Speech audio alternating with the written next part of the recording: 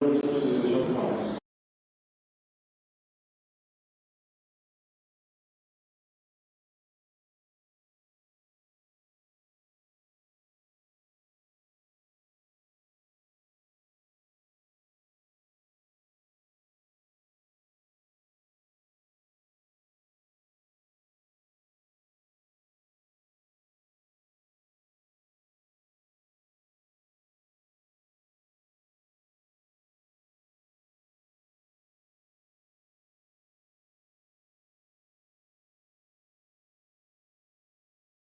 100。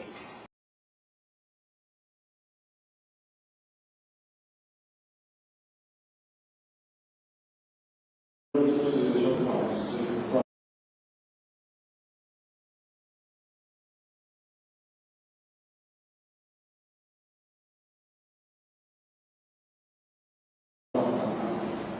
那或许又是在网上看，不断翻找也可以进入黑板，那这里翻手的一种差别，思考的性出来是和其他没有。谢谢。你问题是问完了，可是我一句也没听进去。你再讲一次好不好？慢一点。或许的问题是说，我们一个组织第一个是大约就是不断烦恼修持法。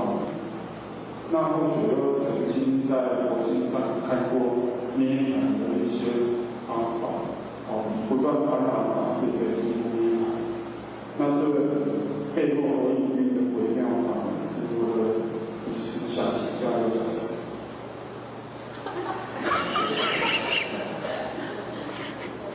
其实是有听一点点了，可是还没有完整。讲慢一点，再让大家更详细一点。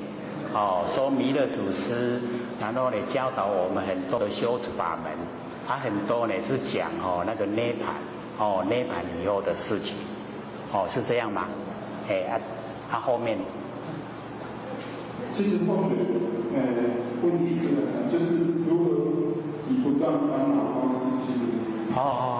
不断烦恼的时候，然后进入涅槃。这样各位听懂意思了吗？就是那个维摩诘他有讲过啊，说我们呢不断烦恼，然后进入涅槃。不断烦恼进入涅槃，就是呢我们要了解到它那个含义呀，就是讲说我们这个佛性都会起心动念，都有念头。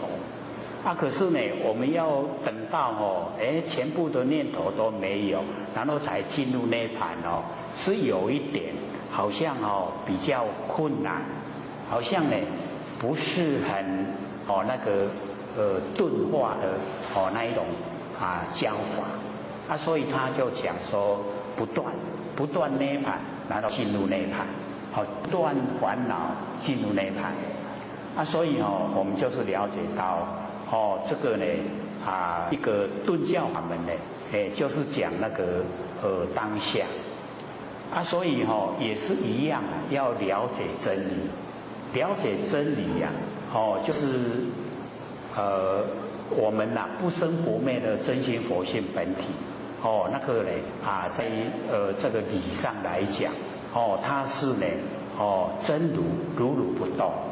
那既然是如如不动那所有的凡尘所有万象万事，那全部呢都在我们如如不动的佛性本体之中所以呢所有的烦恼也在佛性本体之中。因为这一种说法是比较上乘的那个根器它因为呢一进入了涅槃，一进入涅槃就是不生不灭。然后我们呢，就是这个佛性的功能作用都在，可是我们进入不生不灭的佛性本体，进入，可是它的功能都还在，它可以生知所有的烦恼。可是了解真理有根器它就会了解说，这些烦恼本身就不是问题。而是我们众生不了解到真理，进入烦恼的内容，那烦恼的内容啊，就是形象。那形象都不实在，虚幻不实。那虚幻不实在啊，根深那个根气啊很深的人啊，他就会说，哎，根本的拢给了拢无啊，所以烦恼他不用断就可以进入不生不灭本体。这样了解意思吗？了不了解？就是佛性可以生发所有的烦恼，可是所有的烦恼都虚幻不实在。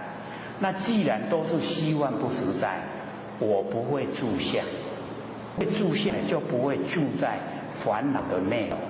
那既然都不住在烦恼的内容，我可以进入不生不灭佛性本体，让那一些佛性本体呈现的功能作用都还在。这样叫做不断烦恼而入涅槃，有一点了解吗？就是不会进入烦恼的内容，进入烦恼的内容就是住相，住在形象住在形象我们的烦恼的内容就不一样，就会被形象左右，住在形象那有根器的，他知道形象是因缘际会才呈现才有，眼际则生眼善就昧。那既然是因缘际会无常变化，那无常变化它不进入。你既然无常变化一直变的话，我要住在哪个你变化的形象里面？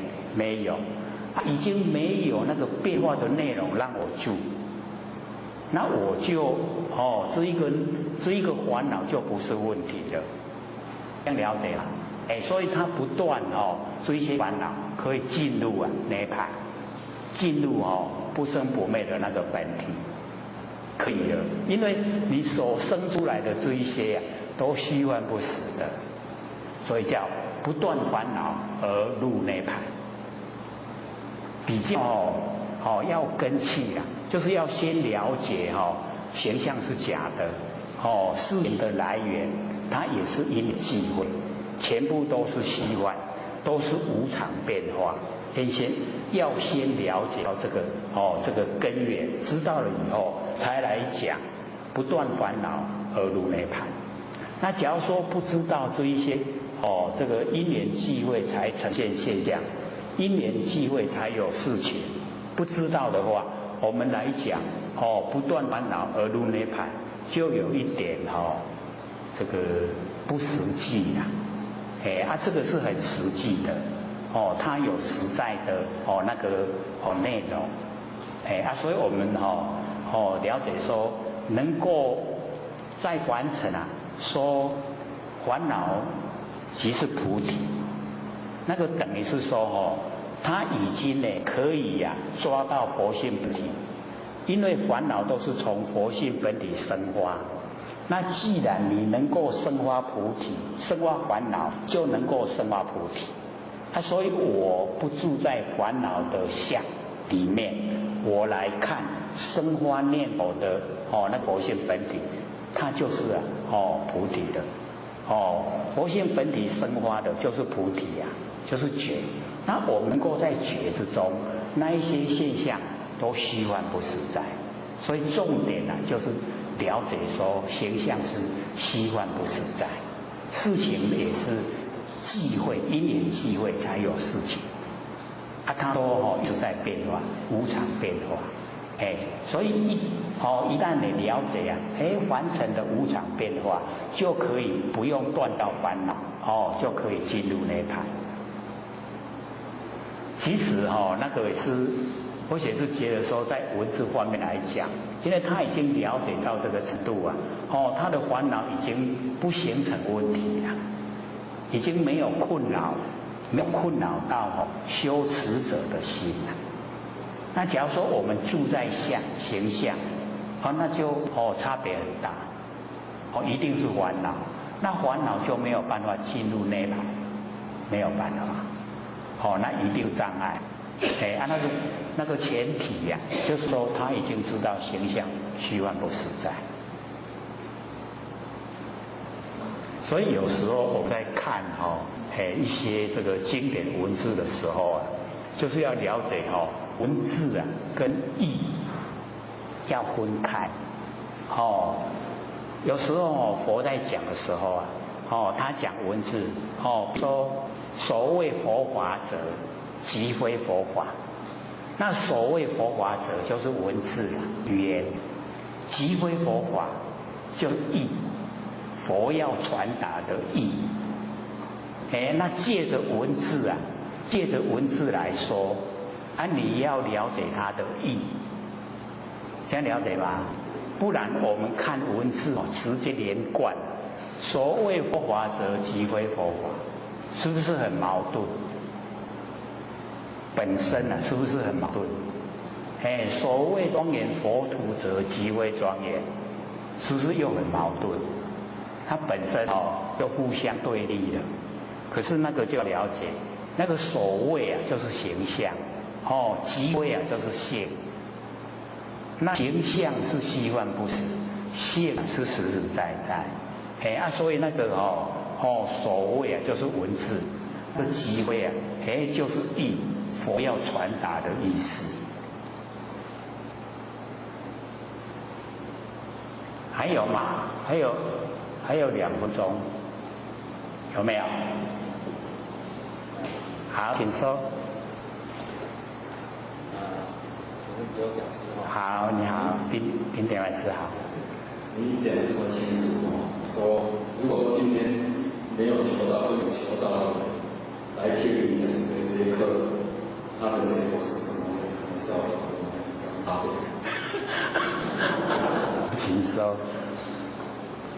因为我们要了解到这个我们求到了以后对这个不生不灭的真心佛性比较能够了解它整个那个轮廓就比较透彻的了解。那因为呢，我们凡人没有求到的话，都没有接近他会很外围很离得很远。那离得很远，虽然说我们讲的是明心见性的内容，可是它听起来完全都不一样那个它的解读它的了解程度完全不是我们所想象的，会完全是2回事所以我们要了解说求道呢是基本，是根本，而且我们研究心理经法又不是说你求到以后马上来研究就马上可以听懂，要一段时间一定要一段时间，而且这个都是这个回光返照，都是要我们自己从自己的本身修持，所以差别很大凡人的他的认知要他去掉那6根6尘6识他就完全不苟同。不赞成因为他说就是这个在运用完全运用就是这个他不知道说还有一层我们不生不灭的真心佛性，完全都不知道了，是我们求到研究一段时间以后，然后才知道说我们有一层深入的不生不灭的那个佛性本体在我们身上，它不离不离，不住在身上，不离开身上，是不是不容易了解？无住在咱身躯啦，也无离开咱身躯啦，了解无？有一点深就是这么奥妙所以或许才鼓励我们拿那个CD回去听听得让他熟悉所以或许很赞叹的，我们这边说半年，然后中间又休息1个月就能够懂了。北部的浅显呢很赞叹呢，讲哇，伊那拢敢拢听有安尼阮伫台北已经听遮久有的都已经5、6年、6、7年的，还不是很熟悉呢。那南部遐尔理想。我说南部比较单纯对不对？第步吼，迄头壳咧转伤紧啦，转得伤紧吼，咱讲一句想要10句吼，所以吼不容易进入。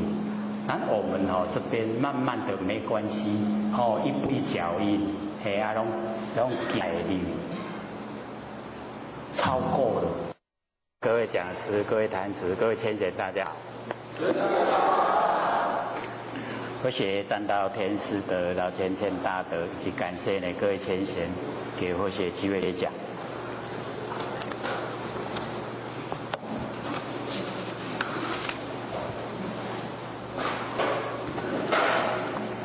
我们讲这个76页，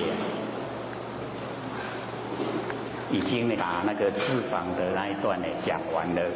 底下就是有一声问思语，找到了没？好，76页中间有一个僧人问六祖，说黄梅的义子啊，什么人得？这个我们看这记载有一点是明知故问，他知道了。这个六祖是一代的祖师，他说这个黄梅的义子，就是五祖，五祖的那个所传承下来的，那个道统，黄梅的义子啊，什么人得？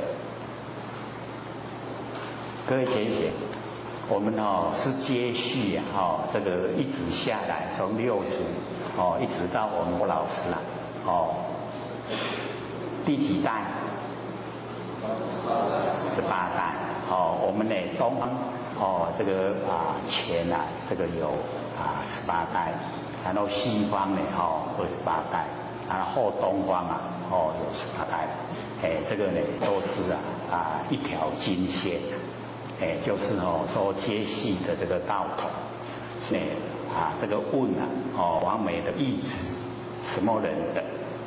我们也一样，我们也得到我们郭老师这个传承，也是得到相同的那个意思，所以我就是要用心来研究，能够透彻的了解这个所传承下来的是一条金线。那六祖就回答说，会佛法的人得就是这个义子。这个一条金线这个掌这个道盘，那个义子是会佛法的人的。各位前贤会佛法了没？会佛法就可以成佛了。各位都会了没？又没有信心的，还正在学习所以我们就是要知道我们所得到的是很宝贵的这个历代祖师所传承的这个道那我们要对道透彻了解，了解以后我们可以回归到我们的本位，我们每一位都是佛那因为我们落入凡尘太久了，在轮回之中迷失了，不知道。那现在上天大海普渡让我们很容易又得到了。那我们要了解到这个要得到是很不容易的，因为或者有经过那个后天寺庙在后天寺庙有服务17年，是在瑶池金母慈惠堂，各位可能都会有耳闻瑶池金母有没有？对我们凡尘都还蛮这个兴盛的，它各处都有分堂，每个地方都有那个慈惠堂分堂，那或许在那个慈惠堂有17年的时间蛮久的。那知道说要得到不是那么容易所以那个时候这个或许的妹妹要求带或许求道的时候，我说哪有那么容易的？所以我们就了解到有很多都不承认的，不承认说有那个大开普渡的事情。因为我们要了解这个是时以天时啦，上天啦，到达这个时候，像说呢这个青阳期，以青呢为吉利，红阳期以红为吉利，现在呢白阳期以白为吉利，所以我们就是了解到这个水在决定说是青阳期是红阳期是白阳期，谁在决定？有没有人在决定？没有这个是自然而然上天的一个气势使然。那个青阳期的时候也就是万物都生发的时候，红阳期就已经没开花，白阳期结果，所以现在是以白为吉利那因为我们年岁大的都有红阳期的尾巴，所以那个时候这个新娘子都是穿红衣那个是红是吉利的。那假如说在红阳期的时候你穿一个白的，那会怎么样？会怎么样？不吉利，对，因为那个时候领导的伊朗，所以那个就是要了解到要顺这个天时啦。那个时候因为所有的你看我们那个墙壁都是那个砖块，是不是红的？都是红砖块。那现在呢都是水泥我们远远看去都是白的，对不对？所以自然而然进入到白阳期，以白为最吉利所以这个呢是技术形成，自然而然。我们呢这个不能说不相信要随着这个完成。现在这个大开普渡有缘的这个佛子佛囝佛的囝拢爱求道，爱修道，要回到我们原来的本位。我们都是佛各位知不知道我们都是佛？我们本来都是佛。他见识到自己的佛了没有？有没有？不是第一篇就讲嘛9月26号就说万念都放下，一念不生。我们去体会我们那个不生不灭的真心佛性。各位有没有做这个讲者纯纯，听者渺渺，一定要做要启发我们呢万念都放下一念不生。这个时候我们就会有那个了了分明知觉性那个了了分明知觉性放不下，再怎么放它都放不掉那个是我们的本来面目我们成佛就是他在成佛，所以一定要先认识万念都放下了，一念都不生。这个时候留下来的那个就是我们的本来面目，所以要认识它，一定要认识它要强制自己认识它要把它启发，启发了以后还要呢如朴还要培养，让它茁壮长大。那我们呢先认识一段时间让它呢熟悉熟悉一点以后我们可以把它这个用呢耳根圆通呢，把那个佛性跟呢整个虚空融汇。要用眼根呢可以可是眼根我们比较不容易掌握，会被形象吸引。各位看到形象的时候住不住相？很容易住相所以用耳朵耳根的话就比较容易体会那用眼根也可以，只要是你觉得说你的根气很利，那就可以用眼根用眼睛眼睛不是文字吗？我们是有讲过吗？各位还记不记得？满眼啊本灰色，有没有？哦，我们眼睛所看的满眼啊，不是形象，哦，满耳本灰生。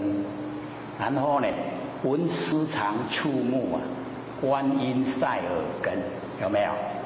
所以我们触目眼睛所接触的就是文殊菩萨。那文殊菩萨什么第一？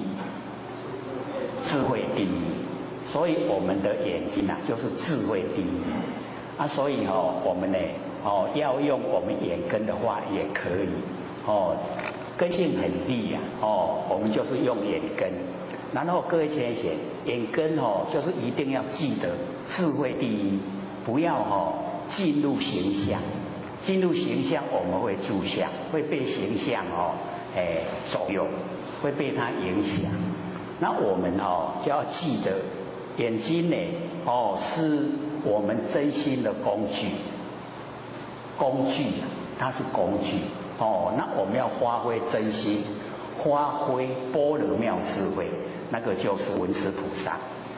那我们所看到的万象，形象很多，那形象很多各位浅显，我们的见性只有一，万象有万个，我们的见性只有一，看出去的我们这样见没有差别，没有分别心。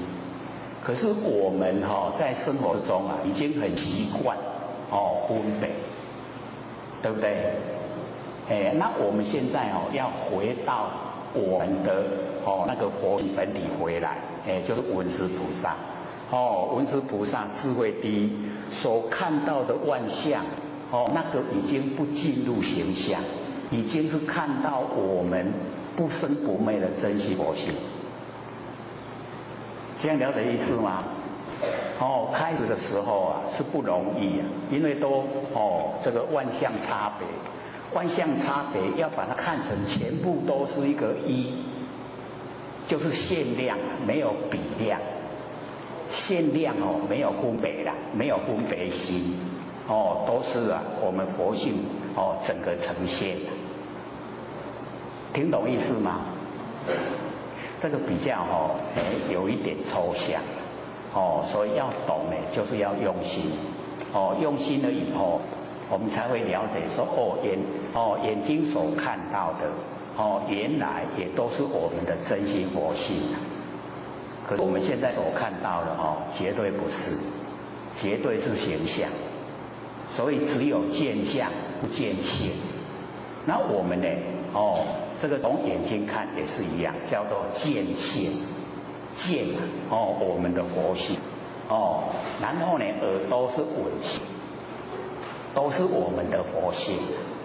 那用呢眼根的话，要根气比较利来用。那假如说觉得自己很容易住相的话，那我们用耳根。耳根知道吗？耳根可以听到声音，对不对？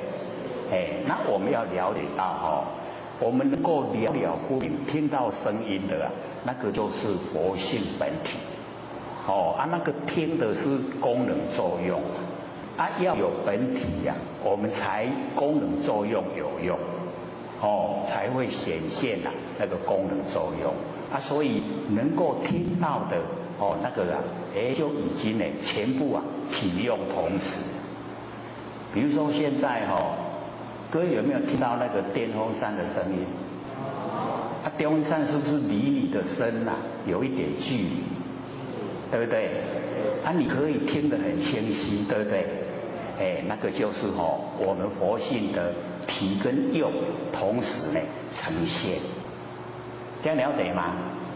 就不局限在我们身上我们的佛性不局限在身上只要是我们眼睛看得到的，耳朵听得到的，全部都是佛性的呈现，这样了解吗？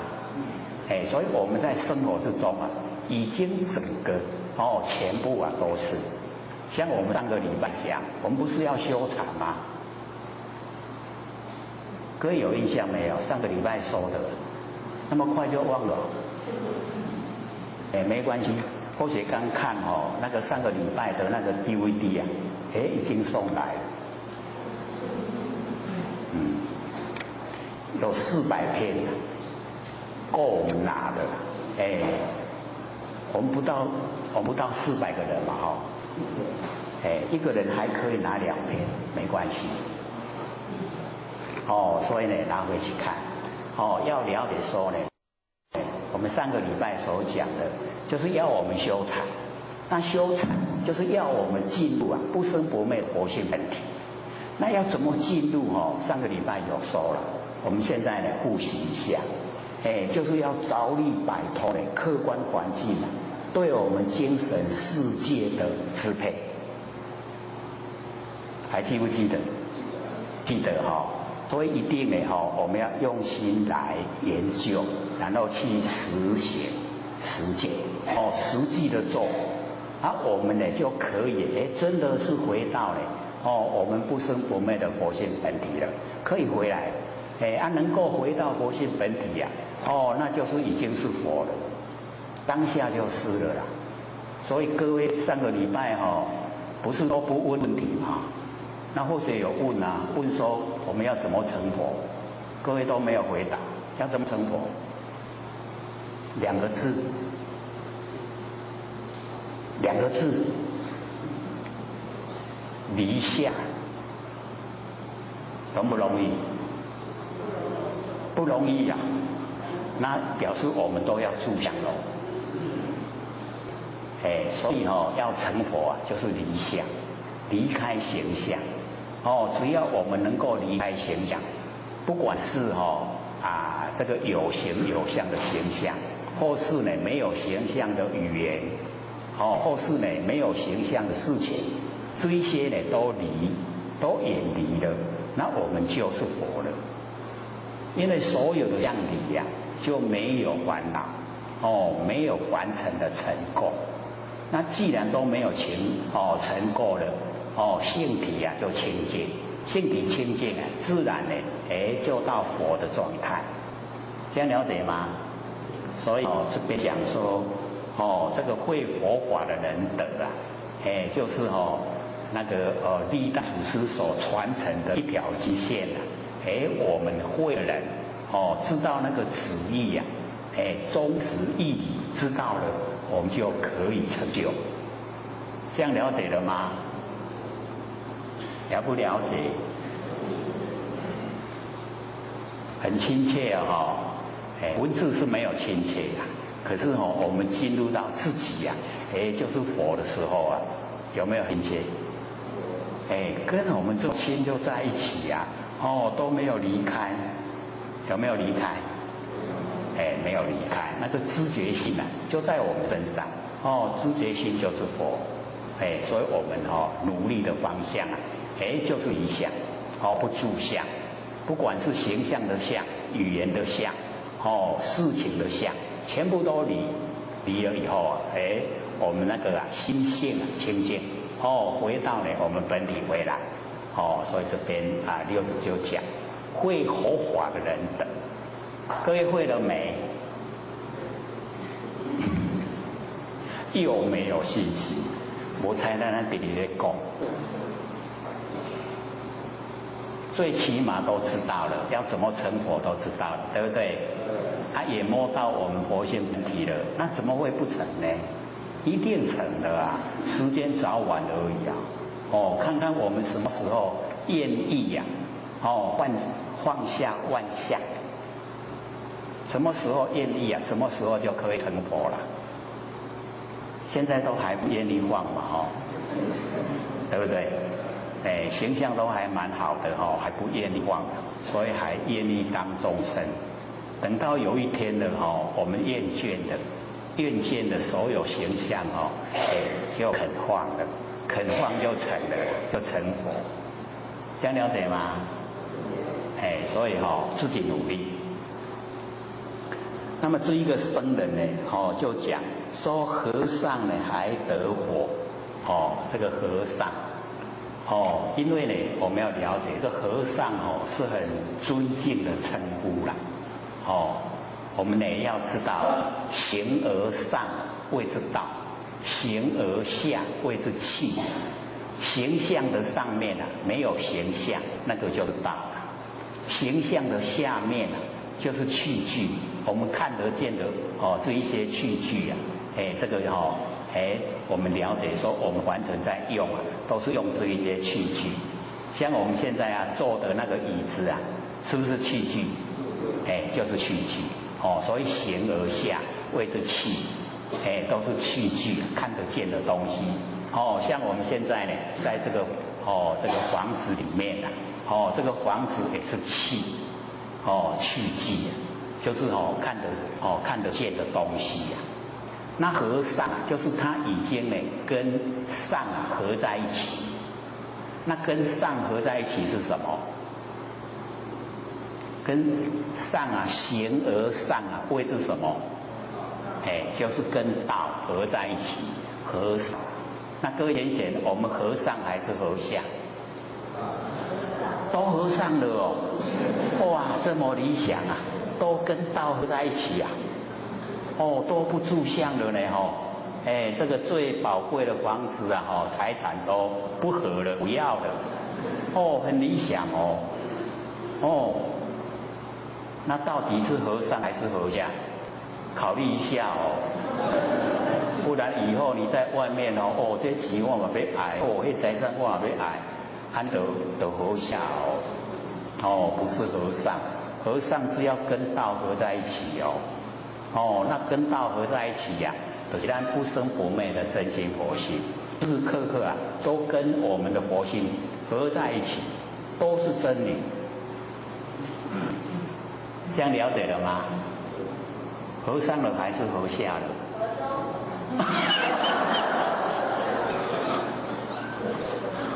还有和中的，这个智慧太发达了，竟然和中了。要26时中，不能只有一下下和中而已要26时中，时时刻刻啊都跟中道相合。那很理想啊，那个能够想到这个中啊，中道难行。那我们能够中，就是没有两边没有两边的都是中道。那中道呢就很理想，我们要保持26时中。26啊就是12，那12个时辰啊就等于24个小时。24个小时啊，我们都在中道，就是在我们不生不灭的真心不性，那个就叫中道。所以这个我们的中庸有讲那个不偏不倚啊谓之中，然后不异不变化谓之庸，中庸。中呢是天下的大本，庸呢是天下的大道。那我们呢都能够在中，就在佛性的本体之中，是很理想的啦。所以能够发明而出来，要能够做得到这么多人只有你发明出来所以一定呢要和这个和尚呢还得我。这个僧人他是故意问呢一代祖师呢，说呢你有得到无？你有得到那个一条金线无？你知影无？也幸福不？就是这个意思啦。然后呢六祖就讲说我不会佛法，这个就是把我们中国人的那一种谦虚那一种就是不满不骄傲。不自满不自大，那整个都呈现，说我不会佛法。各位谦贤，我们只要说什么都会，我们会那么谦虚吗？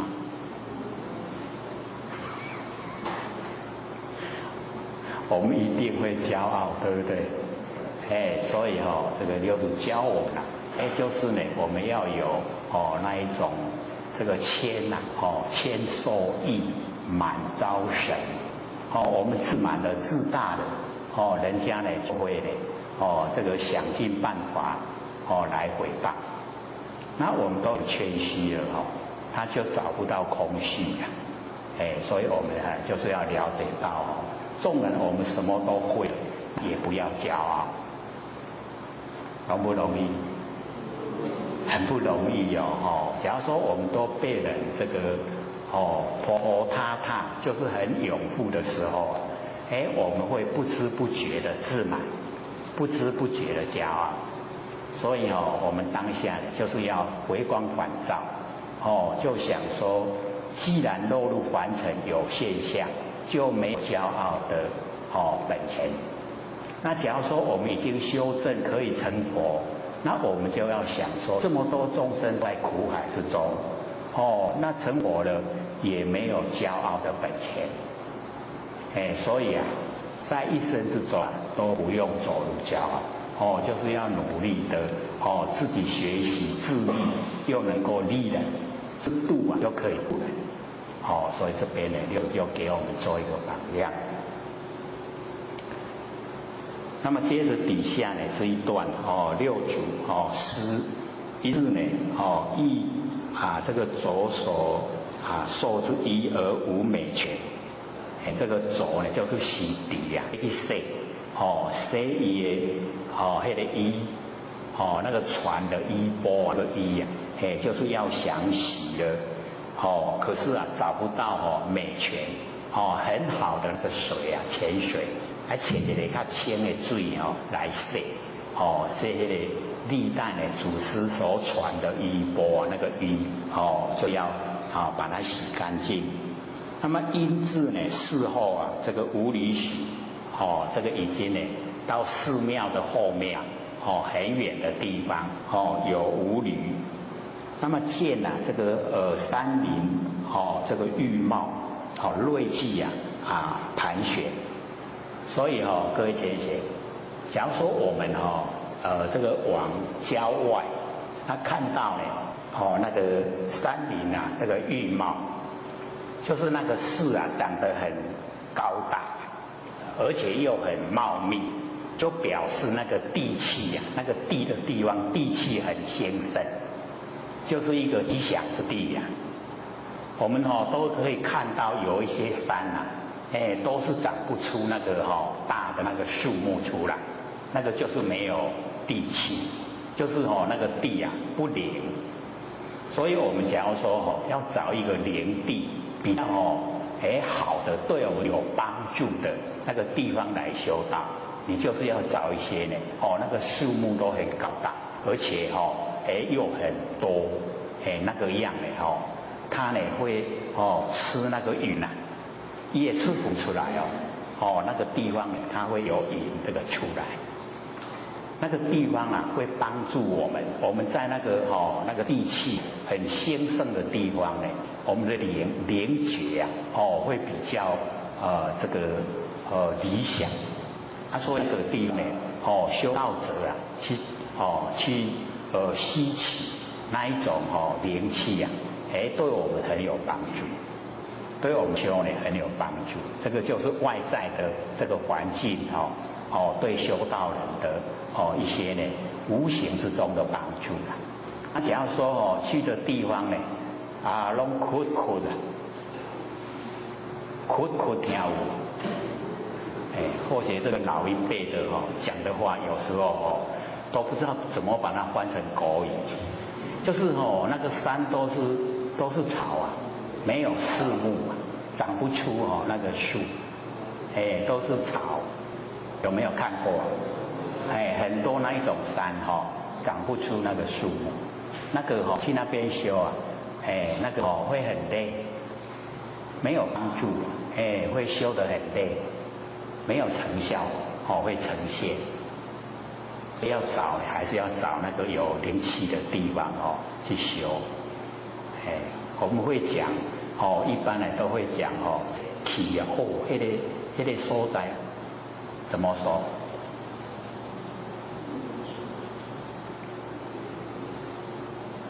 有帮助的地方我们怎么说？对自己很有帮助，不是说磁场吗？对不对？就是磁场我们都会有感受说某某人的磁场很强，某某人的磁场拢无很弱，有没有？他能够感受到这个磁场，就表示你时时刻刻都在回光返照，都在佛性的这个本体当中了，所以才会感受那个磁场。我们凡人时常呢都会有那一种不自觉的比如说一个他心地很坏的人跟你这个错身而过，你会觉得说这个歹人，有没有那个现象？有没有？然后呢，有一个人呢是从你身边经过，你说这个人足中和老实，有没有？那个就是呢，只要我们呢时时刻刻回光返照，跟佛性在一起，然后那个直觉会很强，会很强的知道跟我们这个相凑身的人他的那个状况。当然，我们不是要去检讨别人而是说他很强烈的给我那个磁场的印象。所以呢，我们修持就是要了解到。假如说遇到那个心地不正不好的人，那我们没有事先知觉，会怎么样？会吃亏，对不对？去骗到去卖去都不知呀。那我们假如说能够都事先知道他心思的变化，他还没有变化，你就能够知道，你可以引导他走入正路。对不对？因为他心的变化，你可以掌握，可以事先去点化，他会了解说凡顶真的有因果。那让他相信因果，他坏的事敢做吗？就不敢做了对不对？所以我们修持真的是可以帮助人。他坏的，我们把它劝善的。说呢。你不要呢自己跑到地狱里面去，地狱没有门不要做。天堂有路，我们要走。所以可以劝人往天堂的路。那个是最善的。那假如说人家都已经好了，你再把他这个带要往好的路走，不免你错了。所以那个释迦牟尼佛才讲。说北济泸州，北济泸州的人很善良，没有坏人，所以他的平均寿命有1000岁。我们凡人你看都不满100岁对不对？要不700岁就死人按人遐平均1000岁，都是善良所以我们到北济泸州去转世没有办法呢，行功立德，要安怎做好，都本来就拢大家好不免你去看。所以我们在娑婆世界这个南赡部洲好的跟歹的拢一半一半，所以有很多坏人你可以去劝化他，所以可以行功立德。所以这个要修正的人很喜欢到你娑婆世界来。不过也有的不敢来因为说我们娑婆世界的众生很避恶，避知道吗？不知道。那个避败，假如说加一个败，这样了解吗？避就是毛病有毛病了。恶，那恶知道吗？所以我们娑婆世界的众生很避恶，毛病很多了，然后呢心地不好，所以不愿意呢到娑婆世界来，怕来了以后被同化，同化知道吗？就是人好对人好，人坏对人坏，我们有没有这样？有没有？人好对人好，人坏对人坏，有没有？还有咱拢无主人的吼。我们心中都没有主人啊。老子讲说我们心中没有主人的话，那个道不会停留在我们身上。所以心中一定要有主人。人家好与坏跟我们没有关系呀。他好了，行了很多功他不会分给我们。人家坏了他造了很多罪，我们也不用去替他承担。所以检讨自己就好，不要去检讨别人。别人好与坏跟我都没关系，这样了解吗？不能说人家好跟着好，人家坏跟着坏，不可以。跟着好那个还不错了，那坏跟着坏那不行的。他要到地狱去你要跟他讲，你自己去就好。你自己去就好，我不去的。我要上天堂。要很明确的。我们生活的态度就是要很明确。一定得要自己掌握，当自己的主人。所以我们上个礼拜一直在讲，说我们这个这个不受客观环境跟主观意识左右。这个客观环境跟主观意识会左右我们的行为我们不被客观环境跟主观意识影响，自己能够这个当家做主。所以我们了解说都是自己努力在生活之中做到我们的心性清净，就是尽量能够开始的时候万念放下，然后一念不生。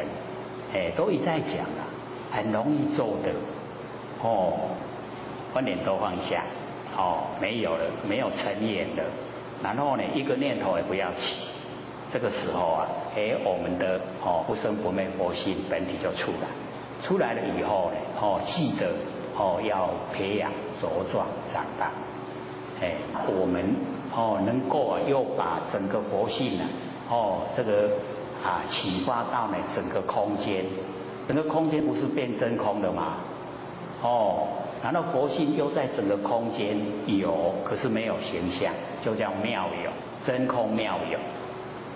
那假如说我们没有把佛性启发出来，这个空间叫完空，空中什么都没有叫完空。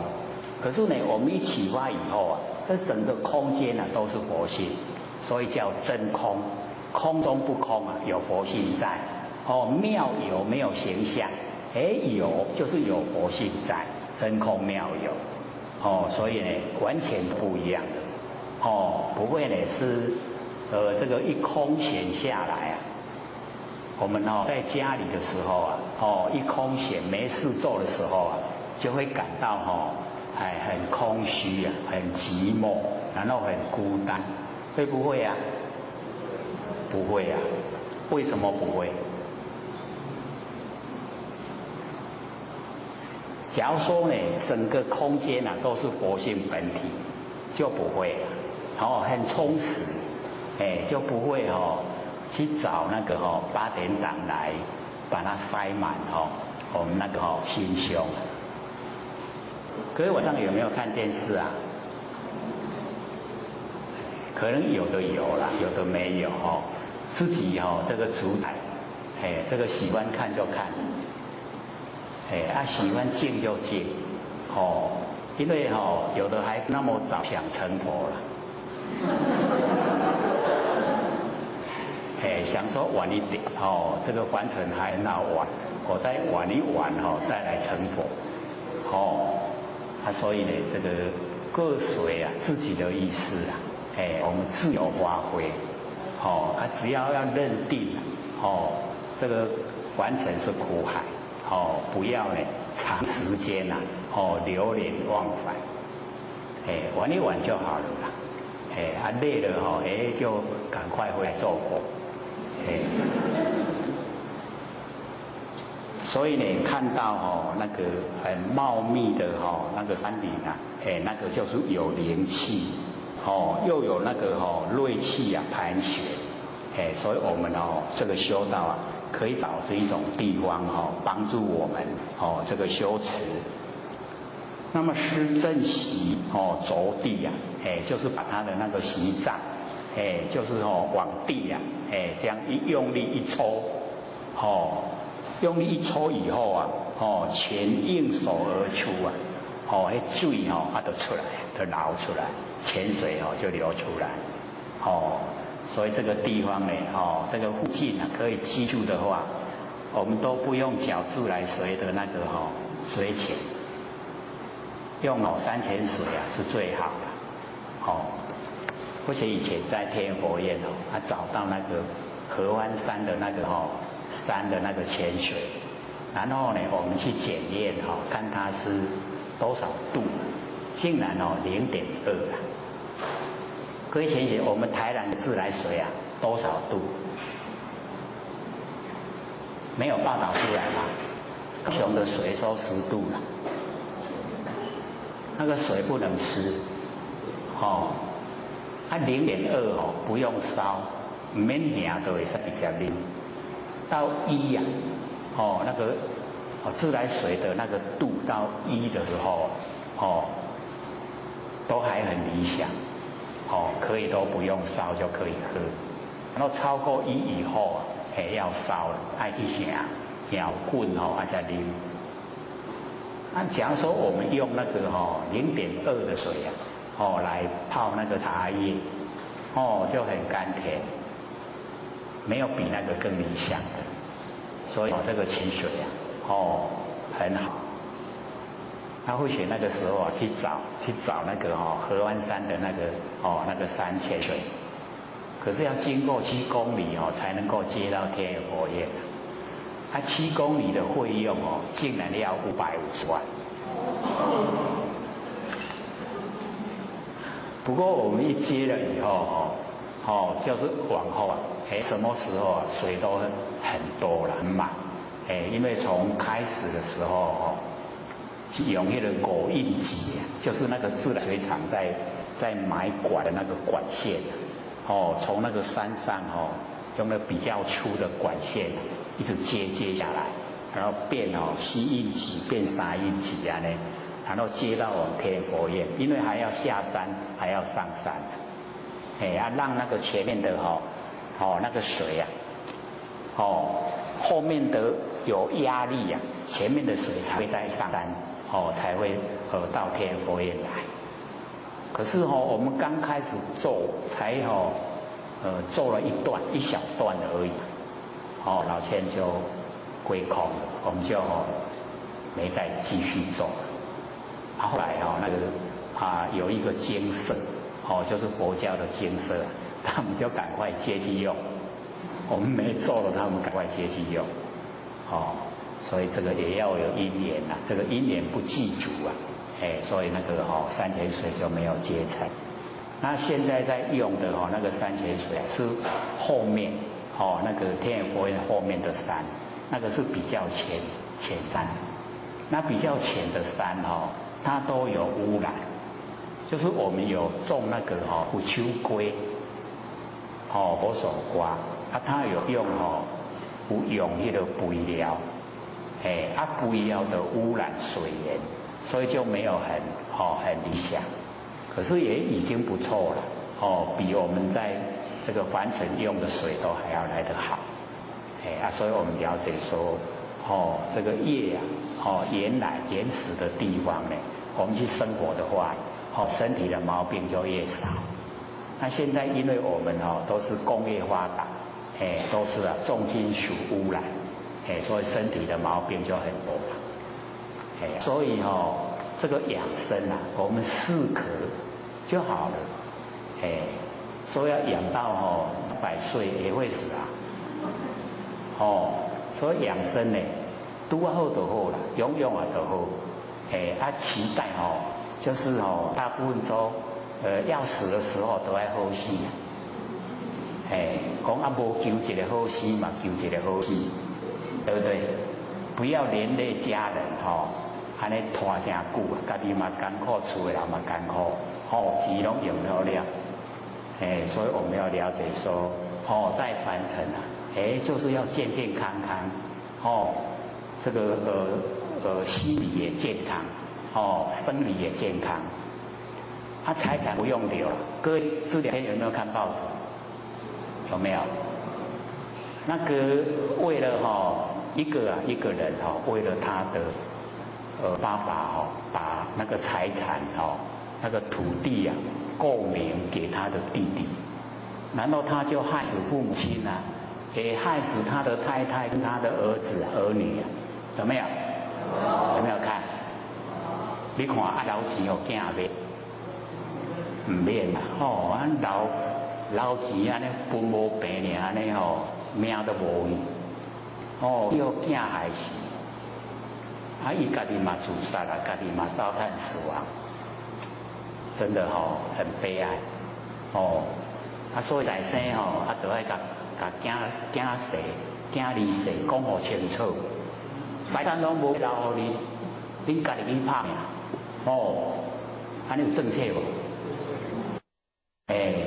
你家己去拍拼，自立自强，你若家己趁济食济，趁少食少，莫想爸母的钱，莫想爸母的财产，安尼爸母较轻松，有没有？有没有比较轻松？无负担啊就是这样嘛，生活嘛，要理想化所以呢，我们了解到，在世的时候有通食，有通穿，有通遮风避雨，有通一大就好啊，过来佫聚会一口气若无来，拢毋是咱的拢别人的啦。所以唔免去累积财产，我们要累积德性。我们呢努力的行止利益众生，然后全部都不住相，进入我们性分，所以生子得本。自己有很大的那个道德的那个根本，有道德的根本我们那个工作上才解掉知道吗？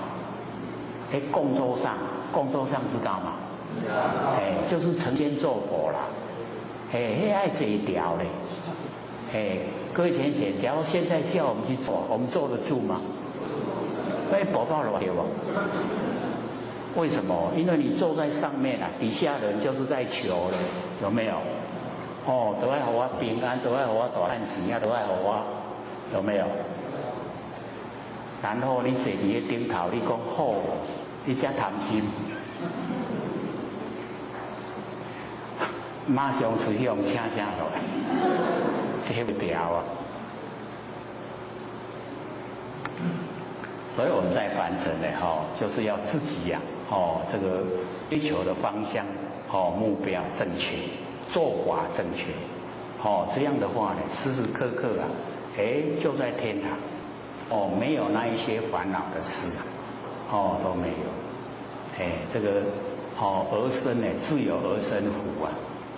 不用为儿孙来做马做牛，不是有这样说吗？有没有？也不要把儿孙当马当牛，不要为儿孙做马做牛，也不要把儿孙当马当牛，这样呢个人都平等，这样生活就充满光明，所以我们呢讲到这个潜水这个六祖要洗那个船的那个衣找了泉水，积以为池，一下子那个流出来的泉水就很多有一个水池了。来呢，这个七跪玩于石上，就跪着在洗在石头上面呢洗衣服。那么复有一僧人来礼拜。这个时候有一个僧人来礼拜，他就讲，方便，他的名字叫做方便，是呢，西蜀人，就是呢印度的人，那么方便也来，愿见我师传来的衣钵，就是他从印度呢过来，还要呢见到就是呢达摩祖师的那个衣钵啦。哦，那六子啊，哦，就拿出来给他看，哦，在洗的那个衣服啊，就是，哦，然后呢，六子就问他，说上人啊，公何事业？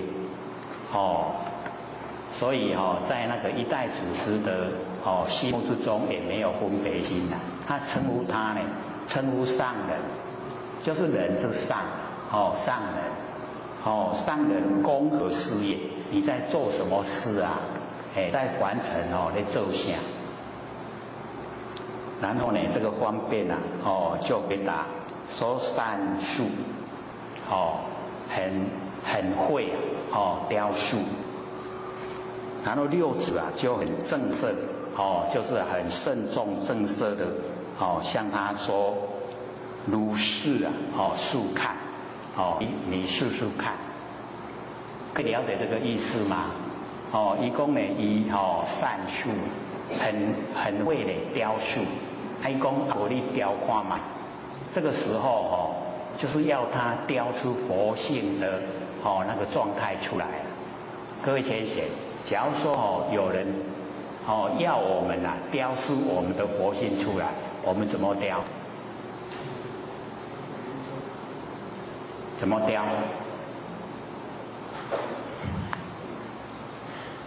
我们佛老师有讲，你眼睛看着他，会吗？会吗？会不会？安尼就雕好啊。这个是我们佛老师说的，所以你眼睛看着他，他看着你就雕好了。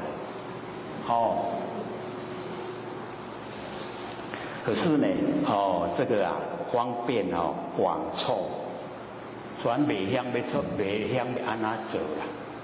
往错就是全规个拢茫茫然，还是要安怎雕？所以呢，过世啊，结果不人讲，这个呢，塑就真相。你今麦去雕什么啦？雕六祖的形象，这样懂意思吗？已经跟六子他的原来的意思已经不同了。他住在形象善术是要叫一种雕塑佛性，伊结果去雕塑六祖的形象。然后可高呢7寸，差不多咱一粒安尼啦。我们手掌这样一个手掌从这边到这边差不多7寸，1寸。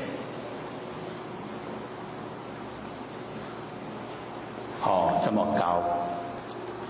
然后呢，曲径奇妙，就是把那个六祖的那一种形象，雕得很神似就赶快的安尼六祖呢就笑了，失笑曰：如子之呢，素性呢，不觉佛性。讲你敢若会晓雕塑这形象，无法度雕塑我们佛性，不了解这个佛性，这样了解吗？那以后呢，会不会？说你佛性摕来我看嘛，会不会？这个我们佛老师教的。伊若叫你讲佛性摕来我看卖目睭静静甲看好了。会了吗？你直直甲看就是文殊菩萨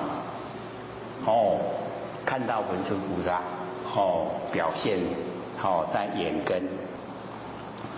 那么六祖呢师所谋方便点，就是安慰他啦。那个长辈的才可以摸那个晚辈的那个头顶。我们晚辈的不可以去摸那个长辈的头顶，那个没有礼貌，知道吗？所以六祖呢就摸那个方便的这个头顶就是安慰他就跟他讲说永为呢人天的福田说你这个可以当人道天道的福田，因为看到他以后就会想行善想行善是不是就是能够呢生出那个福报出来，所以他可以当人道跟天道的福田。所以我们一见到各位贤贤，我们一见到人家在行善的时候啊，我们是不是也内心也是想去做？有没有？没有啊，有啊，不很强烈的走了引导的代志，就是有那一种那个意识在，所以我们了解只要你看到他的做法，你想去效法，那个呢就是已经在种善因了，善因一定有善果，是不是好像那个田一样，一种了可以生鸟花，这个花芽，然后呢可以成就，所以假如说我们都是一直在看那个修持人、修道人呢，他在生活之中都是很尽心的在生活，他很困苦，那个也都是我们人天福田，就是我们在享乐然后看到人家在受苦，又那么行善，这个呢我们就会惭愧，说我们享受福报还不知道感恩。各位在享受福报有没有感恩？有啊，真的都很理想的是从内心发出来的嘛？是那更好。那么施乃以衣酬之，六祖呢就用衣服来酬谢他。那么方便取衣分为三，把这个三分做三分，一批呢塑像，就是那个雕塑六祖的那个形象。一个呢自留，自己留着，一用中国义中就是讲把迄个衫安尼落咧，敢若长，敢若安尼白长安尼甲白的做伙，然后呢甲带落迄个土骹义地中呢。就是埋藏呢，也土骹，他就发誓呢，就讲，厚得此衣乃吾痴事自此以此重建殿宇。假使这个衫去互人挖出来，迄个时阵就是伊要出世，就是要在凡尘呢出生，然后要在这个地方呢自此，要来。盖这个寺庙，然后来度化众生，发愿，他发誓愿。什么时阵会去甲伊挖出来唔知影，所以有迄个发迄个愿，只要讲去用挖出来，伊就要出世伫凡世间。所以他这个愿也是一个善愿。那各位在生活之中有没有发愿发什么愿希望赚较侪钱，还是说希望自己可以成佛以后度化众生？那么这个呢是一段，接着底下呢有生举恶人禅师的句云有一个僧人，然后拿呢那个恶人禅师他有讲这个句语。他句语是说，恶人呢有伎俩，这个伎俩就是骗步啦，骗步或者伎俩，我们呢在凡尘很多人都有伎俩，拢有骗步啦，所以我们要了解说，只要有这个骗步伊就会当趁钱用这骗步来趁钱。凡尘很多都这样，就可以利用这个来赚钱。那么这个恶人他就讲，他有骗步，有伎俩，这个伎俩呢，就是能断百思想，可以断我们的百思想都可以断尽了。然后呢，对剑心不起，对着剑都不起心动念。菩提日日长。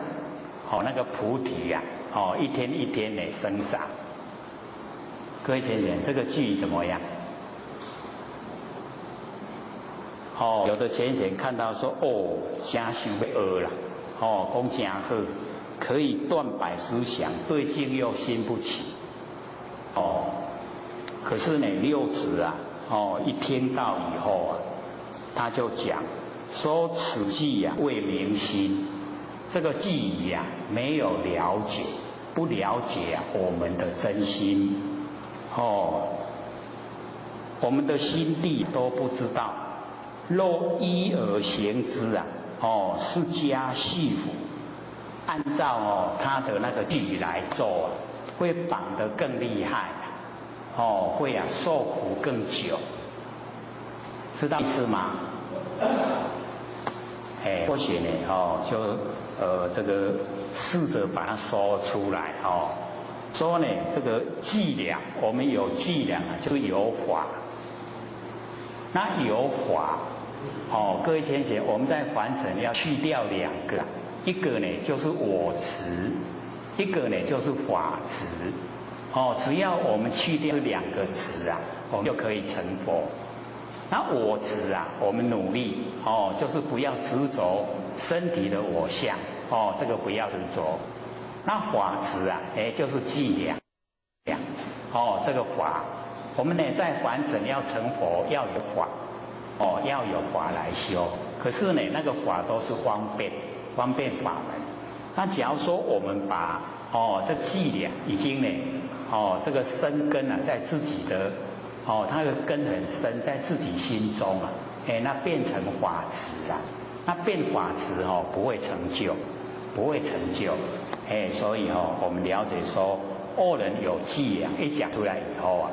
就已经透露啊，他有法执，那么能断百思想，这个百思想是我们佛性的功能作用啊。各位先贤，我们要不要把功能作用全部把它斩断？不但是不要，而且是不可以，不可以把它斩断，因为佛性的功能作用啊，我们有功能作用才知道佛性的奥妙。佛性的奥妙就是因为有它的功作用，百思想。那么对境呢，这个心不起啊，那变成我们就变成那个石头，咱变石头，石头的对境起心没，变成树木了，树啊的对境起心没，咱变做石头甲树啊好无？唔好所以对境心不起呀，就是已经呢怎么样？落入那个无情之内了。那菩提日日长，这个菩提是觉，它一天一天可以生长的话，那是不是啊？有一天也会死亡。那菩提会死亡，那好吗？不好了，对不对？所以这个距离的毛病就是在这里。那么因六祖啊，听到这个句以后啊，因是一句曰，六祖呢就讲这个句，说慧能没伎俩，慧能呢就是六祖他自己称呼自己呀，讲他的名字。所以我们各位先贤，我们在凡尘应用的时候啊，时常都这个会用的不很恰当，称呼自己先生啊，称呼自己小姐啊，称呼自己的那个称谓啊，那个都不对啊。我们称呼自己要称呼自己的名字，这样了解吗？真是累何道理、何意义啊？都爱讲家己的名，袂使讲我什么人。什么个称人咧甲咱叫的迄个称呼啊？人咧甲咱叫的称呼，那是别人叫的，唔是咱家己咧叫。咱家己咧叫爱叫咱家己的名。所以六祖一代祖师啊，他还讲慧能，讲自己的名字。慧能没伎俩，懂意思吗？虽然是很小的地方啊，可是我们就是要了解到，这个小地方呢，你都不会错。大地方就根本更不容易错，这样了解吗？现在时常讲看修道人就看小的地方，你小的地方有错啊，你大的一定也会错。哦，小的地都不错，你大的一定呢做得很圆满，这样了解吗？哎，所以我们修道呢，就是要注重哦，哎那个很小的地方，哦，所以啊，在称呼的时候啊，哎就要讲自己的名字，哦，贵人没伎俩，哦，没有法子啊，哦，所以无撇步，无撇步哦，有没有很光明正大？有没有？就是光明正大，无撇步，没有法子啦。哎，那你有撇步，你就是有迄个吼，哎，想要安尼趁钱，哦，想要有空芳，对不对？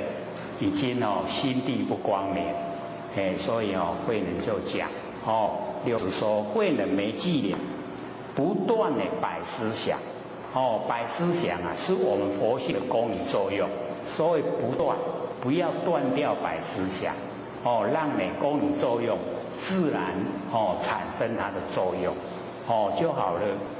然后呢，对镜啊，哦心竖起，对着哦这个环城的景象，哦那个心竖啊，哦就起来。这个呢，哦心竖起呀，哦各位先生，那个大圣啊这个法相中啊，把那个心数啊，哦就归纳有51个，51个心数啊。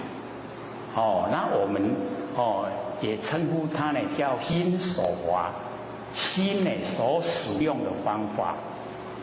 那或许呢把这个大圣的法相中呢，他有讲，把凡尘的所有一切啊，都把它归纳在5位百法。5位，就是色法、心法，心手法就是心术法，然后不相应法跟无为法5个，归纳，把凡尘所有的万法都归纳到这5个，色法、心法、心术法、不相应法、无为法，5个，这样了解吗？了解。那么色法有11个。心法有8个，心术法有51个，不相应法有24个，无为法有6个，加起来刚好100个法。那这100个法已经把凡尘所有的法都全部包含在这个里面，叫5位，然后100百法。这样有印象了吗？有。然后或许把那个内容5位百法，把它呢这个解说出来。这个色法，色啊就是形象可见的，就是我们的眼、耳、鼻、舌、身5个。然后呢6层，色、声、香、味、触、法。因为那个法一半有形象。一半没有形象，所以也列入色法里面，就有11个。然后呢，那个心法就是我们的8识啊，各位先生8识知道吗？8识啊，那你8识，眼识、耳识、鼻识、眼耳鼻舌身意莫那阿赖耶8识，这个8识啊就是心法，然后呢这个心术法就51个，那51个它又分成这个11个善法，然后5遍行5别境，然后呢有6个根本烦恼，有20个的随烦恼。有4个的这个不定法，所以呢，它51个里面啊，又分一些细目啦。那么11个善法，那个心所使用心术法有11个善法。第一个呢就是信，相信的信。然后呢，这个惭愧，就是我们要有惭。就有愧惭愧，就是凡尘呢，都不很圆满，很惭愧，信惭愧，然后无贪无嗔无痴，没有贪嗔痴，然后呢精进，我们要呢精进，然后心安，然后行舍，然后呢不放逸，然后不害，有11个善法。然后呢这个五遍行，五遍行啊，就是它都普遍啊，在所有的这个里面，这个呢，我们很容易啊，就能够这个整个在遍行之中啊，就是触接触，触受想思跟作意这个五遍行，然后呢在五别境，不一样的那个个别的那个环境，就是欲望，我们的那个欲望啊，大部分呢都会很强，各位的欲啊强不强？强不强？都很强，所以我们要了解我们在那个别境里面啊，那个欲啊，不得了，很难去降服，那个欲，然后呢第二个呢就是圣洁，圣洁就是集中精神在一个，集中精神啊，在一个现象，在一个事情，那个叫圣洁，然后接着呢就是那个受想思，五别境啊，然后呢6个根本烦恼，贪嗔痴慢疑跟我见，这6个就是根本烦恼。我们根本的烦恼呢，就是这6个，贪嗔痴慢，慢就是骄傲，它跟疑怀疑，还有我见，这是6个根本烦恼。然后呢，有20个随着烦恼，就是不是很大的，可是会随着这个里面的内容来烦恼。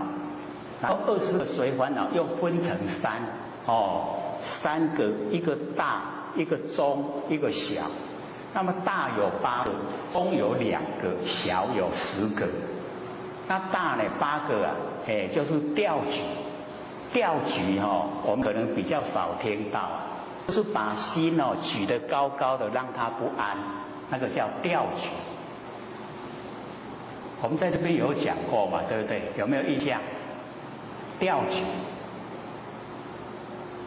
比如说有朋友打电话跟我们讲说，我们去看电影，你说好，我有时间我跟你去。然后这个答应了以后啊，你就把心举得高高的，要去看电影，要去看电影。可是中间又遇到很多事要处理，我拢无法度去那，那个叫做调举了，把心举得高高的，让他不安。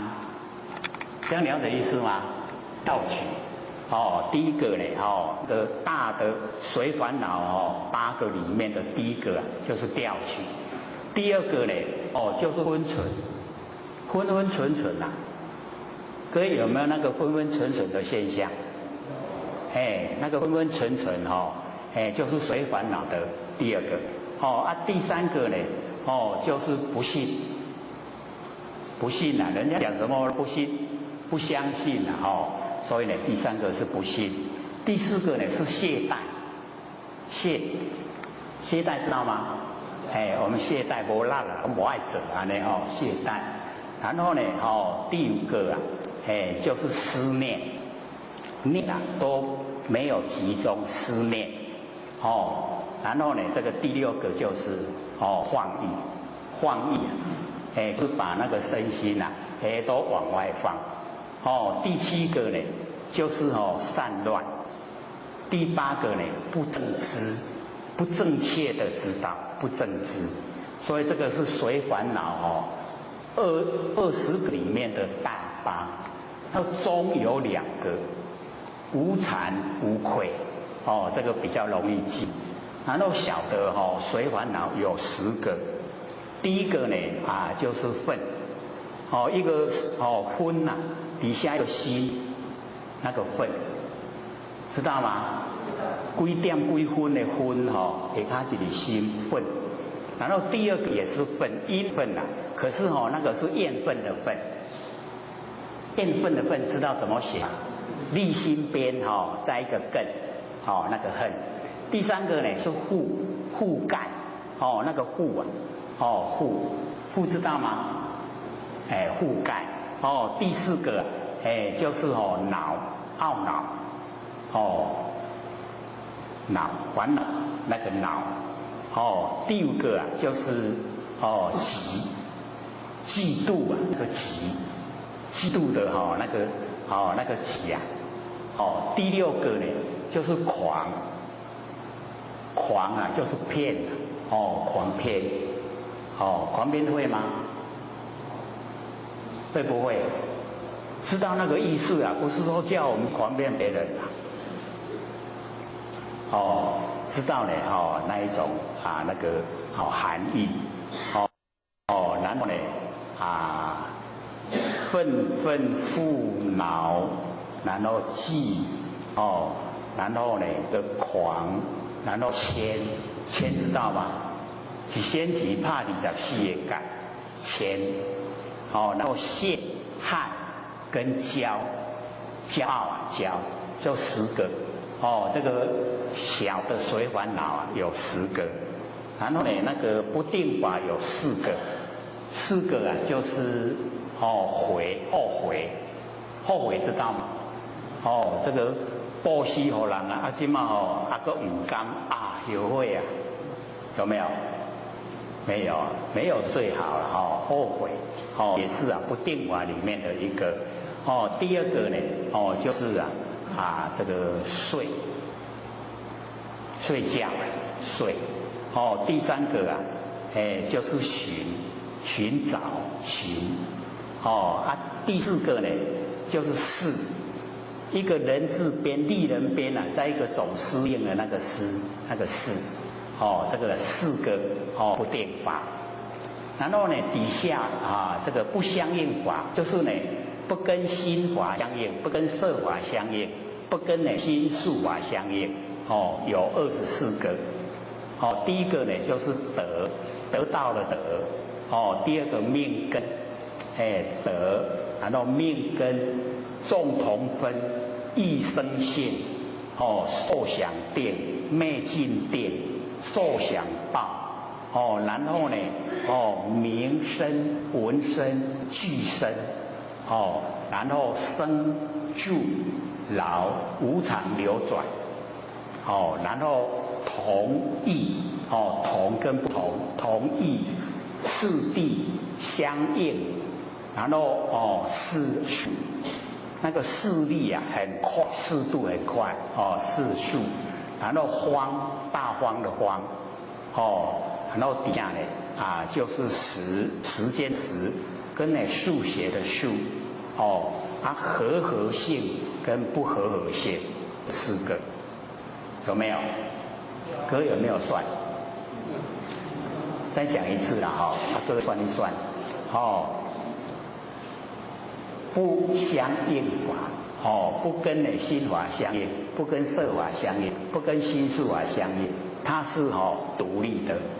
得命根众同分一生性然后这个受想定受想定昧尽定受想报然后生闻声俱生名声生住老无常流转然后这个同义次第相应然后世数荒，然后时数和合性不和合性，有没有24个？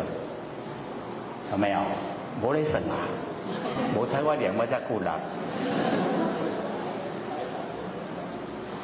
然后无为法有6个那个呢这个虚空无为舍昧无为非则灭无为，然后受想灭无为，然后不动无为跟真如无为6个，加起来刚好100，五位百法，色法、心法、心术法，然后不相应法跟无为法，所以看我们这边对境心术起呀，要把那个心术讲出来，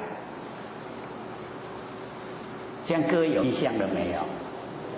这个五位百法是凡尘所有的万法都收束在这里面，所以咱记这五位百法，你就把凡尘所有万法都已经这个学到了、知道了，就在这个里面，所以心术法有51个。各位浅显51个不要说内容，我们只有说那个大概的纲要，还记得吗？不记得了，11个善法，然后5遍行、5别境，然后6个根本烦恼，20个随烦恼，然后4个不定法。那20个随烦恼里面又分成大、中、小，大有8个，中2个，小10个，安尼。那个细目呢51啊，那个比较细啊。这样有印象了吗？所以五位百法就是心术。那么对境心术起，我们对着境的时候就是有这一些心所使用的方法呈现的。那为什么要使这个心的这一些所使用的方法呈现？因为这一些都是佛性的功能都有，所以我们对境要心术起。重点就是在不住相，我们对境心术起没关系，都心在使用，都有，全部有。可是我们不住相，重点就是在不住相，对境心术起，没关系。然后那个百思想也不要断，百思想也让它都在。所以上个礼拜不是有浅显问吗？不断烦恼而入涅槃，有没有？还记得吗？所以我们要了解到这个百思想跟心术起这个都是我们凡尘所谓的烦恼啦。那我们了解说它是佛性的功能作用，只要了解它是佛性功能作用，我们不要住在那个形象，就可以进入涅槃，进入不生不灭。这样了解吗？是不是越来越好像这个离自己想听的又越来越远？这个离自己想听的越来越远，会有什么现象？就是在讲的人变成在催眠，他底下听的人很好睡，他就会点头啦。你讲的对。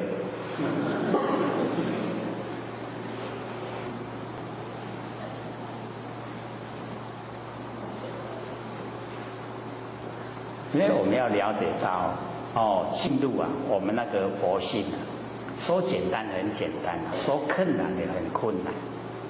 简单呢就是有心，只要你有心就很简单。那困难的话，就是我们贪念凡尘。我们凡尘很迷恋，要你来听这个性理心法，要进入佛性本体就很困难。要说很注重凡尘的这一些得失那我们真就是很难修到。那要看淡凡尘的所有一切都虚幻不实在。为什么会用尘来形容？就是这个尘会污染我们的佛性本体。我们这个把门窗都关得很紧各位浅显，里面有没有灰尘？就可以知道那尘就厉害。那关下把板那桌顶就是灰尘一大堆。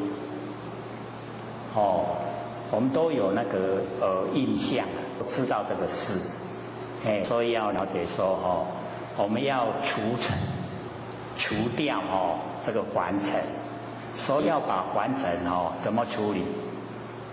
放到背后，背尘，对不对？然后要跟什么合在一起？跟我们觉性哦合在一起，所以背尘和觉，会不会？把凡尘都放到背后了，黑龙小事，把觉性哦启发那个大事，所以哦背尘啊和觉，所以哦只要我们这样哦这个双手一合啊，各位浅显，这个就叫背尘和觉啊。为什么？因为我们哦的右手做、左手做都是凡尘事，对不对？我们凡尘事哦，我们双手一合起来啊，没办法做的，对不对？凡尘事没办法做的。你这个形象一呈现啊，是不是把良心都出来了？合不合觉？有没有合觉？所以这个哦就是背尘和解，他会不会做？所以哦，我们哦在凡尘啊，最困难的就是哦，把凡尘的事啊都当成实在了。所以这样哦，要把它哦放下，哦要呢这个理想就很困难。那假如说我们知道凡尘的事啊，都虚幻不实，因缘际会才有。缘散了就消失了，缘寂则生啊，缘散则灭啊。事情也是一样，缘寂啊，有事情来了；缘散了，事情过去了，是不是变化无常？我们对变化无常的这一些景象、这一些事情啊，我们都把它当成实在。我们是不是颠倒？有没有颠倒？所以佛呢讲我们众生颠倒，该注重的那个佛性啊，我们都忽略；不该注重的现象我们看得很重，有没有？都是这个样子啦。所以我们现在要修道，要呢脱离这个苦海啊，就是要转过来，不颠倒，不颠倒啊，就是重视啊我们佛性。那形象就自然就好，随着它自然就好，健健康康的，就可以借假修真，借呢这个身体啊是假的，然后我们来修呢我们那个不生不灭的佛性，那个是真的，它是永远都在的，这样了解吗？所以这个六祖呢就讲说呢这个对境啊心速齐，那菩提种嘛长，菩提是觉啊，怎么可以生长？六祖的意思啊，就是说菩提是觉，它是一个常住法，永远在的，不能让它有生长有这个毁灭的时候。那既然进入生长啊，就有毁坏灭掉的时候，所以不能生长它是一个常住的法，所以菩提种嘛长，怎么可以生长？这样了解吧？了不了解意思？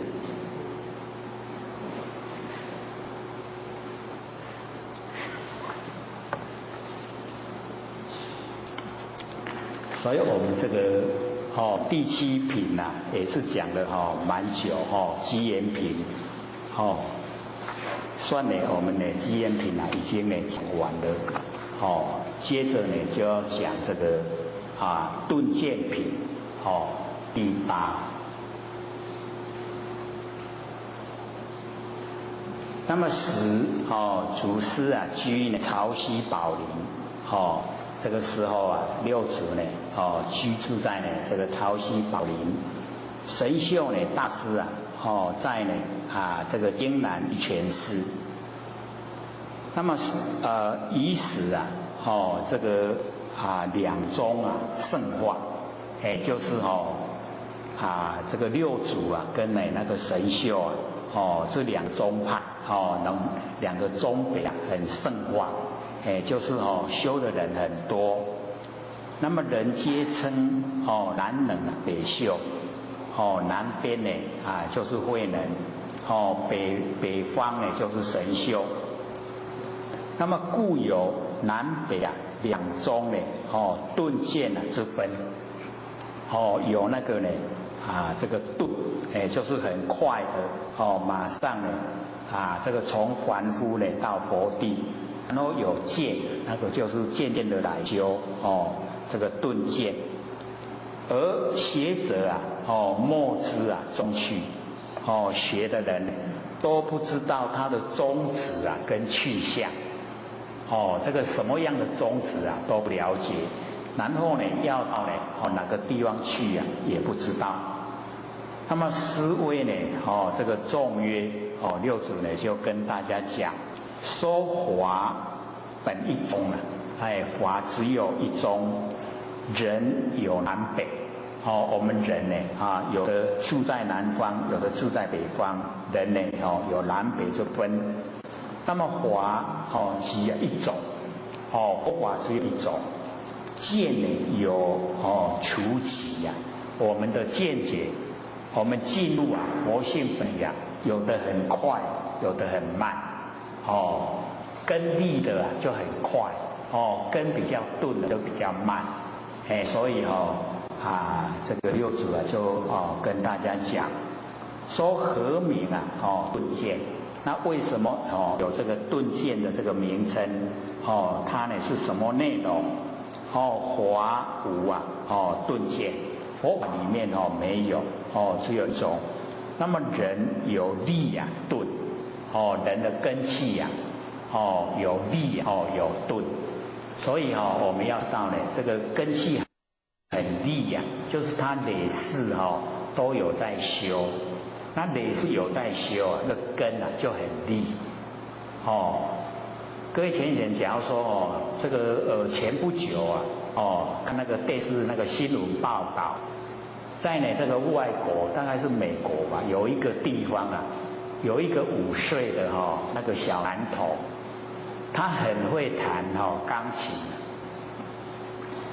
弹的那个是大师级的那一种那个钢琴的那个弹法。那或许刚好那个时间有看到这一段，那或许就在想说，那个他累生累世都是在弹钢琴，所以这个时候他的父亲说他3岁一听到音乐就会去弹钢琴，你只要给他听到他就会弹，3回然后那个电视去拍的时候拍摄已经5岁了，他坐在钢琴前面在弹钢琴，弹得很熟练小小的去枕头音乐底下伊的那个枕头下卡就流传的很流畅，那看的都会愣的那学嘛无法度学单的，所以就是他累世之间他已经都有那个很熟悉的那一些琴谱所以他自然而然就会了。那我们人一生下来各位也可以了解，有的生出来就真巧，有的生出来公公，有没有？是不是很自然？那个为什么会这样？就是他累世之中那个很聪明就是累世之中一直有从这个性分里面研究，了解到一些真理，所以他的根就很利。那有一些在凡尘就知道这个吃饭睡觉，所以在凡尘的工作吃饭睡觉，我们有没有没有吃饭睡觉，这么厉害都有嘛只是没有把它当成最主要的啦所以我们要了解说我们在凡尘我们是为了生活而工作，还是为了工作而生活？这么理想都是为了工作才生活啊。哦，那真的是为了成佛才我们都在完成哦。哦，很好，所以我们了解说一定要有一个目标，一个方向，我们努力的方向，一定要确立，确定了以后，我们知道怎么去做，已经呢不迷昧了，所以呢，我们要知道说一生之中啊，不要说一生那么长，我们说一天之中，各位浅显，我们一天之中啊，我们跟我们的佛性啊相处多久？相处多久？24个小时8个小时哦，那也不错1/3了，不是8分钟还是8秒钟？有没有跟自己的佛性居住在一起？有多久？没办法算。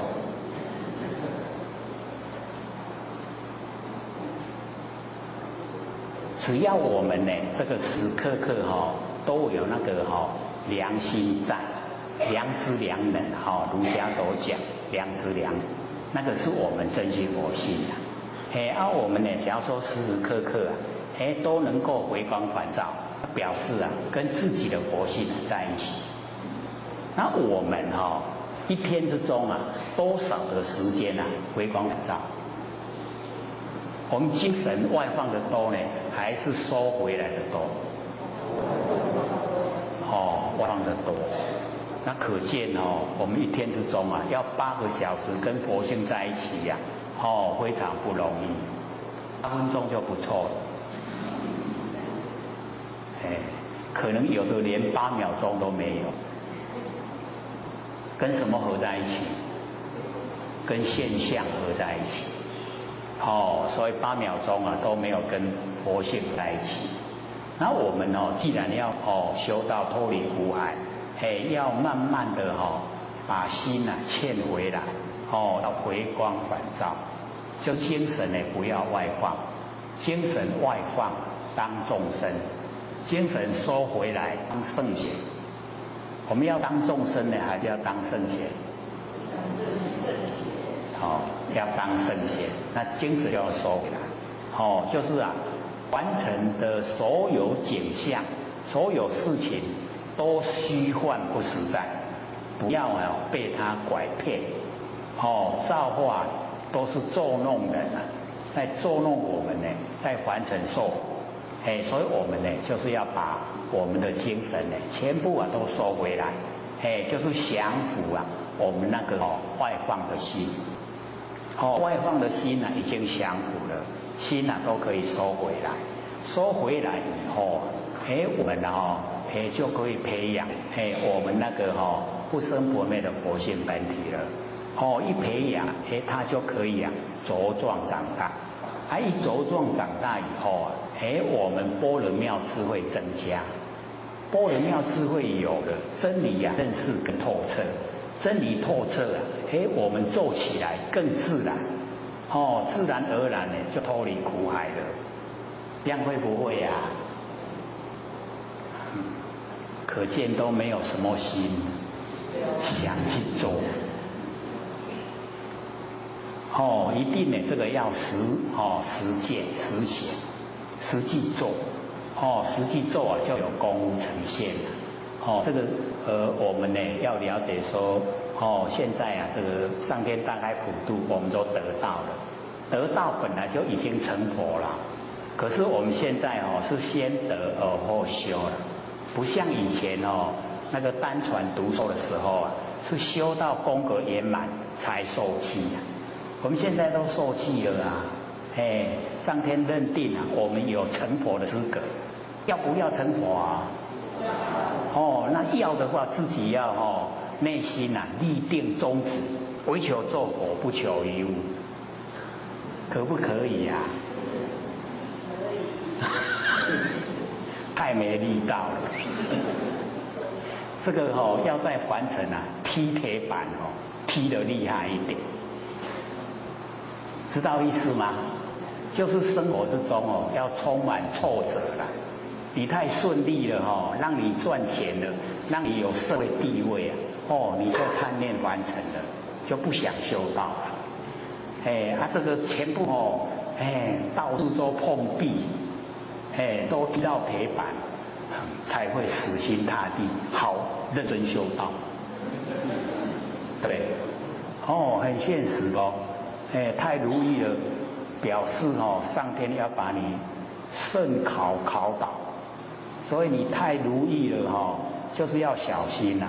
上天没有你倒，没有你拔倒了，会不会？绝对跌倒。那我们现在赶快学习跌倒。为什么会爬起来啊？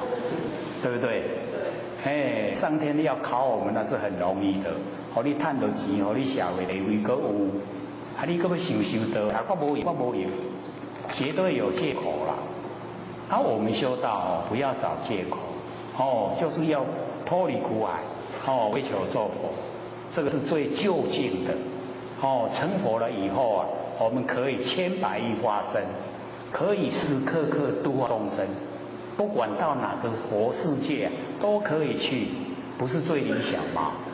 对，所以我们要了解说，文波老师对我们期许很大，有没有？或许还看到那个新闻呢，我们编出的啊，上个礼拜不是老师有出新闻吗？说把我们那个台南的那个普通班都停下来，有没有？要来研究这个心理心法，有没有？老师还跟我们讲，向徒儿邀请，老师要我们徒儿来听课，竟然要用邀请。我们徒儿比老师大比老师还大。老师跟我们讲我们能够研究这个是我们福气，有没有？很福气要知道福要把握。那老师还跟着我们恐吓，你不来听以后你不要求我。你遇到事情老师不是不帮忙那个年轻是很难缠的，有没有？老师一手拿着糖果，一手还拿着教鞭。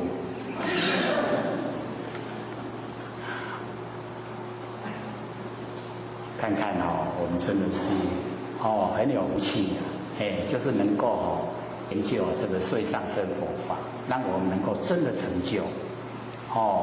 那要呢推广，我们所有周遭亲朋好友，都把他们呢要求来研究心理心法，能够明心见性心明因果昧，见性成佛无疑，绝对可以从内心的深处产生信心各位有没有啊？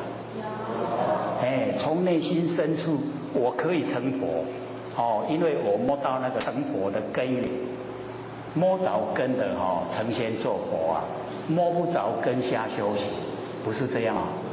那我们都摸到根了啊，绝对可以成佛所以一定呢要努力要研究，要把它传播让你所有亲朋好友都知道，都能够努力的来修道，这个才叫真正在修道，对不对？所以我们要了解说，我们在研究心理心法，不是说呢都不参与道场这个活动，我们是用生命来度人的那个是付出很大的那个心血，绝对是要众生成佛。那假如说不按照这样的话，可以成佛吗？假如说我们不了解心性，可以成佛吗？没办法我们说用那个世心的话，那绝对是没办法。一定要用真心我们根尘相对的那个世心都不要用，就是用真心的真心即心即佛我们当下的心就是佛。所以我们有时候会文字即心即佛就讲得很熟悉不知道那个心是什么心都不了解，以为说日常生活的心就是即心即佛，那绝对不是哦，那个都是变化的世心生灭的，那不会是佛一定要不生不灭不生不灭才真的是当下就是佛，一定呢要了解。那我们呢说到这边，剩下15分钟了要给各位先生问问题，各位要踊跃发问，问题能够这个问出来，让大家呢都能够了解。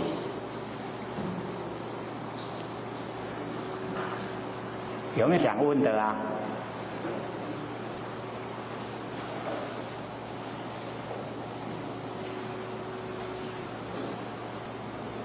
好，请说。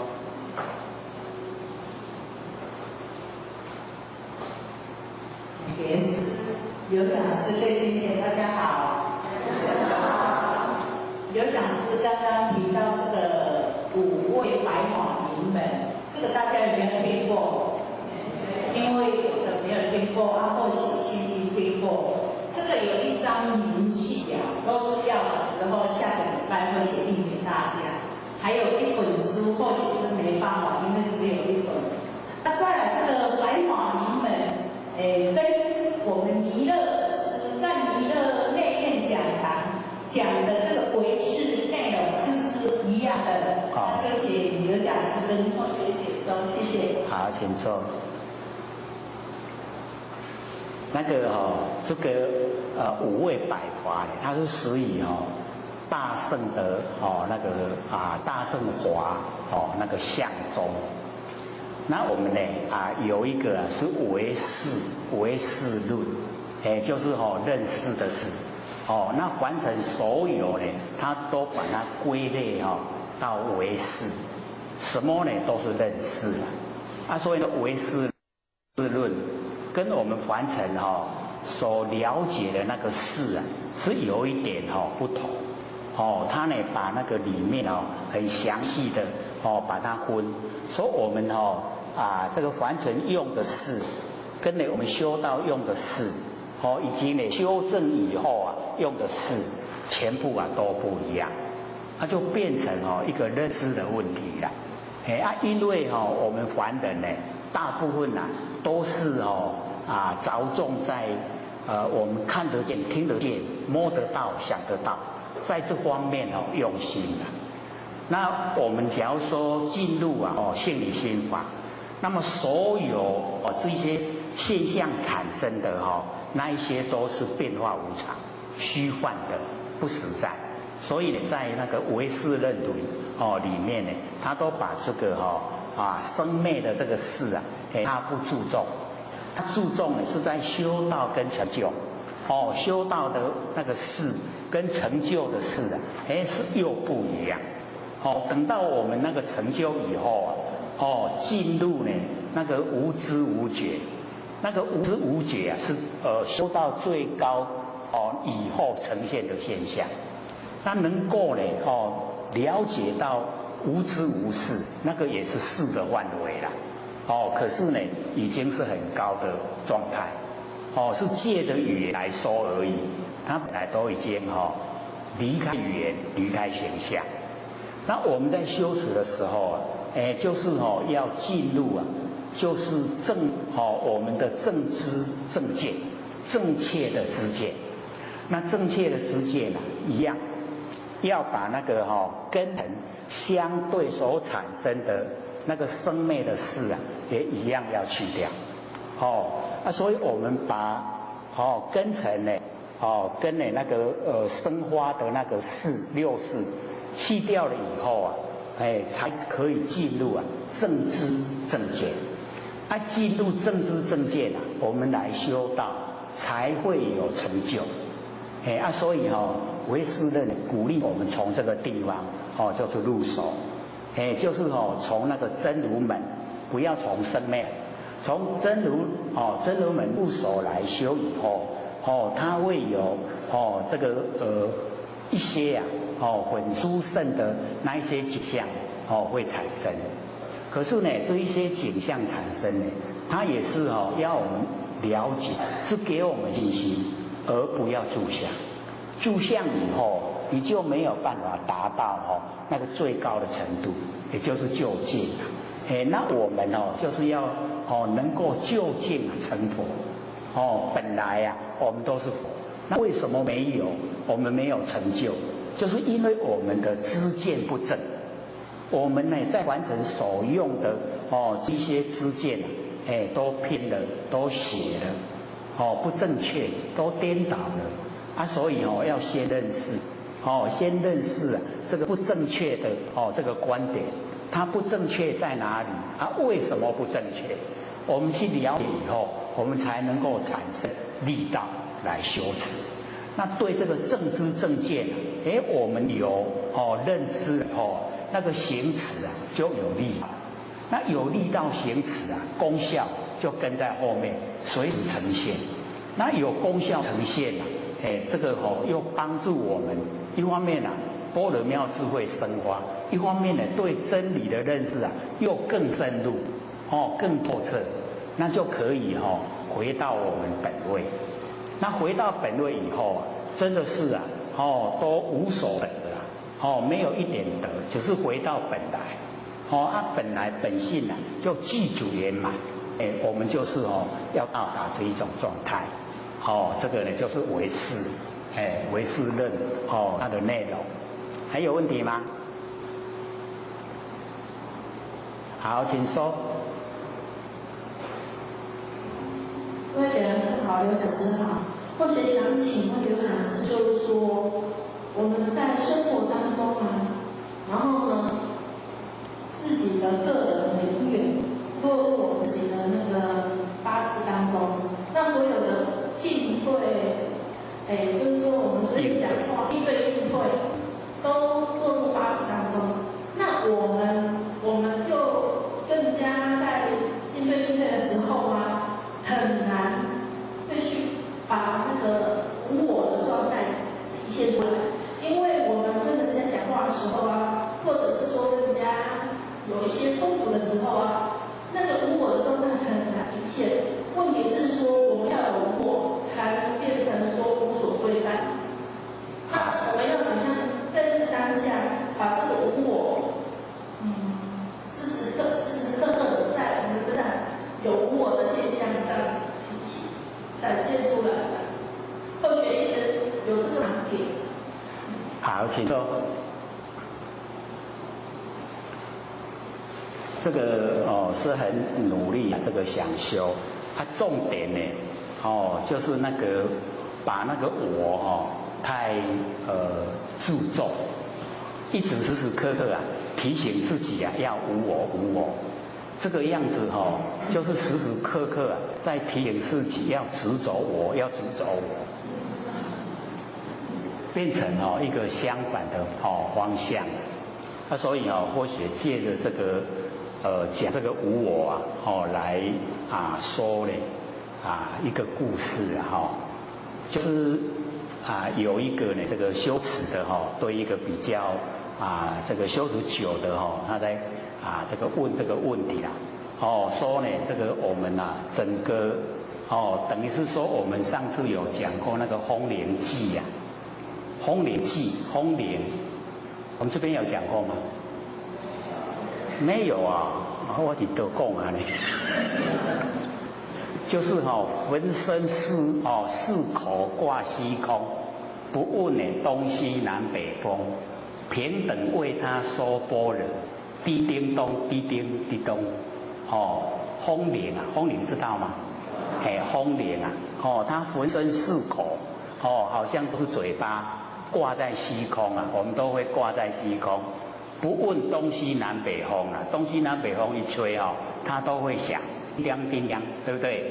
所以平等为他说般若，平等的在讲那个般若，般若就妙智慧嘛，滴叮咚滴叮滴咚，就是呢一直都在讲说我们这个凡尘之中呢，都时时刻刻在讲这个般若法门那么这一个呢比较是一直的就问这个师父说，那墙壁有没有在说法？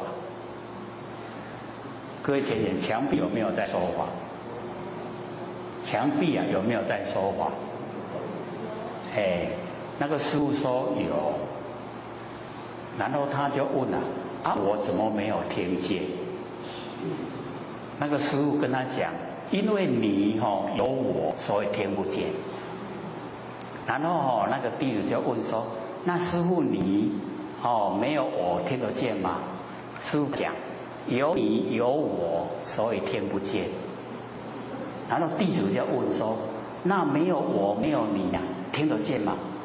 那师父就讲，没有你没有我，谁要听？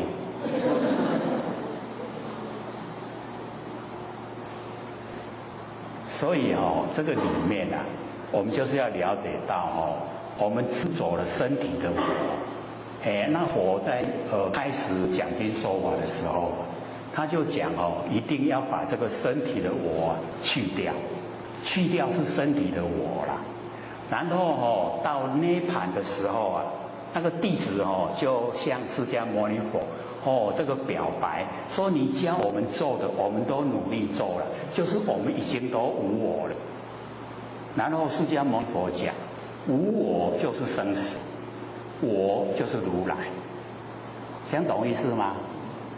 我就是如来，无我就是生死，没有我的话就落入生死了。有我，那个我就是如来，这样了解意思吗？重点就是我们已经不重视身体的我，身体的我没有了，身体佛就讲说，小身体是我，那这个身体的我是哪里呀？是头还是手还是我们胸部还是脚？哪一个是我？假如说全部都是我，怎么有那么多的我？懂意思吗？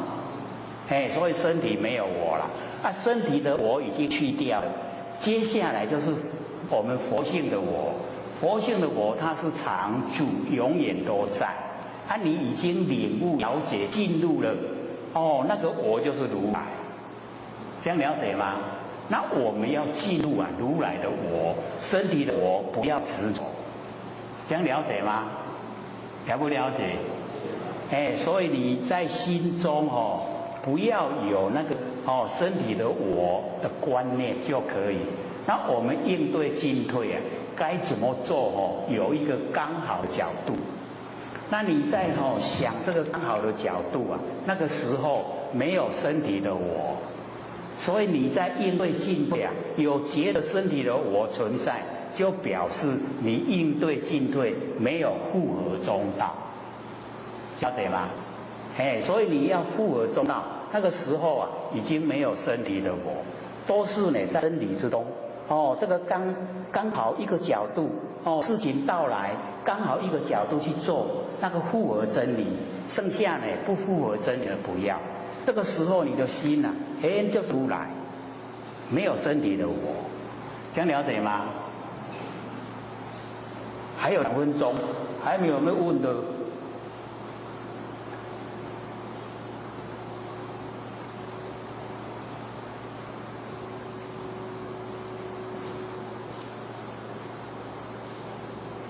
还有一个故事或许来讲，说有2个师兄弟在外面争执的时候那个甲就跑进方丈室来问师父，说我这观念对不对？师父说对，你的观念对。然后这个甲跑出去跟那个乙的讲，那个乙的一听以后换他跑进来问师父了，师父我这个观念不对吗？师父说你的对。然后他又跑出去了，2个又在外面争了。然后后面那个小沙弥就在讲他师父师父你这样就不对了，甲对的话乙就不对，乙对的话甲就不对。那个师父转过来跟小沙弥说，你说的也对。对，下课。各位讲师、各位坛子、各位前人，大家好。或学占道天使的老天天大德，以及感谢各位前贤给或学机会学讲。我们上次呢有讲这个五味百华，这个等于是很有心的，把这个51呢心所华，那个心所华就是心术华，心术。那个六祖讲说呢，对境心术起，各位还记得吗？忘了，这么快？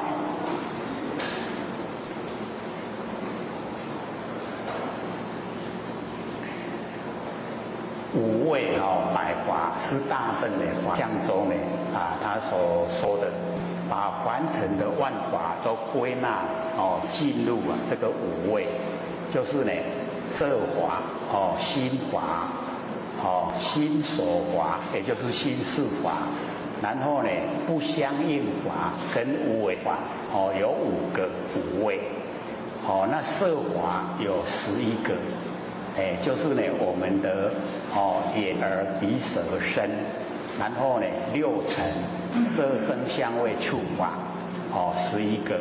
心华呢，就是我们8识，眼识、耳识、鼻识，这个眼耳鼻舌身意摸那来也，心华有8个。那心术华这个。意呢是心所华，就是心所使用，我们心所使用总共有51个，51个呢它有遍行别境，然后呢跟11善法，然后6个根烦恼，20个随烦恼，4个呢不定法，总共呢有51个。那20个随烦恼里面呢又分成大、中、小，大有8个，中有2个，小有10个。然后不定法呢有4个。那不相应法就是呢跟色法相应，不跟心法相应，不跟呢心术法相应，不跟无为法相应。它是呢这个独立的有24个。那个不相应法，然后呢无为法有6个，可能呢各位没有听过啦，所以会比较生疏。那假如说呢我们稍微有研究这个心理心法，大部分呢都会把这个所有万法都归纳呢在这个百法里面那这个我们就了解一下看一下了解。大部分呢，我们心所使用的就是51个心术华，它包含非常多，是我们心呢所使用。那或许呢，在这个讲之前就是想先说一个或许这个上次回去然后听这个车上前贤在讨论说呢，我们在生活之中呢。有这个观念的问题，然后呢，跟家里的人整个都不合就是这个所有这个家里的人大概都想侵占他的那个财产，他都到法院去告自己的亲人亲属拢甲告啦，一个人告规家伙人。那或许在想说纵然你能够把所有的这个家产都占据是自己拥有，那又怎么样？你又能够活多久？一口气不来你再怎么多的财产也都是别人的啦。那干嘛要做那一种很愚蠢的事在生活之中你各处的人处的以什么眼光来看你？什么眼光？是不是大家都很这个不和谐的？所以那样的生活我们不追求，我们要了解到我们在凡尘有的吃有穿，可以遮风避雨，这样就好了不用刻意去追求那一些财产，那个都是虚幻不实在纵然真有一直享受，那才几10年而已，何苦来哉？划不来的。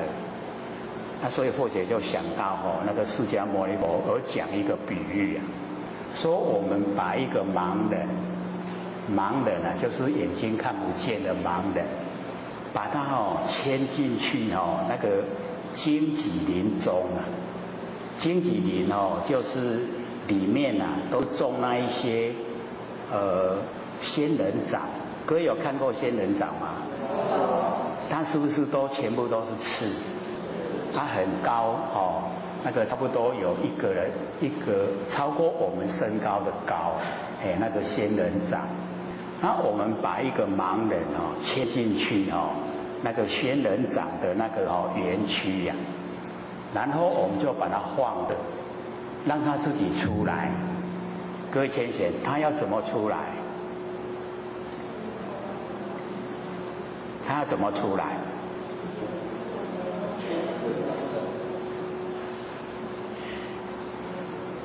所以这个释迦牟尼佛讲这个比喻呀，他就在讲说我们众生呢不了解真理，不了解真理呀，就像盲人没有眼睛不知道要怎么去做才是正确。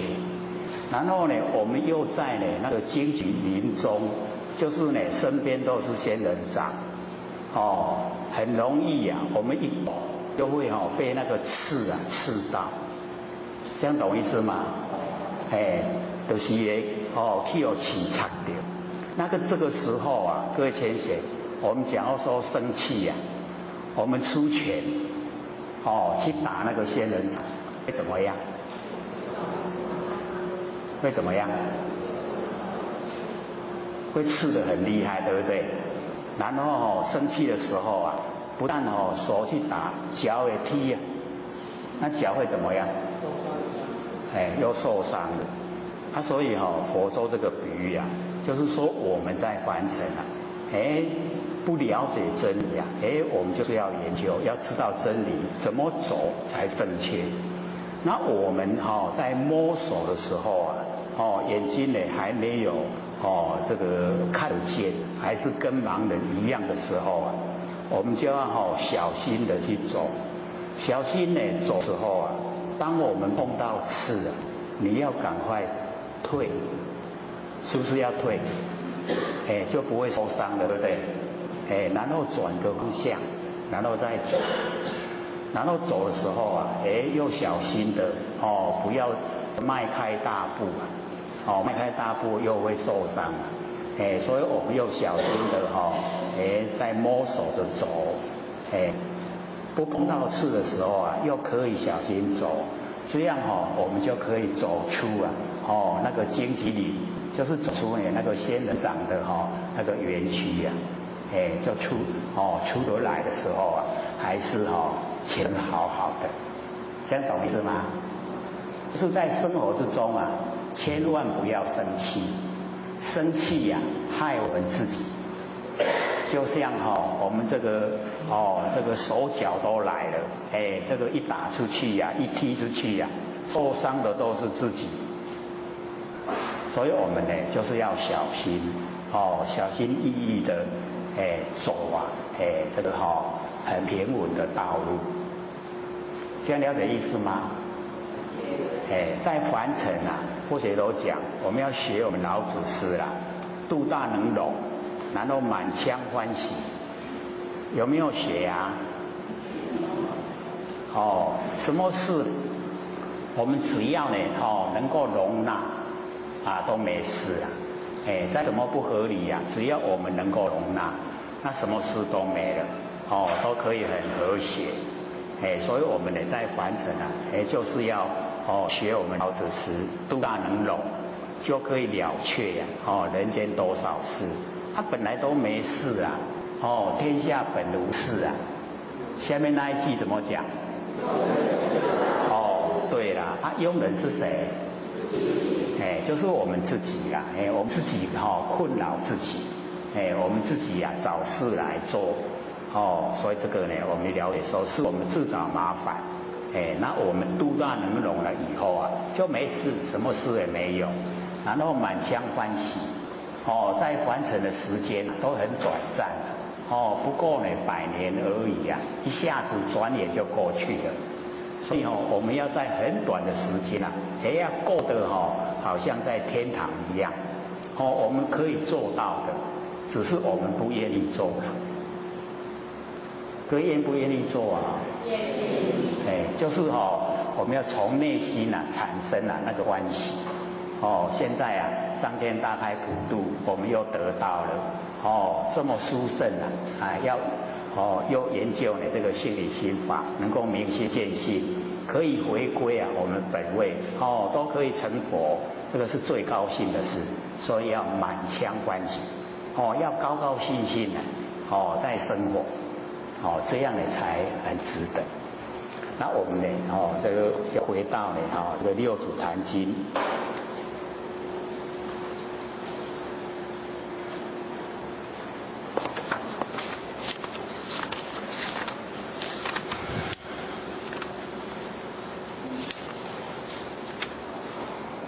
敦鉴品，对不对？敦鉴品这个第8，就是讲这个顿鉴六祖呢就讲说呢，这个法呢本来只有一宗啦，可是人有南北法一种这个佛法有一种，我们的见解有的很快，有的很慢，就是我们对真理的那个了解程度有的是很快，一下子一点就清醒，那有的要经过长时间长时间的那个熏习才能够了解这个真理。或者都一直很赞叹我们这边这个研究半年就能够进入状况是很理想。那北部的前贤或许这样一天过来能够1年都领悟就很不错了。大部分都是2、3年才能够领悟。那我们这边都还没有这个真正的实际的经过半年就会了。很不容易所以这个都是一方面呢，我们南部比较这个单纯，一方面呢这个根基都很好很不错，才有这一种成效出来所以我们假如说还不了解的话呢，那也没关系，只要我们肯心像北部有一位前贤就听这个如是我闻过年的时候听9天就是光这4个字听9天，然后又看到我们那个第25次的那个里面有讲一句就是了了分明的知觉性，促成他真的就全部领悟了。高兴的人时间经过2年又1个月。2年1个月才领悟了，所以我们这边都很理想很快就可以进入所以我们一定要启发，我们不生不灭真心佛性。各位都启发了没可能有的都启发了啦，有的这个被我们佛老师这个鼓励来听的比较新还没有领悟所以或许又重复我们呢在日常生活的时候，只要有空闲我们就呢万念放下，一念不生，然后呢先认识我们那个了了分明的知觉性那个佛性本体我们先认识，认识了以后一定要培养一段时间以后我们连个万念放下，一念不生的念头也不要有了，不要有这个时候我们那个佛性本体不生灭的那个真心佛性整个都呈现所以这一个时候我们一样要经过奴仆，要经过培养，让它茁壮长大。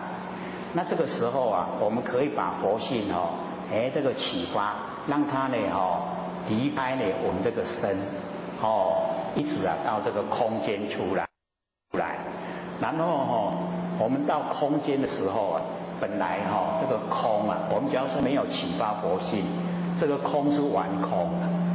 那我们已经启发佛性的时候，这个空叫真空空中有佛性在，那空中有佛性在叫真空。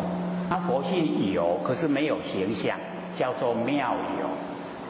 真空妙有，就是我们佛性本体。所以啊，凡是我们的心所在，一切都能够了然分别，就是能够清清楚楚的知道所有的一切现象。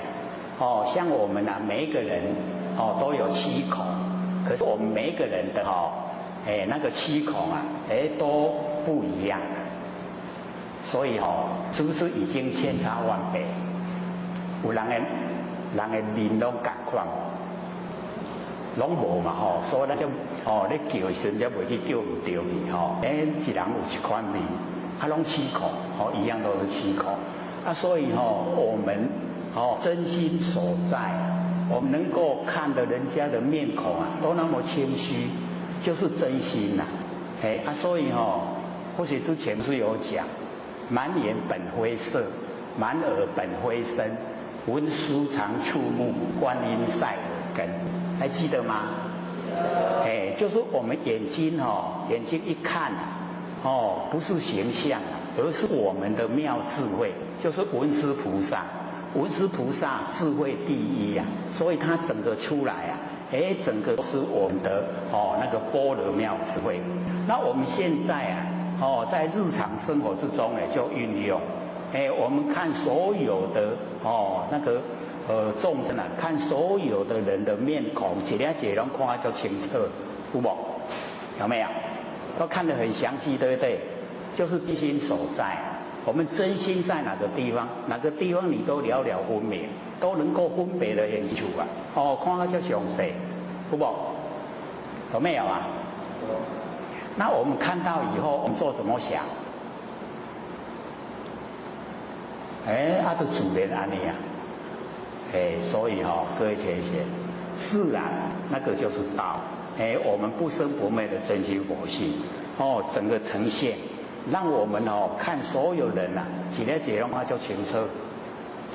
就是这文殊菩萨，这样了解了没？我们日常有没有在用？我们都看所有人他形象都不同，我们都知道那个已经是佛性的工作用。然后我们看形象这个电扇是电扇那个底下各位前写那个电扇底下那个是什么？那个电扇底下是什么？莲花各位以后都想做了，所以会先认识它坐在莲花座上面所以我们了解一看的又了了分明。那谁了了分明是不是我们佛性？对不对？我们佛性在日常生活之中运用我们都不知道，日用而不知所以我们看形象就知道形象，看人就知道人每个人面孔不同就是不同都了了分明。那个就是文殊菩萨的妙智慧。所以满眼本灰色，不要进入形象我们住相佛性的模体我们不住相佛性的呈现这样会吗？会不会？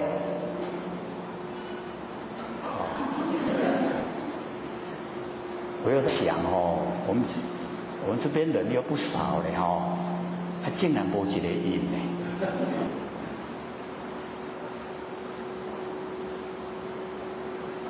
所以我们一定要在日常生活之中时时刻刻体会多呈现我们那个灵觉，就是佛性本体在日常生活之中就可以体会只要我们不住相。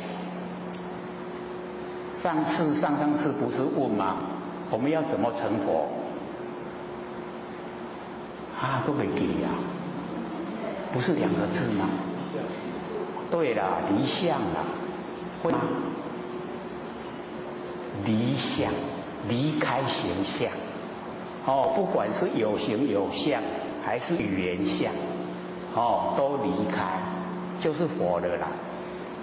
这样会吗？会不会？会离相了不住相，只要离相，就是佛了。这样成佛简不简单？很简单只要不住相就是佛了。只要我们住相就是众生。我们为什么有烦恼？就是住相，住相才有烦恼。所以离相就没有烦恼。离开形象，形象都离开了，就是佛了。简不简单？所以以后烦恼的时候就马上告诉自己离相，他就已经是佛了。当下都是佛了。所以不管是事情的相、语言的相、形象的相，全部都是假的，虚幻不实在。那我们在生活之中呢，都可以离开形象，然后呢，事来则应事去则静。心中呢完全都没有的事在，没有物在。所以我们儒家也讲格物格除物意，就是我们把心中的物都隔除。只要你心中不要有东西，不要有事情，那我们的心就清净。那心一清净就恢复到我们的佛性本体回来。时时刻刻我们守住我们佛性本体，这样不会有业不造业，不造业就不受苦，自己就解脱了。就会生活的好像在天堂一样。或者都讲这个晚上睡觉都会偷笑的。各位有没有这个晚上睡觉时候偷笑都还没有是唉声叹气吗？也没有。那假如说是唉声叹气表示我们这个所作所为离开真理，离开道，已经不符合了。那我们只要都是符合真理，在真之中那一定都是很高兴，满腔欢喜可以笑开天下古今愁。在日常生活中把它体会成型，时时刻刻都可以。只要我们有心追求，皆可以达到，可以成佛，从内心深处产生。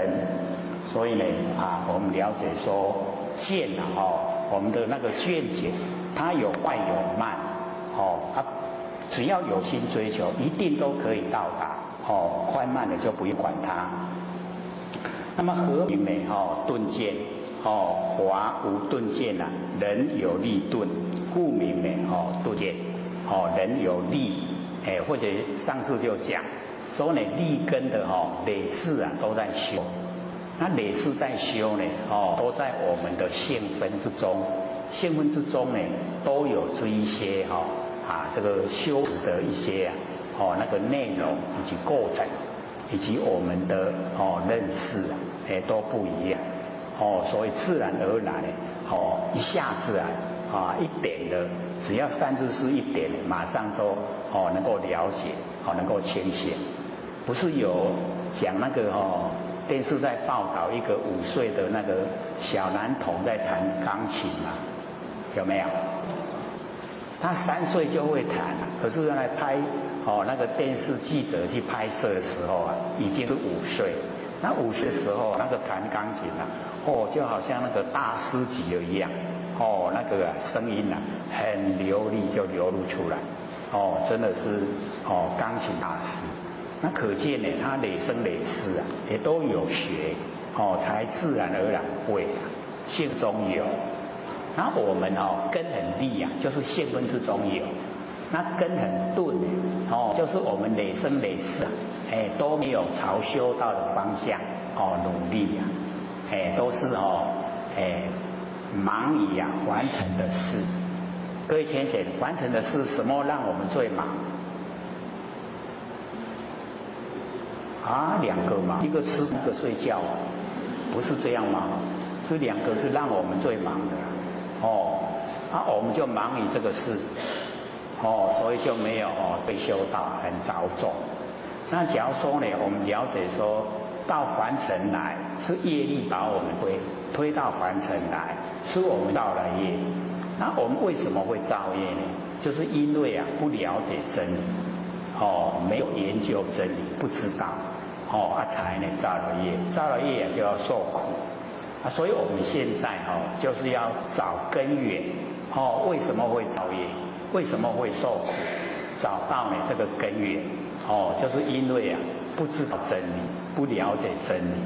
那我们在找借口，说不研究，那会给自己自己给自己找麻烦了。六道轮回好不好？不好，都是很苦啦。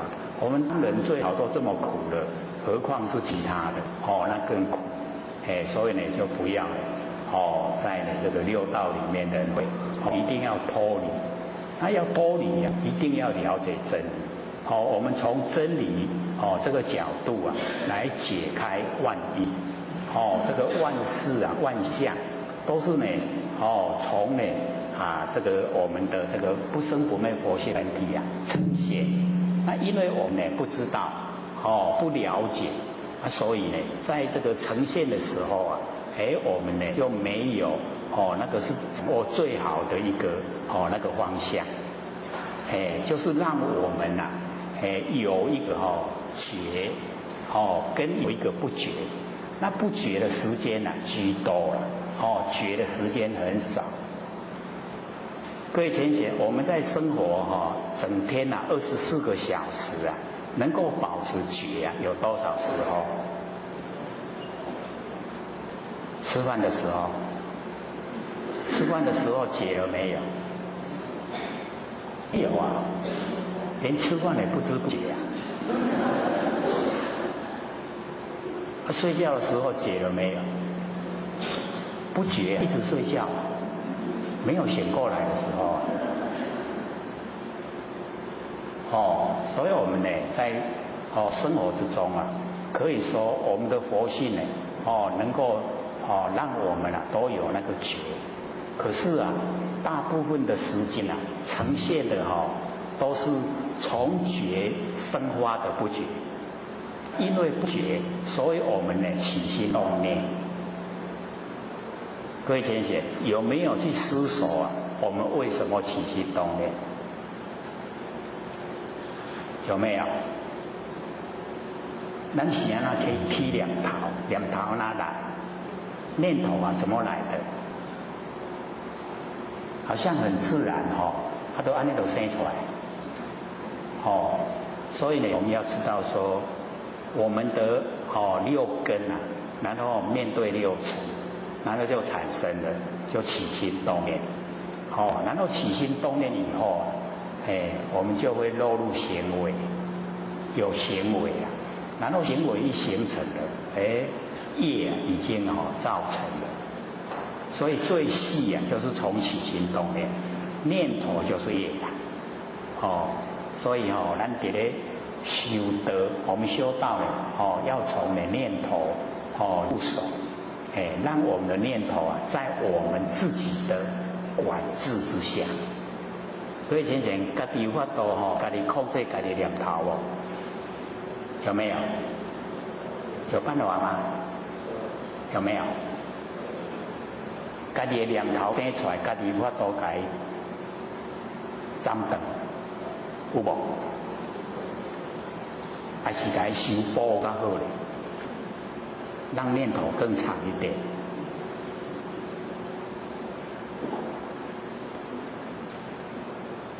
当我们起心动念的时候想不想把它遏制它？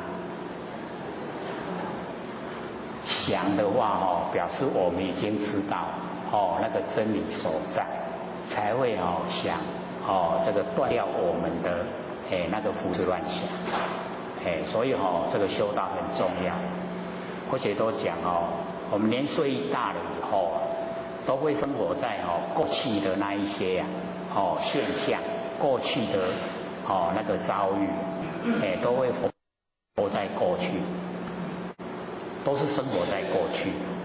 所以遭遇到很坎坷的时候他会怨天尤人，他会讲说，我都没有做坏事又没有杀人放火，为什么我这么坎坷，生活都不如意？各位知道原因吗？知不知道原因？就是念头太多了呀，念头太多，把我们以往累生累世所造的业，把它拉来。所以我们只要呢日常生活，万念都放下，一念都不生。那所有累生累世的那个所造的业，它没有缘有因没有缘，它不会现象，我们就不用去接受。这样了解吗？了不了解？可是我们都不知道说念头有这么厉害各位了解了没有？念头很厉害，厉不厉害？很厉害哦。我们为什么看到社会新闻有那个杀人，是不是也是念头？从念头来，对不对？从念头来会跟人打架，从念头来会杀人，从念头来会做善事，是不是都从念头来？所以念头很重要。那我们呢就是要聊到那个《大乘信论》呢，就有讲我们起心动念就是业，就是已经造业所以在日常生活尽量不要起心动念，要起心动念要在我们自己的灵觉之下，就是了了分明，咱的起心动念，然后知道念头的内容是在想什么要知道的话就不会被它蒙骗了，不知道的话我们就会按照念头去做，这样了解吗？所以从最微细的然后念头念头呢，假如全部都不起心动念的，我们就在培养我们人是半阴半阳嘛一半阳一半阴那我们生活之中只要有负面的念头，那个都在培阴培养的阴阴越多的话，各位浅显有什么现象？昏昏沉沉各位有没有昏昏沉沉的时候？为什么会昏昏沉沉？就是阴太浓了阳不足，阳充足的话精神很好不会呢昏沉也不会想睡觉了。那我们一直想睡觉那个就是阴比较多。不过或许有时候在讲课很多人都是入地会入地。那或许说能够入定，跟那个周公打交道，那个时候是最理想的状态。因为你能够入定，不会胡思乱想；你能够入定不会睡着。既也没睡着，也没胡思乱想，是不是最理想？所以那个时候会见到仙佛了。你很清醒的时候绝对不会，仙佛不会现给你看。就在你入定那个时候，看到了。所以或者都会鼓励尽量享受。能够入定尽量享受最理想的修持状态也没有胡思乱想，也没有睡着，容不容易？不容易所以我们要修到那一种入定的状态灵觉都呈现了所有这个外物外境全部都不进来，然后我们里面也不出去打交道，理不理想？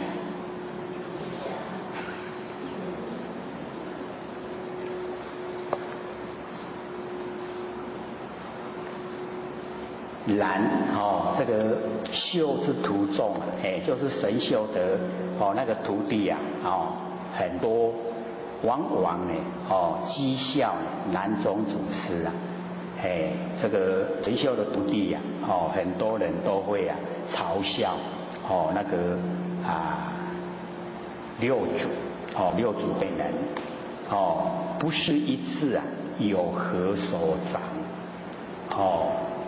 就是啊，他不认识一个字，有什么那个长处啊，让人学。所以这个是完成的这个观念。讲伊都拢捌字啊，无读册，无读册啊，字唔捌。所以我们佛老师一直啊，鼓励说我们研究六祖坛经啊，知道什么原因吗？就是说知佛妙理微观的文字，所以念的很多啊，不一定说你能够了解啊。老千在世的时候实际上讲，他说我们凡尘博士那么多啊，你看哪一个博士成佛了？为什么？因为博士啊都有那一种看不见的骄傲，就是他学的比什么人都多了，有不知不觉的骄傲，这个很难去发现。所以我们就是要知道，我们假如说学的越多，知道的越多，会不会骄傲？会不知不觉骄傲，会自然而然。尤其啊，假如说研究心理心法，有明心见性了以后啊，也会有，会不会有？会有，那个也不知不觉，自然就会骄傲，认为说比别人知道的多了，所以那个真正的也还没有算了解，也没有明心见性。明心见性了以后啊，就不会有这一些现象。心明了以后啊，因果都不明媚，见性啊就可以成佛。那既然可以成佛了，那骄傲可以成佛吗？那绝对不行的啦。这个坐在供桌上那个众生来，这个请求哀求了，要救救他。你在那边不可一世，骄傲的不得了。那这个众生会不会把你请下来？会不会？就不让你做了啊！那个供桌上不让你做了。所以我们了解了解了以后啊，了解真理以后啊，是绝对都不会不会有那个骄傲。告诉我们就是那个学识啊，我们在这个凡尘念得很高啊，那一些呢，那个属于文学，文学创作，跟我们这个心理心法不相同，不一样的。那再怎么样的努力呀，都没办法进入。要进入心界了，不是从文学进入。这样了解意思吗？那个从我们那个日常生活之中。很平凡很平常，很平淡，很平实，从这个角度进入。所以那个孔老夫子他也才讲，说这个弟子啊，入则孝，出则悌，这个谨而信，患爱众，然后呢，行有余力在以学文。我们行了这一些呢，应该尽的责任，该做的事都已经做到了，还有剩下来的时间，还有精神，你才来学文章所以那个文是摆在最后。那我们现在为了要这个赚钱要找这个工作职业所以都把那个文摆在第一这个要去找工作，就先问你有没有大学毕业是不是这样？这个学得越高他的职位就可以做办公桌了。你只要说这个高中、初中都没念那你就去做作业员，就是要出劳动力的那个办公桌就没有机会做了。所以现在我们把那个文学就摆在很重要的位置。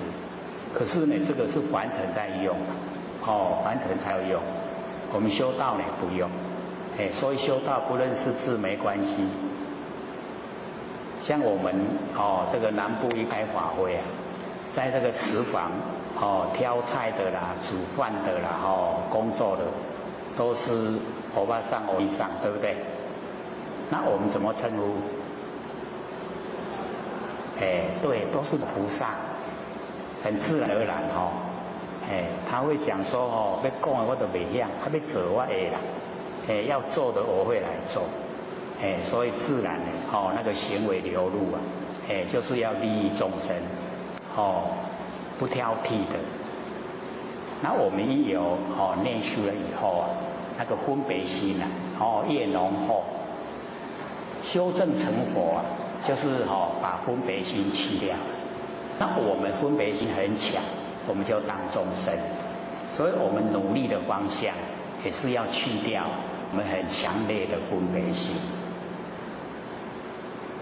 在凡尘有社会地位的、有钱，那个是他的福报。那假如说没有社会地位又没有钱，那个是他累世之中啊没有利益众生，是他的一些恶报。那这一些只要报就完了，一有果报实现以后啊，又恢复啊，所有众生都是平等。所以佛才会讲说，不择冤亲，平等嫉妒，救济的度化他们，不选择冤家跟亲家，这个义亲啊，都不选择，都是平等的，大家都平等，所以我们也要培养那一种平等心。那个四字里面啊就有讲，那个平等性质啊，心无病，还记得吗？六祖就讲啊，我们的只要能够进入平等性，心就没有病了。可是我们现在呢都有心里都有病。各位心有没有病啊？有啊。哪个地方的病？见解上面的不是说我们那个身体的心脏，是我们见解方面的不跟真理相应，那个呢就是毛病。所以知佛妙理啊，微观闻之。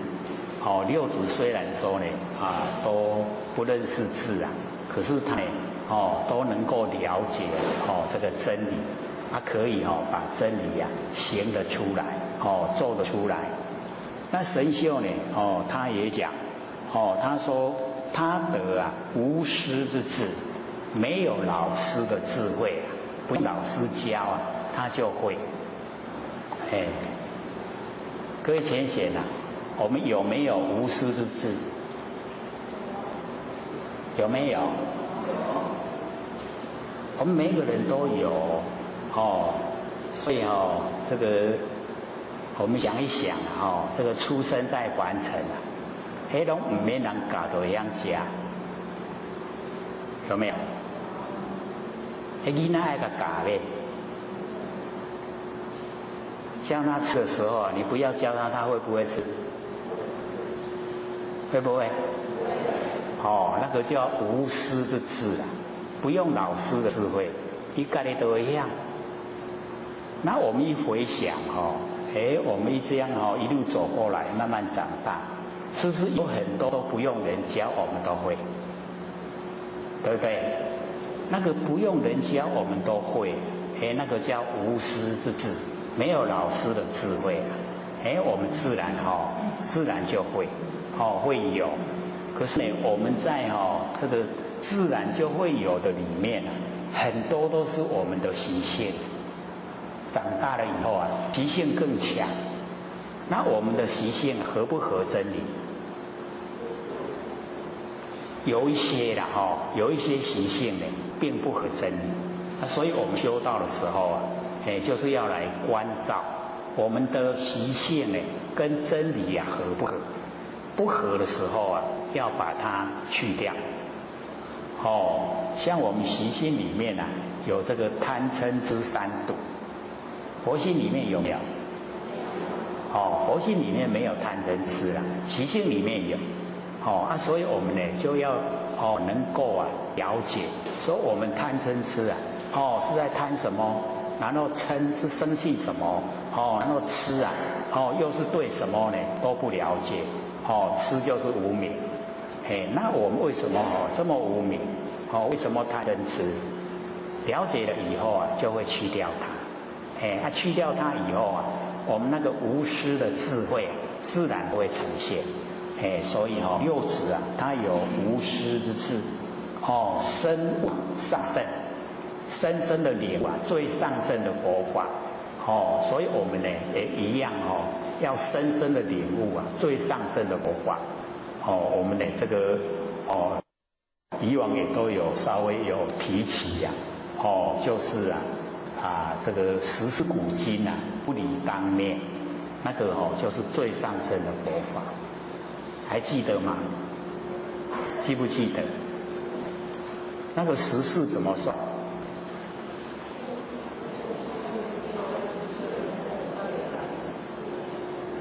就是呢，过去它也有这个三世，然后呢，现在世也有三世，来世也有三世，加起来就九世，然后九世回归一念，一念一世，加起来就十世。那十世古今不离当念，我们当下这个念头具备了10000年。10000年前我们是眼前这一念；10000年后我们也是眼前这一念。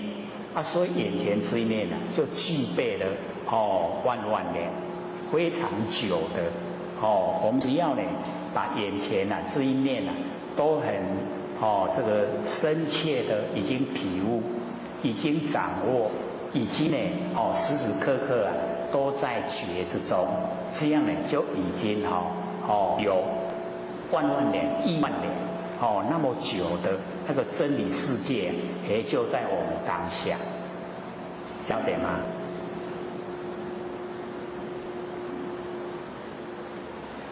所以或许才想到我们讲过的那个永嘉大师他不是讲说密则之经不可见，密就是寻找，密会写吗？3点，然后下面一个见，那个密寻找的意思我们要寻找我们呢不生不灭人心佛性，你要寻找的话，那永嘉大师说，那你找不到，懂这个意思吗？为什么会把十世古今不离当念又加上密则之经不可见？就是呢体悟这一个真理的就是要用我们来体悟领悟，不是呢那个有形有相可以看可以摸可以听，不是那个，而是呢要我们真正的是领悟原来这么亲切，就在我们当下这一念，它已经就是不用再找了。所以秘籍资金不可见，你在寻找就知道你找不到，这样了解了没？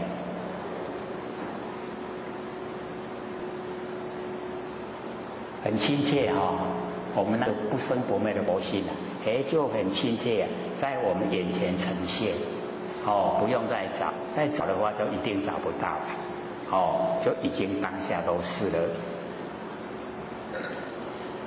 神秀呢说我不如也他说我还没有到这个六祖的那一种状态且五师五子那个五子这个亲传依法就是传那个音波给六祖，岂徒然哉？那个不是没有原因的啦，一定有原因就是因为呢这个六子可以体悟到最上的可以来度化众生可以呢讲这个最殊胜的佛法让众生修持，让众生都能成佛。那么五分不能这个远去亲近虚受呢国恩，因为那个神秀有接受那个皇帝的征召到那个皇宫里面虚受呢这个国恩汝等之人无至于此啊！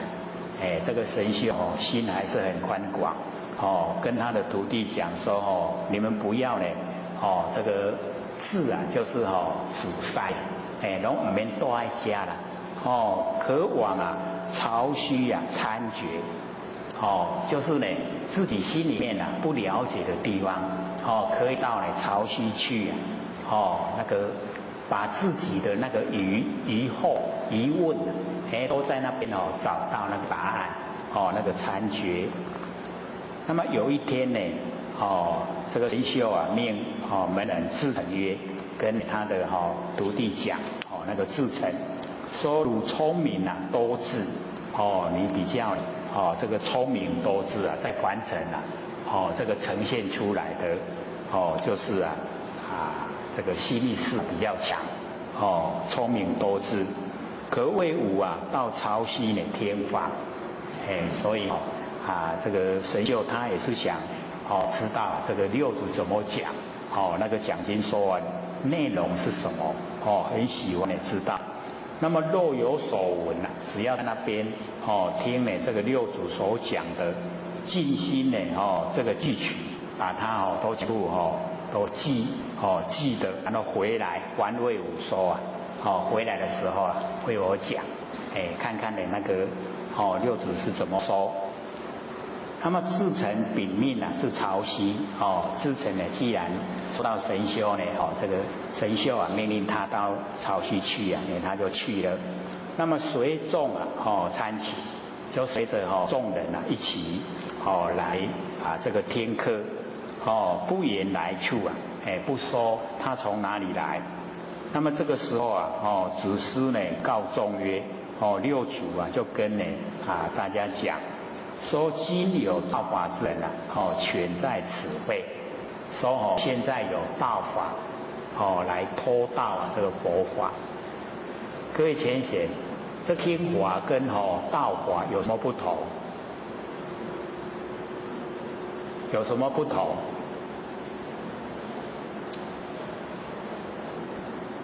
所以各位浅显，我们假如说去听，然后是想我们自己本身要修，那个就没有道法了。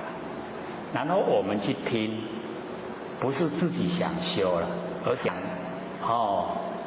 听他怎么讲，我也要出去把他所讲的去贩卖给别人，那个就叫道法。我们有没有这种情形有没有？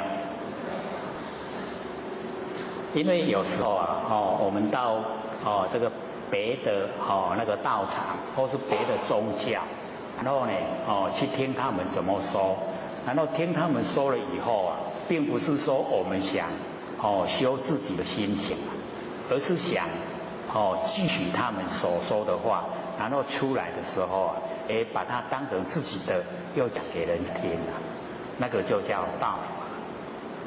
这样能够分得清楚了吗？我们自己听讲修那个就不是道法，可是我们只是这个道听途说听了以后想说要炫耀自己知道的很多然后要使别人称赞，那个都叫道法。我们很容易会犯会犯到这个毛病不是家己讲想要修啦来听伊讲他讲若讲好我甲记起来，换我后日来讲给别人听，有没有？我们有这一种情形那个就叫道法。这样了解了吗？所以呢这个六祖呢就讲说呢有道法的人潜在此会。那么智成即吃礼拜这个智成他也是很这个明白的人用这一定在讲我，所以他就自己出来承认就出来礼拜。那么继承其实就把他接受神秀那个祖父的事就全部讲出来他到这边呢就是想听六祖怎么说，回去要告诉神秀。那六祖呢就跟他讲说汝从预言来应是细咒哦，说你从那个神秀那个地方来，哦，应该就是坚得干掉，哦，坚得。然后呢，这个智澄呢，他就回答说不是，哦，伊讲唔是啦，唔是干掉。哦，六祖就问啊，何得不是？我乃唔是。那智澄呢就讲，未收即是啊。讲我还没讲的时阵哦，迄句话心不是啊，还没有讲出来之前，确实就是那个心，就是要听怎么说，回去啊，哦，要向神秀禀告。那个时候就是坚得干掉。哦，收了不是啊，因为收了以后，他心整个变化。讲吼，唔去做迄个工作啊，我要为我家己修啊，所以收了以后啊，他心已经表白，是吗？就是他已经整个心变化，还没有出来礼拜的时候啊，他确实他听到六祖怎么讲，要去呀，传给神秀听。可是呢，他出来礼拜以后，他就把那个回去收的那个事啊，全部拼开了。不做那个事了，所以整个啊，他自己本身要来接受这个佛法的那个熏习，所以收了即不是，还没有收的时候，确实心是那样。然后呢，六祖就问他，汝师若为啊这个示众，现在就问他说，那神秀是怎么样来教导这个徒弟的啊？就问呢，这个智澄，然后智澄呢，这样回答说，常指挥呢，大众，这个指导教诲，大众那些徒弟，住心呢，关键啊，常咒不恶，就是住心啊，心啊要住，然后来关键，关这个清净啊，各位浅显，住心啊，对不对？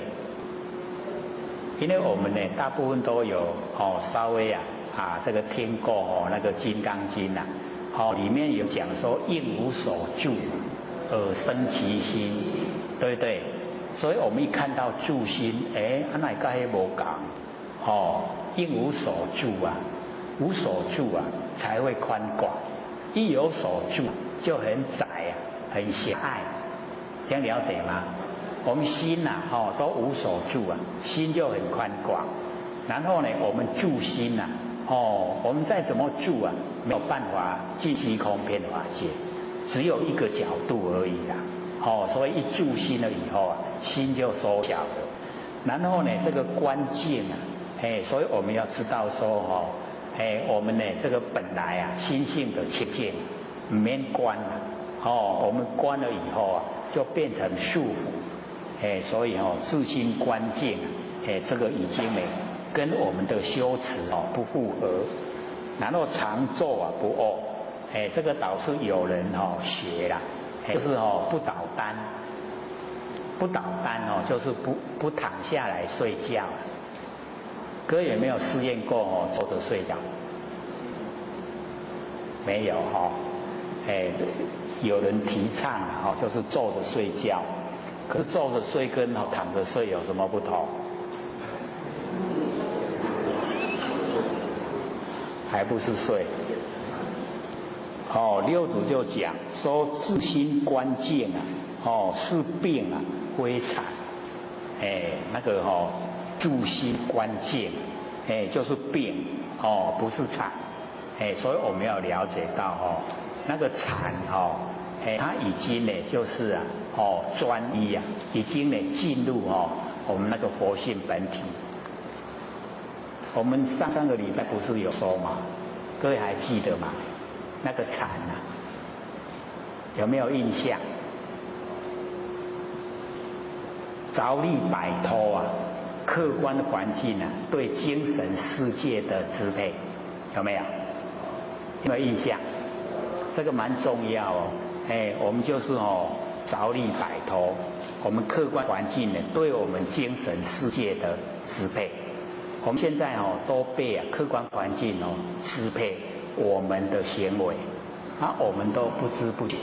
所以要修禅我们就是要知觉，要知道。要知道说，我是不是受到客观环境的这个支配，要了解要知道，我们要主动不要被动。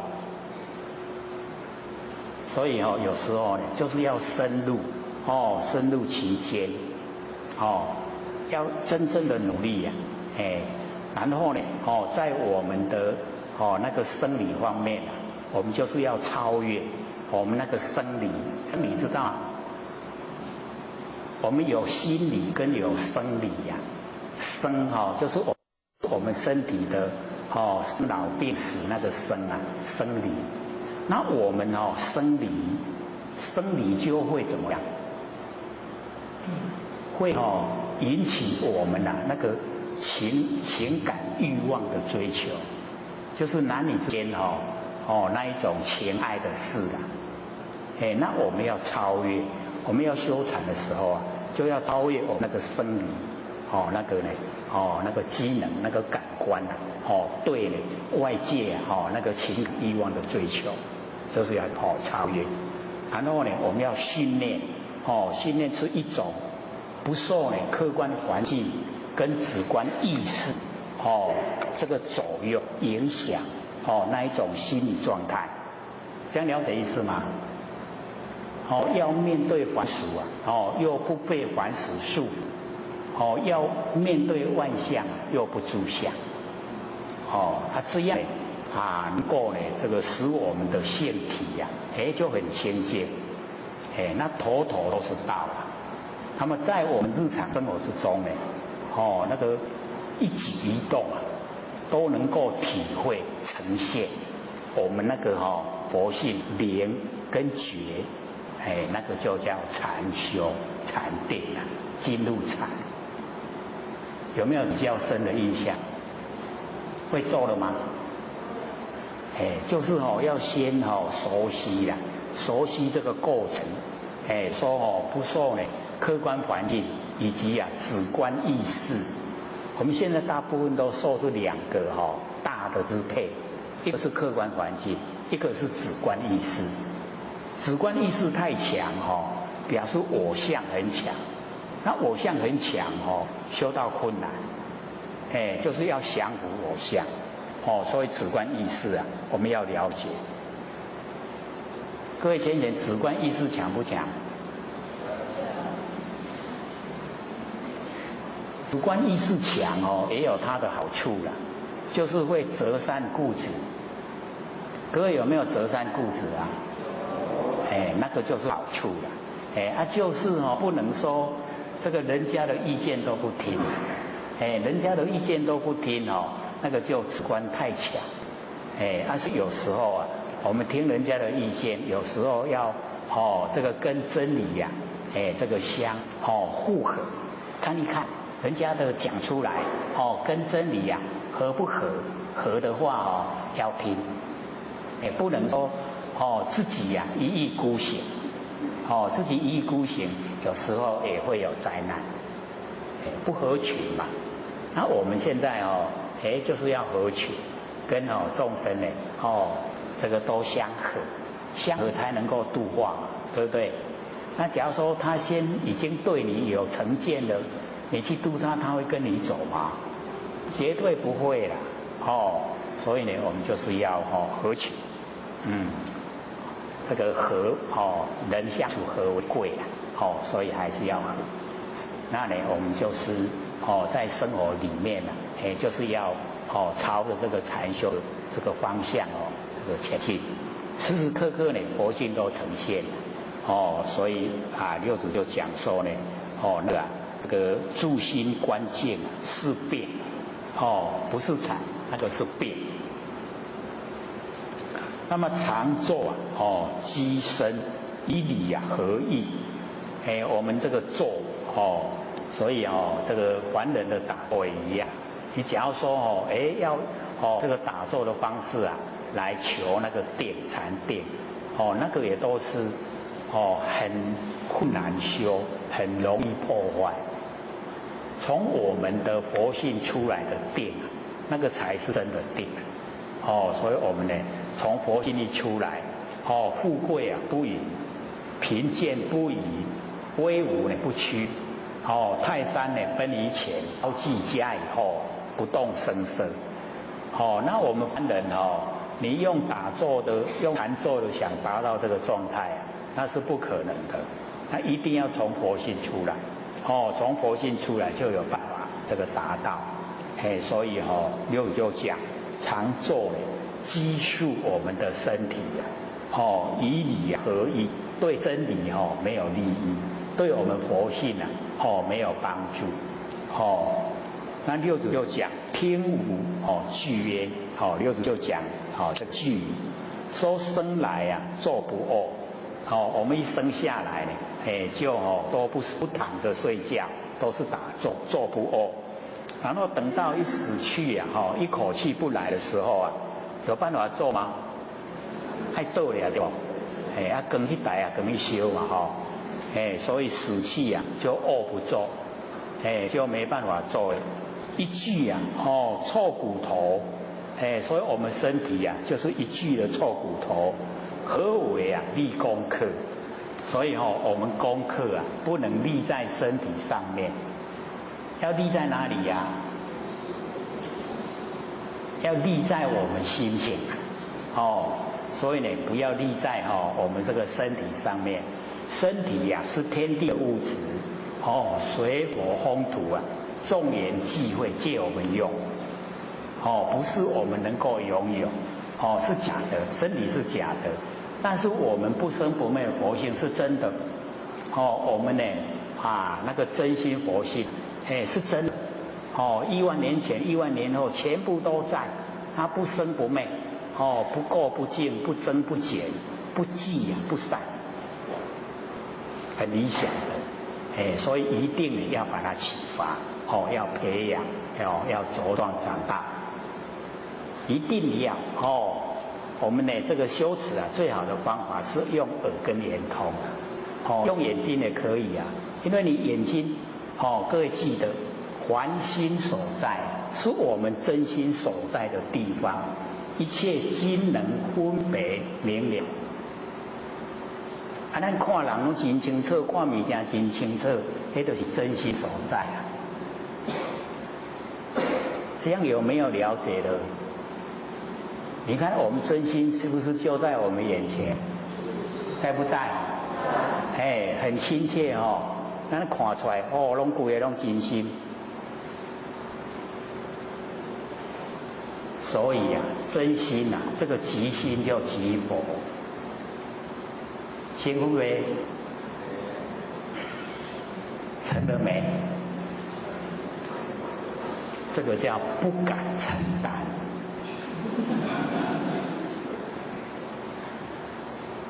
都已经都是了不敢承担咱的真心嘛，即心即佛这个都是真心因为六根对六尘产生的六识啊，不用都是真心呈现。它真心呈现即心即佛，心就是佛。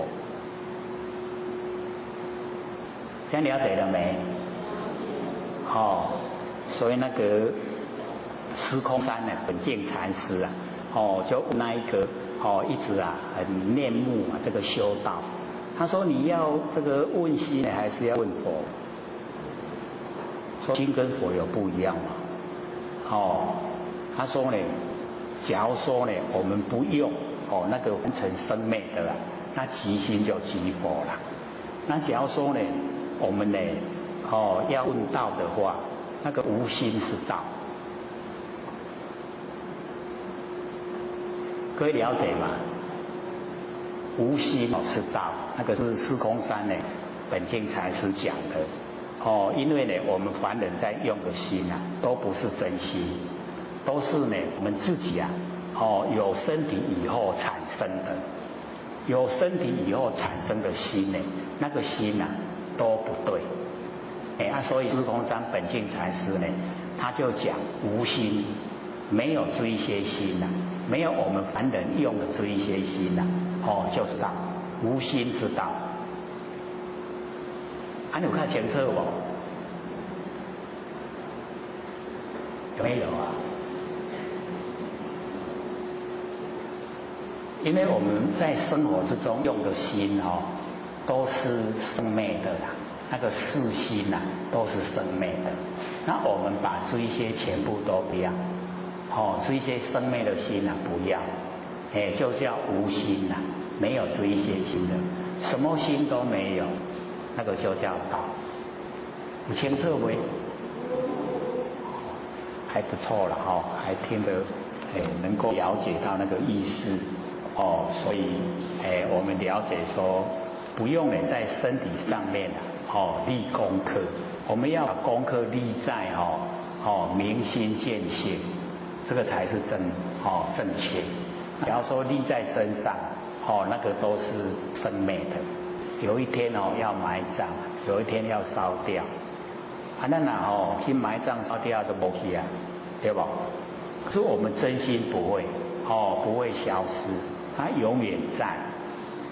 所以呢我们就是要过化成什么？成神。我们人都会过去都会变化，我们剩下来就是神那个神就是我们不生不灭的真心佛性。所以过化成神。那么至诚在拜约他呢又问了六祖，说弟子在秀大师寺就是这个至诚在神秀那个地方呢学到9年已经呢有9年的时间，不得呢契悟就没有办法契入真理，能够领悟真心佛性。那么今闻和尚一说变弃本心现在呢听到六祖这么一讲就跟自己的那个本心不生不灭的真心已经契合了就弃本心。那么弟子生死事大和尚呢大慈更为这个教示就希望六祖在讲这一些呢真理，说学9年的都唔知影，今嘛契机拄好讲甲互伊安尼领悟甲为迄个心性里面就了解。所以不是说他在神秀那个地方学的都没有用，还是有用。他讲说那个9年没有努力去学这个时候听六祖再怎么讲，他也不可能契悟了。这样了解吗？所以有那个故事就在讲，说一个人在吃那个饼干一直吃到第10块的时候吃饱他就在想，我头前去9块拢加吃，我都吃第10块就好安尼假如说前面没有吃那9块那个第10块怎么会饱，对不对？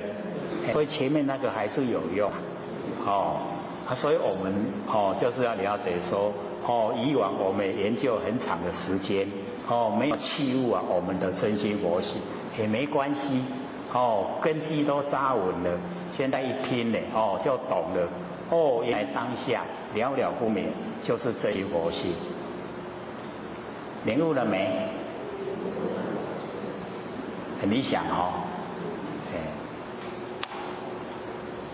那么六祖呢就讲说，吾闻鲁师呢教示学人戒定慧法未损鲁师呢说戒定慧形象如何？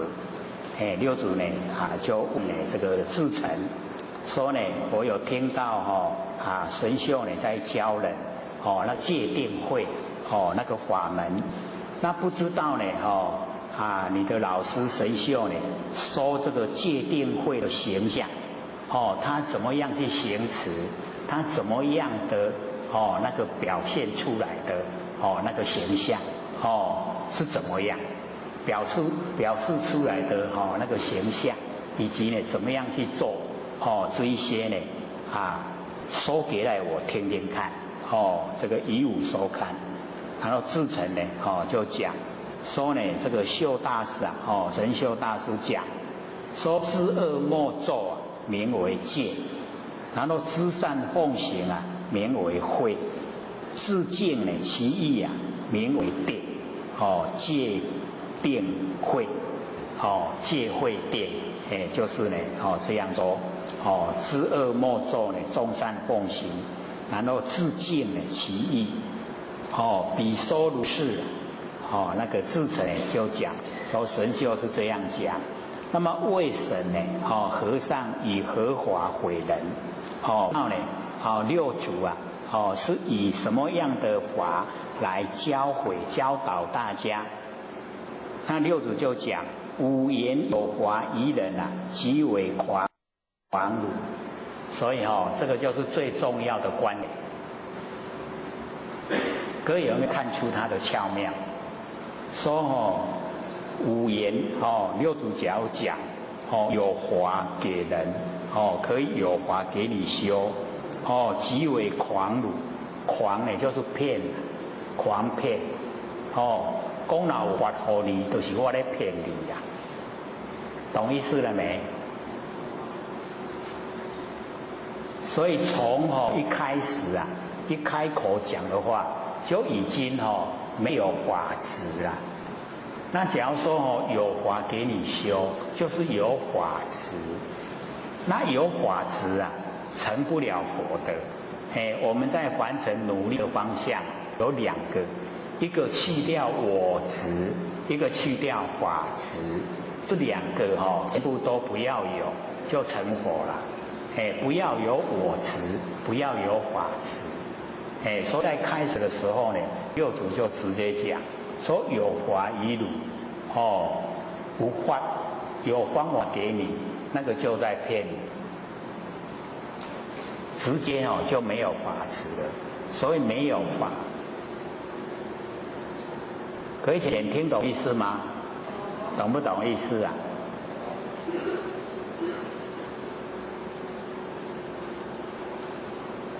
或许还把它讲出来了，本来这个不要讲的啦。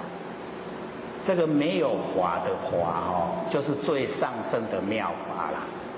讲懂了没？可是经过我这样一讲糟糕了，又住相了，又进入法了，所以很多都是要领悟啦。这本来是要悟不能讲，那我讲说什么法都没有，那个就叫妙法。可是我经过一讲，安尼就对，就是妙法，错了。不过讲出来比较快那边想啊，来要想要偌久。这个或许一经过30年的时间摸索，我说那个不领悟就是不领悟啦，唔知就是唔知啦，你过去讲我听就好啦。无要紧什么法都没有，那个就是妙法。安尼我知啊。袂使带你形象你若讲就是迄妙法，错了有没有比较快？比较快了所以要了解那个无言之法不能说的，要领悟的就是这样。你领悟出来，就是这个最殊胜的。最殊胜了都不能落入形象。你说这样就对，那住相的啦。所以那个舍利佛在跟那个释迦牟尼佛对答。说你以前讲五蕴就是众生的佛性，现在又讲戒定慧就是众生的佛性。然后佛就跟舍利佛讲说你哪会无记忆？较早咧甲你讲的时阵，迄就是众生的根源。舍利佛讲唔是啦，你安尼讲来讲去众生听唔捌。佛就讲听唔捌就是中道。然后舍利佛这样就对了吗？释迦牟尼佛说错，听得出意思吗？众生因为抓不到，是不是没办法抓？没办法抓，没办法住相，对不对？对，那个就是中道。安尼就对啊，安尼就对啊，你就住相，这样懂吗？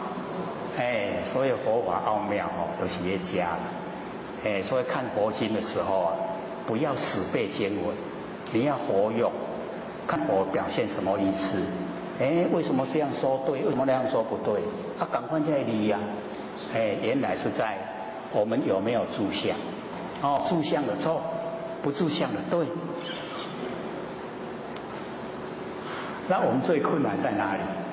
不住相，不住相是最困难。所以在日常生活之中哦，就是要学哦，要学呢，真正的到达都不住相。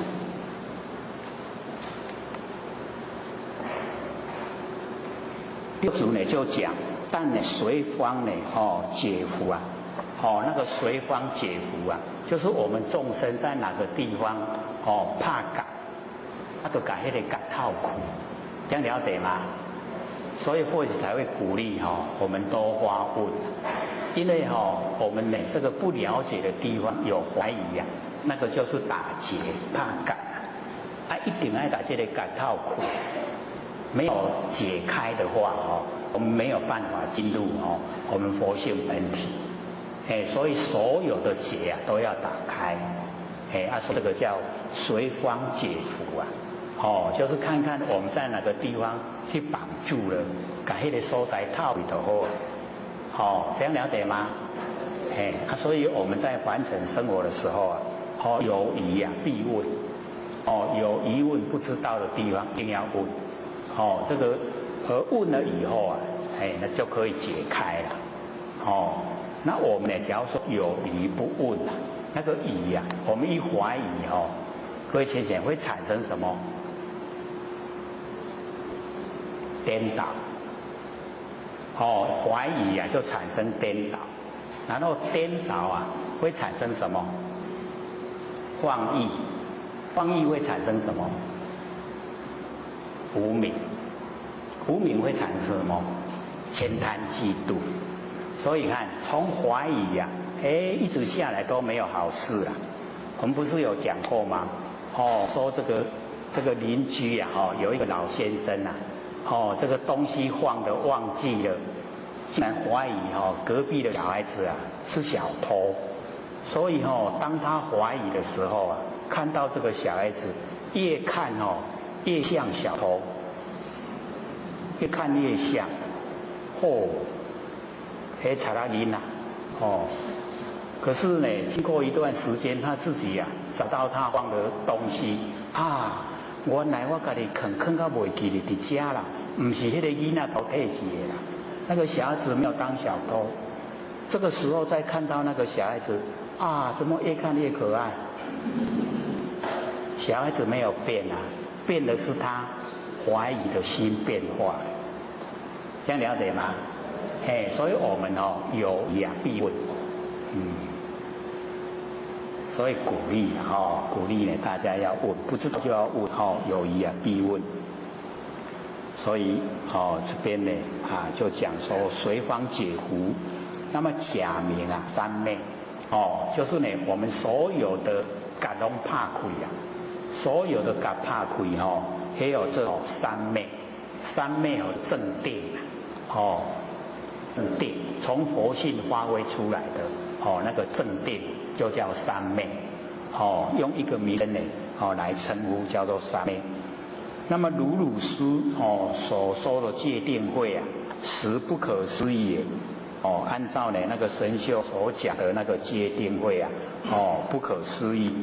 那么无所见啊，戒定慧啊又北，六祖呢所讲，说呢我的戒定慧啊又跟神秀不一样。那么智澄呢他就问。说戒定慧啊，只何一种？跟他一种尔，如何啊更北？原来讲无同款。六祖就讲说，如师呢戒定慧啊，接这个上圣人。那么五戒定慧呢，接呢最上圣人。这个六祖的戒定慧啊，要接引那个最上圣的。那悟解啊不同。领悟跟了解不一样，所以我们要知道领悟啊也有深的领悟，也有浅的领悟，了解也一样，有程度上的差别，所以那个误解啊，领悟了解，我们一定要深入，深入其中。那么见啊有此己，就是我们的见解呀，有的很慢，有的很快，一下子呢，可以跟真理契合，可是有的要很久啊，才能够跟真理契合。那么汝听呢，吾说，六祖呢就讲说，以彼啊同否，看呢我讲出来的跟神修有没有一样？那么无所说法，不离自性啊，离体说法，名为相说。所以这个六祖就讲说呢，所说的话，六祖所说的话，不离自性，就不离开我们的不生不灭的真心佛性。这个离体离开我们不生不灭的佛性本体来说法，名为相说。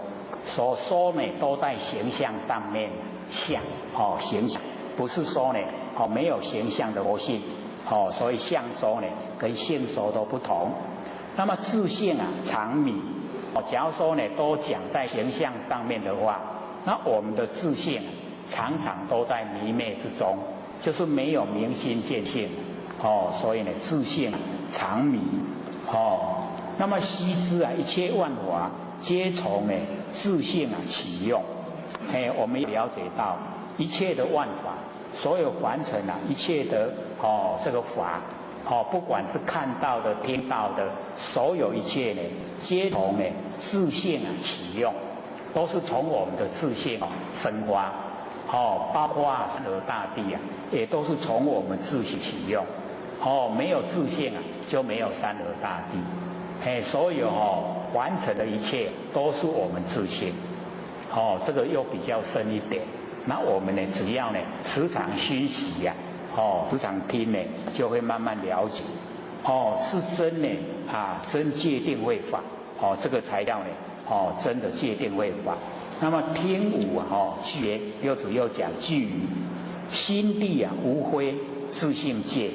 我们心地没有那个负面的、不对的，没有没有非呢，它自性已经界了。这个呢从我们的性分做起。那心地无痴，自性慧。我们心地没有愚痴，没有那个无明，那我们自性那个智慧都呈现。心地呢无乱，自性定。我们心地没有乱，所以我们了解说，我们凡人大部分那个心都很散乱，所以没有定。那我们呢心地无乱，那个自性就有产生这个定。那么不增不减自金刚。我们这个不生不灭的真心佛性它不增不减，再胜不增呢，再缓不减。那我们自己自性就是金刚，我们就是金刚不坏身我们那个真心即心即佛，就是呢金刚不坏身。我们当下就是了。生气生来本三昧。我们这个生气生来本来都在正定之中。所以我们要了解这个生气生来，我们从呢那个有形有相的来说了。各位浅显，我们的身从哪里来？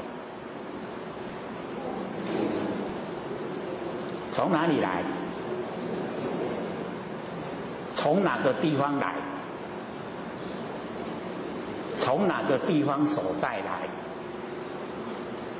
我们死的时候去到哪个地方？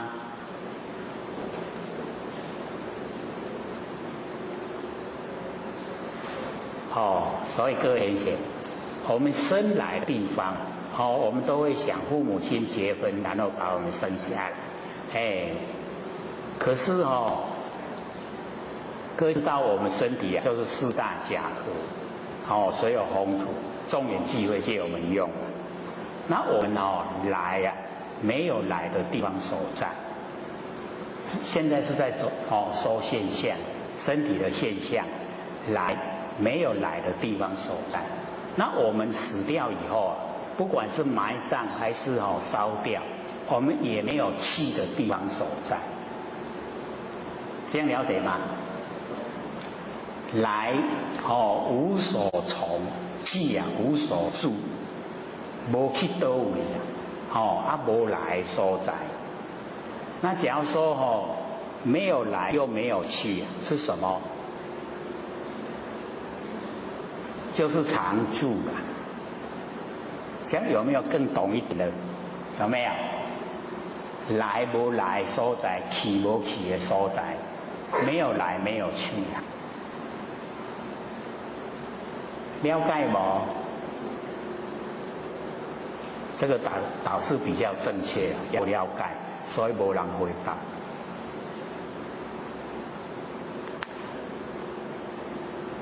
我们都会说呢，父母亲啊，父精母血，可是呢，各位了解到，那个也都是没有来的地方，然后我们呢，这个过世以后也没有去的地方，所以没有来也没有去，所以叫常住。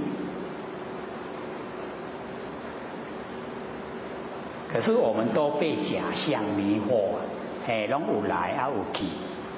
来拢生活伫个环境，去都无去啊。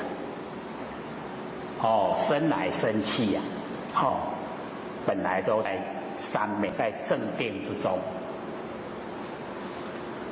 各位进去三昧了没有？有离于正定未？还没有啊？不是进去正定是最舒服的吗？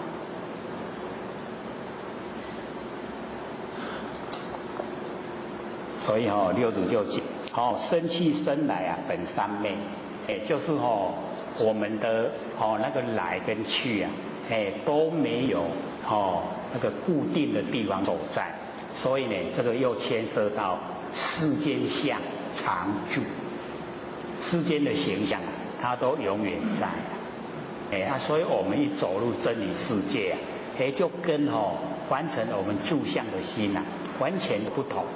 不一样的，所以我们可以进入自己呀，那个本性之中的界定会，这样会了没？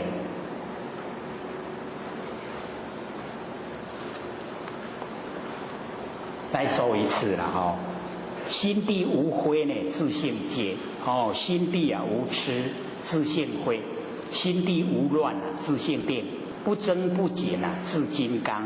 生去生来呢，本三昧，所以这个讲的就已经呢都进入真理世界，在真理之中。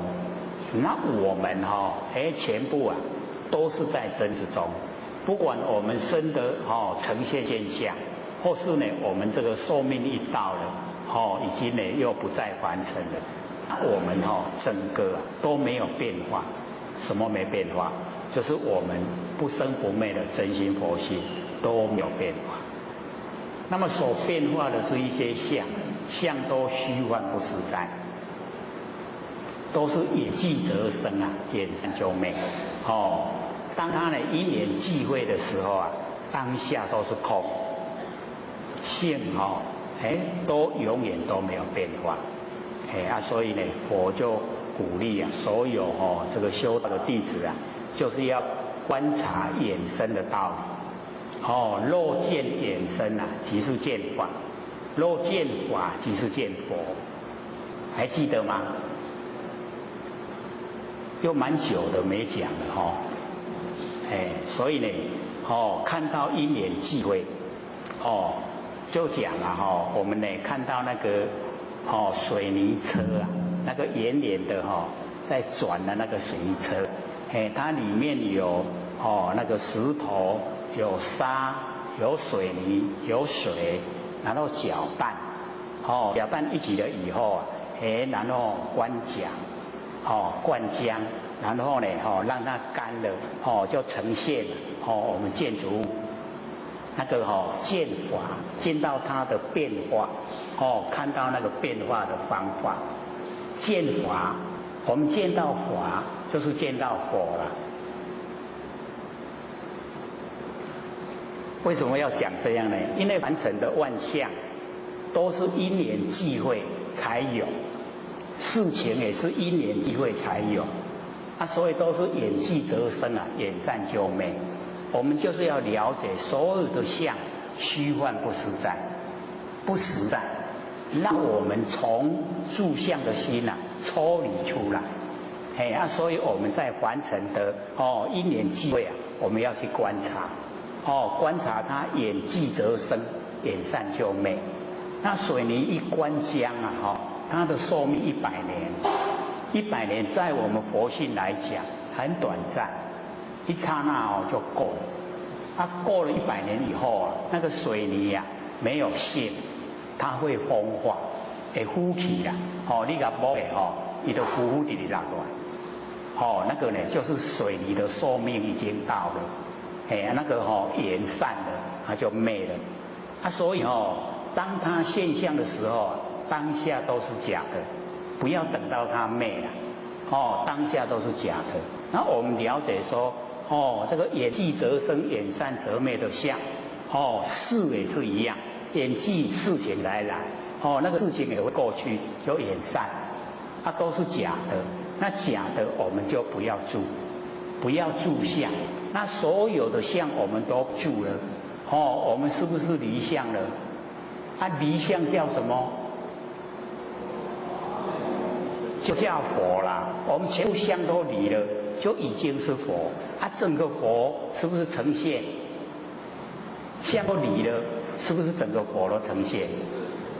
已经我们整个真心佛性都整个呈现，就是已经都是佛了。体会了没？要用一点心所以我们就是一定要研究。当我们可以进入这个真理世界，然后我们进入真理世界以后，就了解到说原来佛是这样当的。我们分别心很强，对不对？当我们已经了解到万象都是假的，还要不要分别？就不用了，对不对？什么都是假的，还要分别？不用。所以都不用分别了，全部呢，都是一真法界，全部都是真，都是我们真心佛心。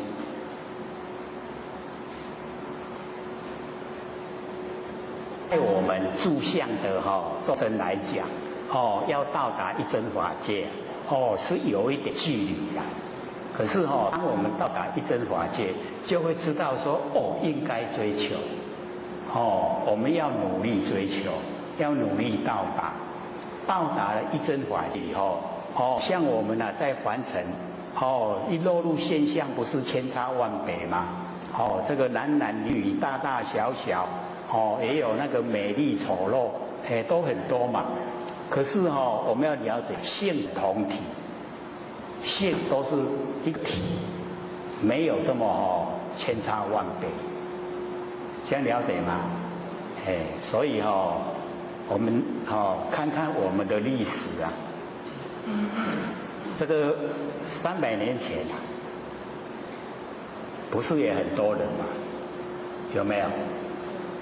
那我们看看300年前的人他们现在是什么样？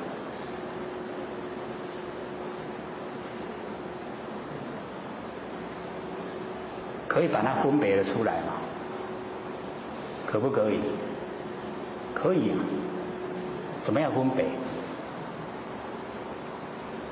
那5大洲的人是这样子吗？所以我们要知道，经呢都归入那个灵，归入我们那个佛性，那个灵的那个本体。只要呢我们肯修正，肯修正以后跟整个宇宙虚空都合成一体的时候，那个叫归本位。一归本位以后所有的众生也都跟本位，就已经就是一真法界，就已经回到全部呢都是一体。所以没有对待。那儒家也讲所讲慎独，独一无二。我们要谨慎，我们独一无二的佛性。那个不是说这个没有人看见的时候，不是在讲那个没有人看见，而是说呢，他没有对待，是一个独一无二的，一定要了解像伦理是有讲学有没有？那个耳啊，就是一切啊。那一切就是我们玄关了，要学我们的玄关了，知道吗？不知道啊。因为我们要学我们的玄关，所以才有这个时而学而时习之啊，不亦乐乎，很快乐。学自己的佛性啊，快不快乐？然后有朋自远方来，不亦乐乎。这个有朋，这个朋友就是我们自己呀。我们佛性啊，不是有那个功能作用吗？功能作用都是向外去追求啊，对不对？现在把它找回来啊，快不快乐？这个朋友把它找回来了，快不快乐？那快乐是这样的，不然一些朋友拢走漏朋友，你哪会快乐起来？所以那个有朋自远方来，就是我们的佛性的功能作用。这个朋友都是向外去追求，不要这样回来，就很快乐回来真人这个地方，然后人不知而不愠嘛，人家都不知道我们这个真佛性，看不见啊，又听不到，又摸不着，是不是人不知？然后我们不生气而不愠，不亦君子乎？复合不复合？圣人讲的，不然干嘛？有朋友是远方来，然后呢，这个学儿，我们这个学了很多都不快乐，完成事太多了，越学越烦，怎么快乐？有没有？然后人不知不愠啊，人不知道什么？不知道我们佛性本体啊，然后我们不生气，就是君子，是不是不一样的？我们用这样来解读那个圣人说的话，才对我们有帮助，有没有帮助？帮助很大所以我们了解呢这个六祖讲的就是啊要接引这个最上圣的人，然后我们呢自己本身要进入我们那个不生不灭的那个真心佛性里面所以生气生来呢本三昧。那么智人稳记悔谢很后悔他以前学的都不正确他一方面要谢谢六祖能够开导来这个成一句曰他得马上做这个句语来讲，说五蕴幻身这个五蕴就是我们的身体。搁浅五蕴是什么？正确，就是呢色受想行识色呢就是形象，受想行识就是精神，就是我们这个身体跟精神所以五蕴幻有我们呢在完成的时候不要酝酿这个五蕴只要我们酝酿五蕴都会接受这个现象所以这个五蕴的幻身幻合就见这个幻身体是幻，所以幻没有就见，我们不要呢在身上追求那个就见。那么回去真如还不见，回去就是我们去向，我们呢这个回向真。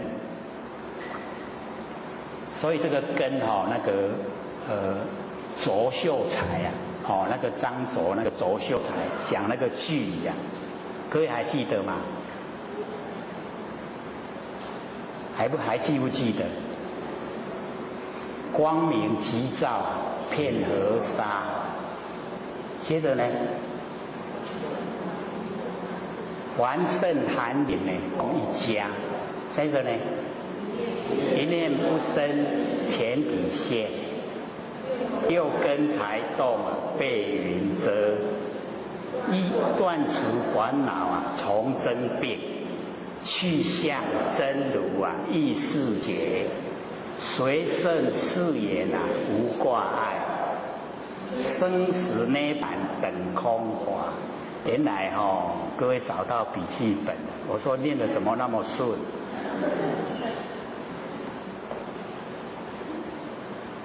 所以这个回去真如啊，就是呢这个趋向真如啊，意识学。那个时候我们有解说了，我们当下呢就已经是真如，然后我们还要回去真如，去就是往向，向的意思。那我们还要去追求真如啊，就是头上呢安头，这样了解意思吗？我们头上要不要再安一个头？不用一个头就够了。这个够指挥呢我们身体的，所以就不用再安头。所以呢回去真如啊，华而不见。要回去真的话，那表示呢我们还没有这个真的到达那个真世界还有问题。所以这个志诚呢他就讲说我们假如说要回去真如，当下已经都是了，还要呢再追求真如的话，那这个法呢还不是呢很清净。那么施然之啊，六祖说对，就是这样。就是表示啊，他已经呢，这个领悟了，认可的那个意思啊。那讲到这边呢，刚好我们剩下4分钟了，就是要给各位提问，有问题吗？好，请说。好，请说。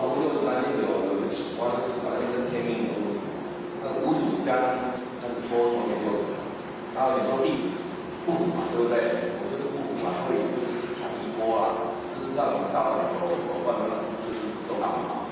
你这不听我的话，所以说是违背老师的意思嘛。那现在就是我们道场朋友也是跟你说那个天命的问题分成2派，对不对？那好像后续觉得说，我们现在都已经求多少跟名师之间了嘛，那我们往这样说的话，能不能比过业力？业力现在吵得很凶，如果我们真的不办的话，不往我们再去修的话，那我们还没有办法明心见性嘛，但是是比嘛，这样能比过业力吗？这是第一个问题。第二个问题，那现在我们3体后也不是跟天命有关系嘛？那我们如果说跟这个天命，我们要说这个天命，如果跟这个天命我跟他是反的啦，天命无关联。如果说我不办的话，那我自己说，我以后会成功。但是我今天也是名师之点，但是我自己修。好，请说。这个我们呢，这个中庸就明确的讲，天命呢是为性。所以天命在我们身上，就是我们不生不灭的佛性。然后我们现在了解到我们所在讲的角度不在这个天命之谓性，而在像我们这个男生有当过兵就知道，我们当兵呢都有执行官。那我们现在在争的那个就是执行官的那个执行的问题呀。所以我们一条经线从东方前18代，西方28代，到后东方18代，这整个一条经线，那个是有一个时期，就像当兵的执行官他当值的时候他是要管所有的一切，他不当值的时候他是什么都管。那我们要了解到一代祖师办一段时间，那这一段时间符合一代祖师他所做的，他去做。那过了这个时候，像五祖把衣钵传给六祖，就不再管事了，他就没有管事了。所以那个执行就过去了。那我们修道就是要了解，我们呢能够接受一代祖师。打开我们的那个生命的那个之门，那个很重要了。一打开了以后，我们就是要修，要明心见性。那我们有错觉，认为说呢，追求明心见性，就是不办道。其实不是这样的，真正的他了解这个心性他是用生命来度化众生，不办道。那我们的那个办道的范围就是太狭隘了，把人带求道完成了，那自己本身都还不了解。我们度人求道，就是要他成仙做佛。那我们自己有没有认识怎么样成仙做佛？所以我们在争那个天在水身上，天命怎么样传承，那个方向已经错误了。我们要争的是自己有没有明心见性，自己有没有知道怎么修，自己有没有知道怎么样可以成佛，自己有没有抓到不生不灭的佛性本体，自己有没有了解自己的本来面目，这个才是我们要争的。我们要努力的方向就在这里。我们只要能够领悟了解明心见性，我们度化的众生，我们也把他带到明心见性，要他成佛，这个才是送佛送上西天。不是说一拜人来求道，一求道了，你自己行，那不负责任吧？那个算什么？还讲的都不正确，什么众生心烦，就是呢，吃饱去佛堂，厝的人都免管，才会产生那么多负面的那个声音出来。老天就讲，修天道由人道做起，你人道要做的都圆满，天道才可以达到。那你家人都不圆满，你怎么可以成仙做佛？所以我们要了解到我们家里都有人缘，所有人缘重视就是重视佛性，家里的人也都有佛性我们也都要重视要把他们度度他们也能够明心见性，也能够成佛，这样家里圆满的，你再来度化众生，那个就很理想。那我们做把这个正当要做的放着不做，然后去做一些争名夺利的事，正确吗？绝对不正确。所以我们就要朝正确的方向，不是说我们研究心理心法都不办道了。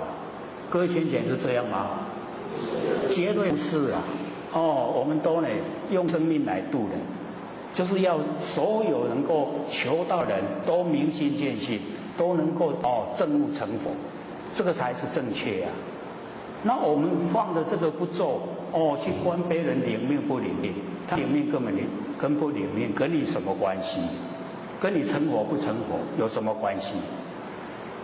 所以我们要了解说这么多的原来是领命，就是以后预备要度化我们13亿中国的这一些人口。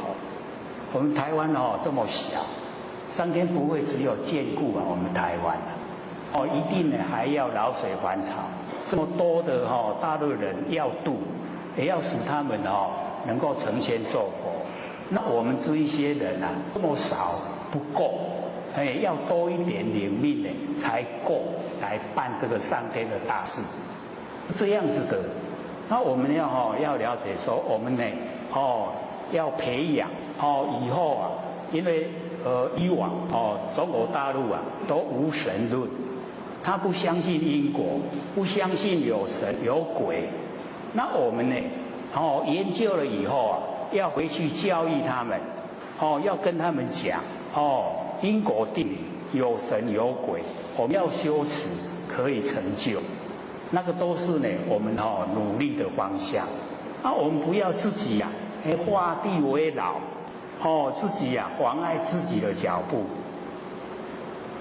都不努力的充实自己那个真正的那个佛性的光明都是在那一些负面的那个不必要的那个里面在钻，那不是很可怜吗？合不合理？可以了吗？还有疑问吗？还有6分钟，还有没有人？好，请说。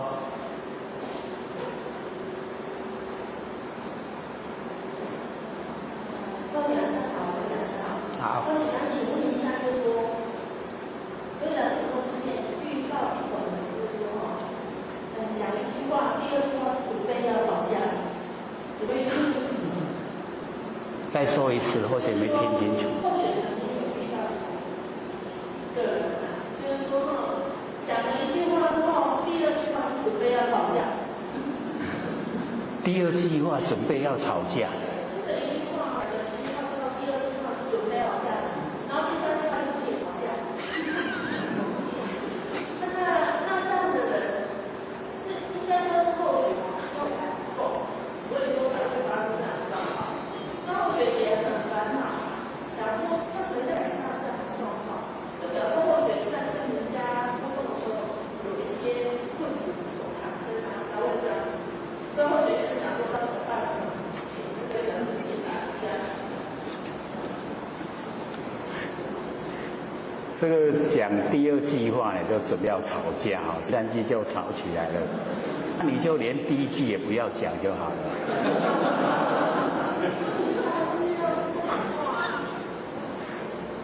我们有一个很好的布施方法，就是不用开口微笑。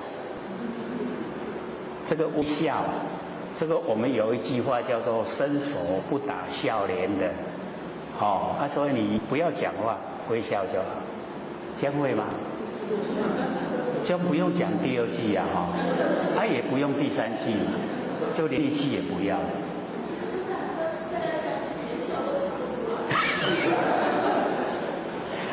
那因为你要时常看我老鼠师，老鼠师不是笑得很自然吗？都一点勉强也没有，写，时时刻刻就写，就笑就好了。这样解决了没？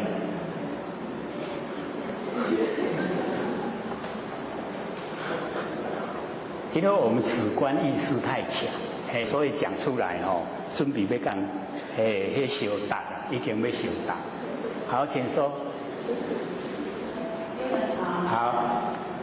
或许有一个问题是说，有人如果在外面异地而往的话，那进到新竹被系统有水，那是什么现象？那是后水的第一个问题。那第二个问题就是上个礼拜有讲师，你有讲过，就是谈经里面的光变那个善数啊，你有讲说恩师说如果要拿佛心。或许也想了一下，不知道有讲师的解答，或许的故事。好，谢谢。好，请坐。这个第一个问题假如说在外面横死啊，就是不应该死的时候他死掉了，溺水啊，或是遇到那个车祸，然后亲人来的时候，他会七口流水，那个是感应的，感应。亲人来了虽然他死在那个地方，可是他的第八阿赖耶识还在他会表现出来，所以我跟你就是亲情能够那个感应，所以他就会七口流血。那个在讲那个我们郭老师教的那个是或许在北部听郭老师介绍的时候，说我们人与人之间在对看，那个就是性与心法的传达。所以在问你最上圣法门的时候，你只要拿着眼睛看他就好了，会吗？会不会？你拿着眼睛看他。刚才我们有讲真心所在一切都能分别明了。咱真心所在你咧看有清清楚楚不？那个就是那个就是啊，那个啊，那个啊。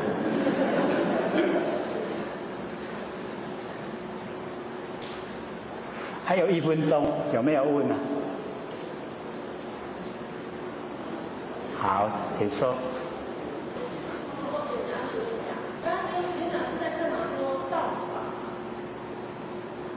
法，那我就想到说，老常在灵感的时候就会准备很多话语。那我们如果说拿这些话语去更加成全的话，那是不是很有道理？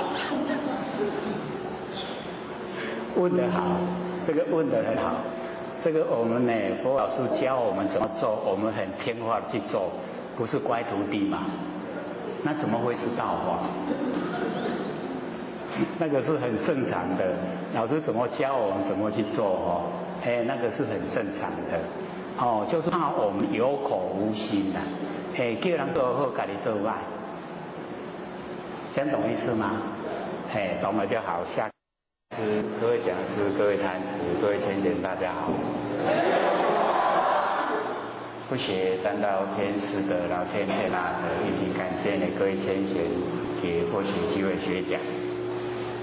我们呢有讲到呢说学而这个实习之学而，然后呢我们有讲说是一穴，那有千贤说。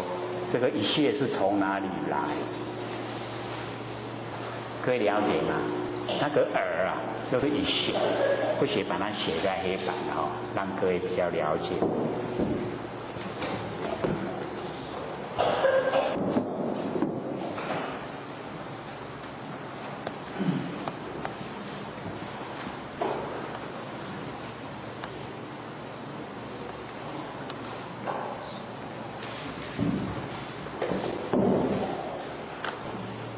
是不是一穴？看得懂吗？穴道的穴，一穴就是一窍，是我们的那个玄关窍。所以我们假如说按照文字的表面那个学耳就跑到外面去学外面的东西那学我们的玄关窍就是回来向内向内来学，所以完全都不同。那这个是老前人讲说的，不是后学发明的啦，是老前人讲说那个学耳那个耳就是一穴，就是我们的玄关窍。那我们要学我们的那个佛性佛性本体所以从那个下面的讲出来的学而时习之不欲别乎，那个说就是悦很高兴喜欢的意思。那因为能够学我们不生不灭的真心佛性，又能够呢时时刻刻跟佛性在一起，所以就很高兴这个符合圣人讲的话。那假如说我们是学习外面的事物，那各位要了解到那个外面的那个事跟物太多了，我们要学学不完，而且也不会很快乐很高兴，不会的啦。是学我们的佛性时时刻刻都在学，所以很高兴很快乐。然后呢，第二句就是有朋自远方来不亦乐乎。有朋这个朋就是我们精神外放，这个朋友是我们自己不是外面的朋友。以我们现实来讲现实的社会里面假如说有朋友来了，我们要招待，对不对？要用时间，然后要不要用金钱？是不是都是要付出？真的是很热吗？刚好家里都没钱，怎么办？赶快去借，对不对？那会很热吗？不热。朋友很多的话，这一下子糟糕了。所以我们就是要了解，那我们回想，孔老夫子的朋友是哪一位啊？是一个朋友从远方来，他很高兴，很快乐，是哪一位啊？孔老夫子讲的啊，有朋自远方来，不亦乐乎。所以不是在说那个外面的朋友，而是我们自己呀、我们自己的精神都外放，所以啊，现在因为能够学到一窍，学到玄关窍，把这个外放的啊，自己啊找回来了，很快乐，快不快乐啊？因为这是自己本身呐、然后这个人不知而不愠，不育君子乎？孔老夫子很不容易把君子啊许配给一个人，所以他称为君子啊，那个都是已经到圣贤的地位才会称为君子。那人不知不知道什么呢？不知道什么，我们不愠不生气，这是我们佛性啊。这个佛性啊，所有人都不知道，看不见，听不到，摸不着，真的是不知啊。然后大家都不知而不愠，我们不生气。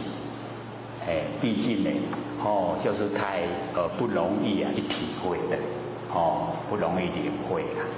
所以那个讲那个学而时习之啊，不亦乐乎？有朋自远方来，不亦乐乎？人不知呢而不愠，不君子乎？这样有没有意思啊？整个都呈现了。就是呢，把我们那个外放的心都收回来，然后我们时时刻刻啊，都在跟他在一起，在学，很快乐。所以这个圣人讲的话，我们就是要去体会。不是按照文字表面的，这表面对我们帮助不大，它的真正含义对我们帮助就很大。我们呢，大部分都是把精神外放，所以这个朋友跑得很远了，现在把他找回来了，快乐。然后呢，底下也有那个礼仁篇呐，礼仁。礼就居住了，仁呢就是仁慈。那我们呢那个字面的解说说我们选择那个居住的环境一定呢就是要好邻居呀，都是这个很心地很好的那个邻居才可以在那边住。那我们都要时常准备搬家，为什么？因为好邻居难找。坏邻居多了，因为大家都自私自利啊，所以那个邻居不是很理想。可是他的意思也不是这样。那个礼就是居住，说我们内心的那个居住啊，内心的安住啊。我们内心要安住在哪里？各位先生，我们现在日常生活中啊，我们把心安住在哪里？安住在凡人的现象，对不对？所以没有礼仁没有安住在那个仁，仁慈，所以我们要把心呢，安置在那个仁慈的境地，这个择不此人焉得智？我们没有选择呢那个仁慈啊，怎么会有智慧呢？就没有智慧了。所以那个跟文字的表面意思完全又不同，所以我们看就是要深入一点，了解它真的含义。那我们回来讲这个《六祖坛经》，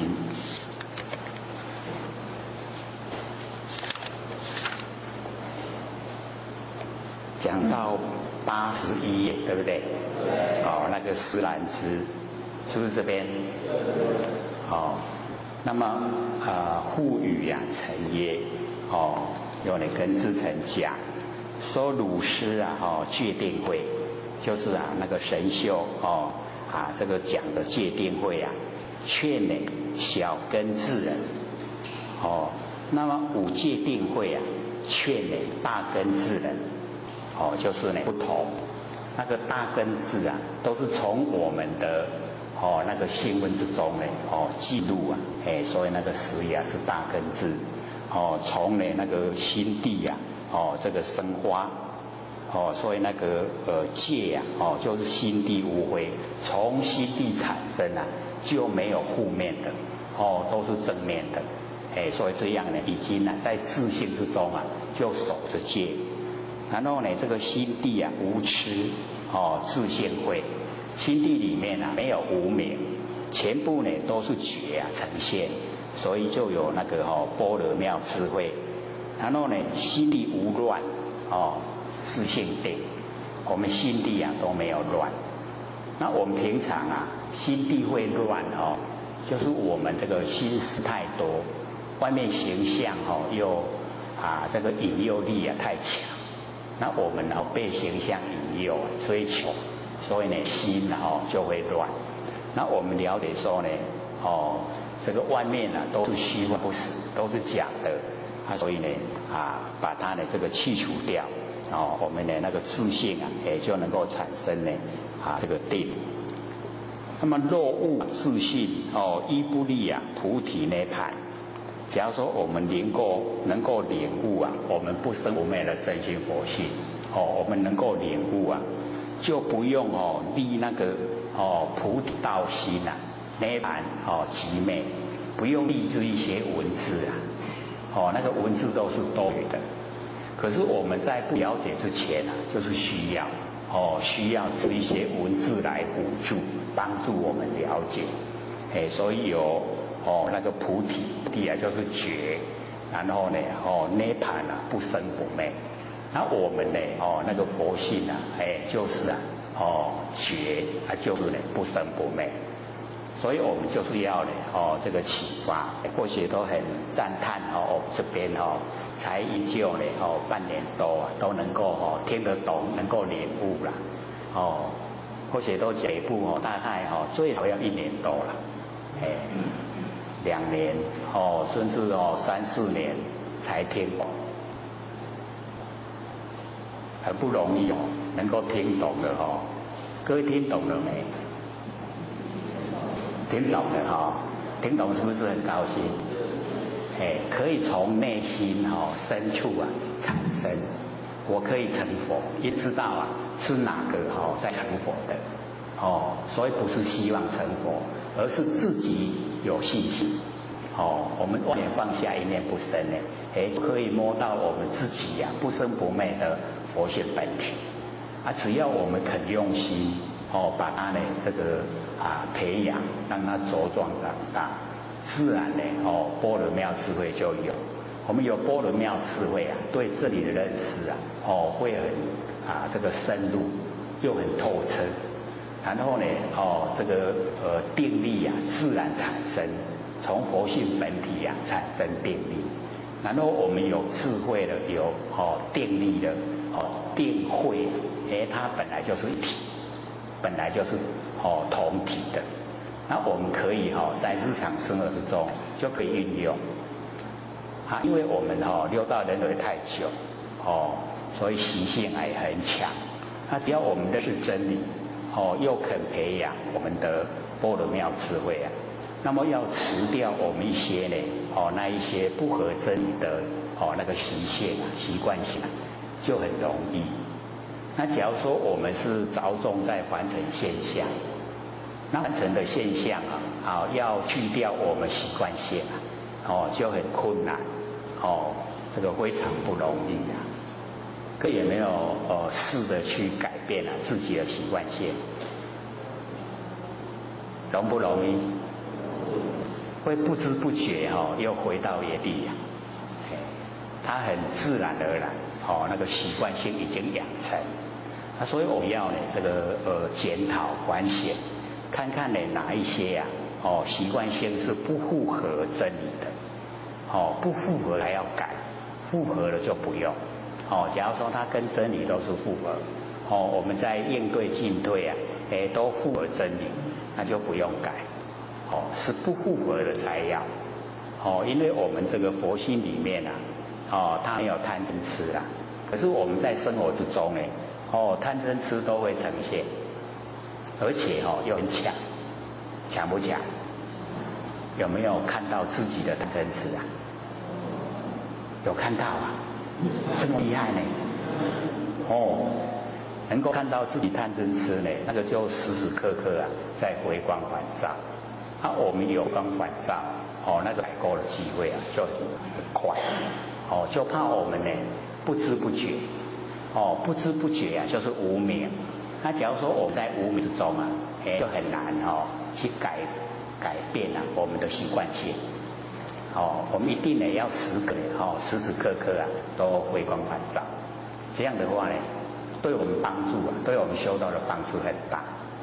所以我们佛老师来讲，只要你来听课，绝对可以改变命运。可不可以改变命运啊？我们自己改，对不对？我们自己就改变了。我们自己本身一改变观念啊，行为就改变。行为改变啊，做法改变，我们周遭人看我们改变了，也跟着我们改变，所以整个啊就变得很理想，这个相处啊就很愉快，就不会为了小事计较，都会觉得小事不用计较，那个可以置之度外的，所以我们这个只要研究了心理心法，明心见性的，对我们帮助非常大。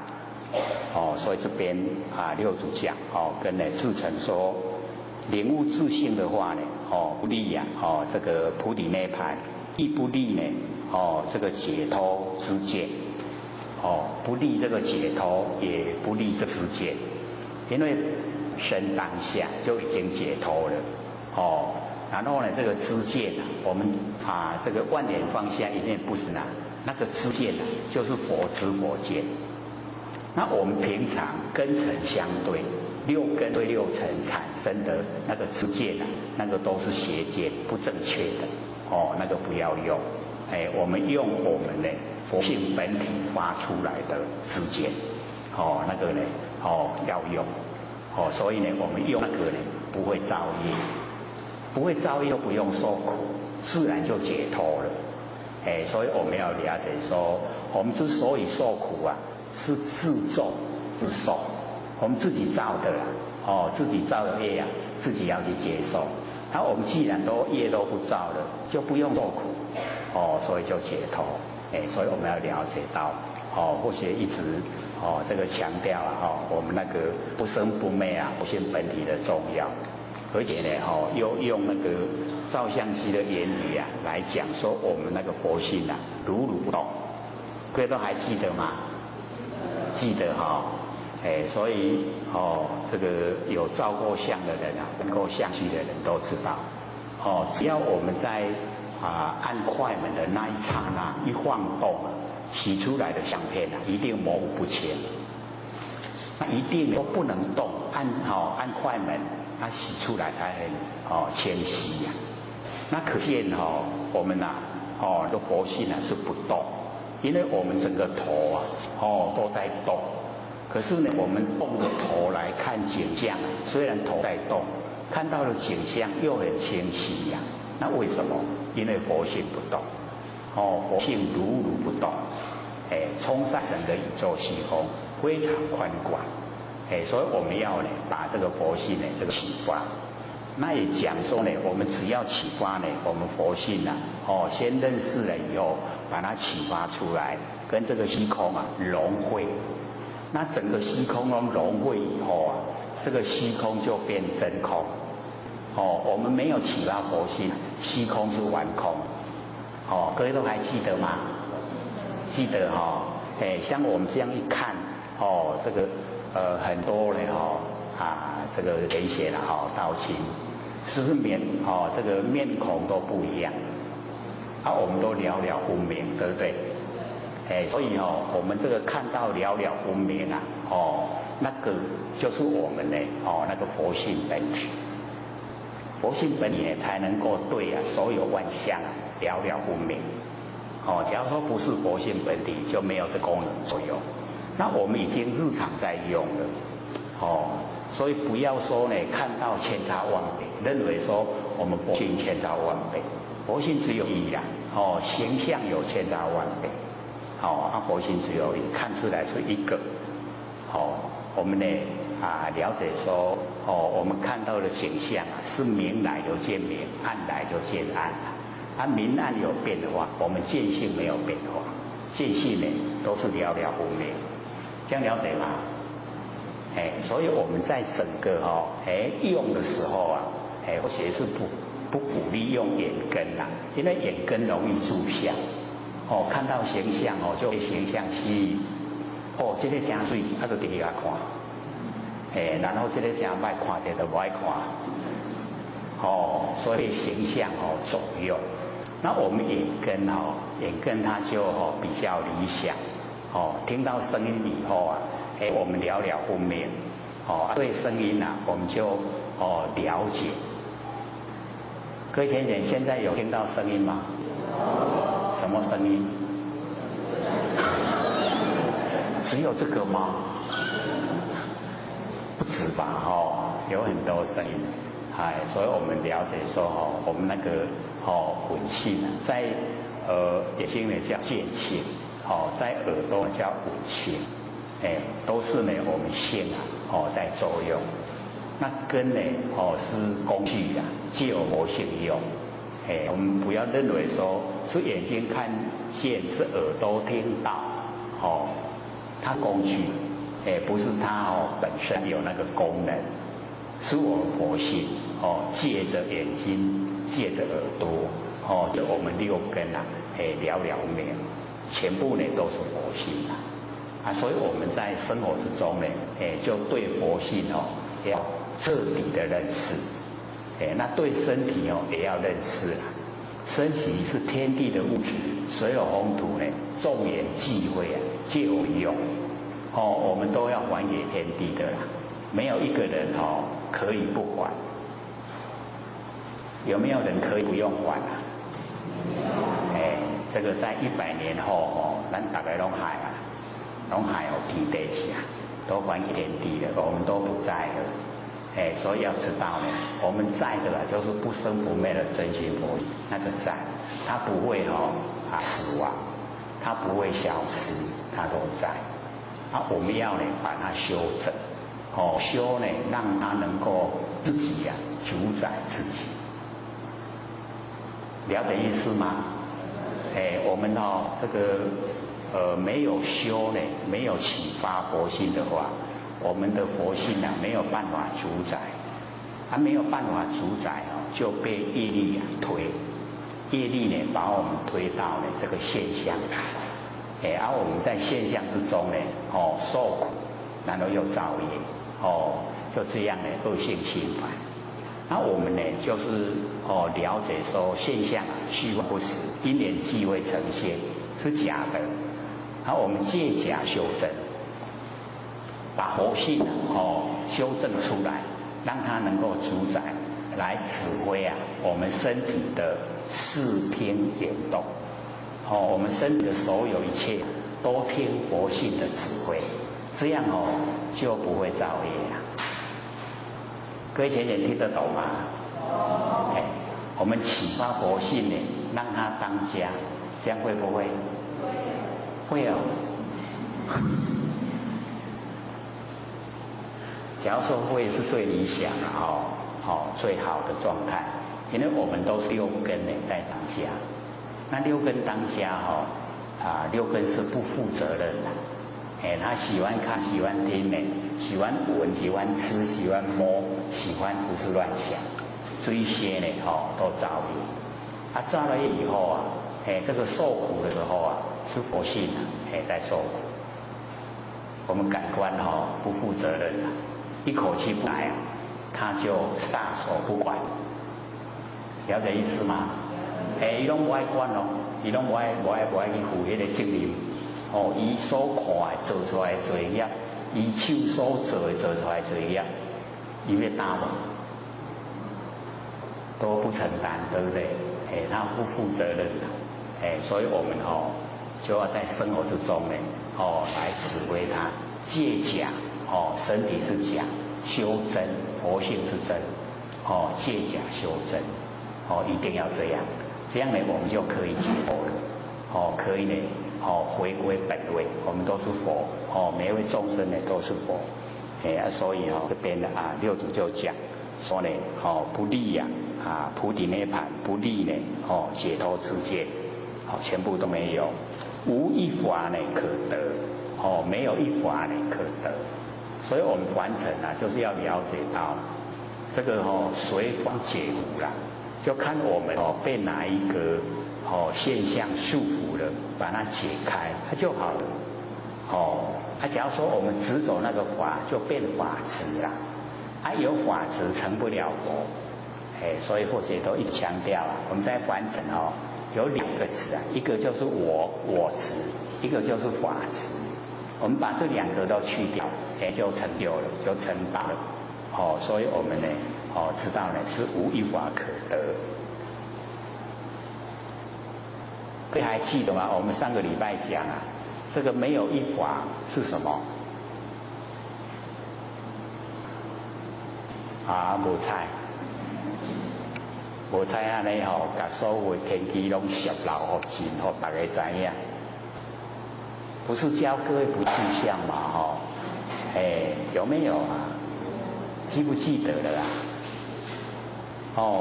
这个不是六祖讲说无有法于汝即是狂汝。讲有法互你，就是甲你骗。实在拢无法，拢无法，迄个做啥？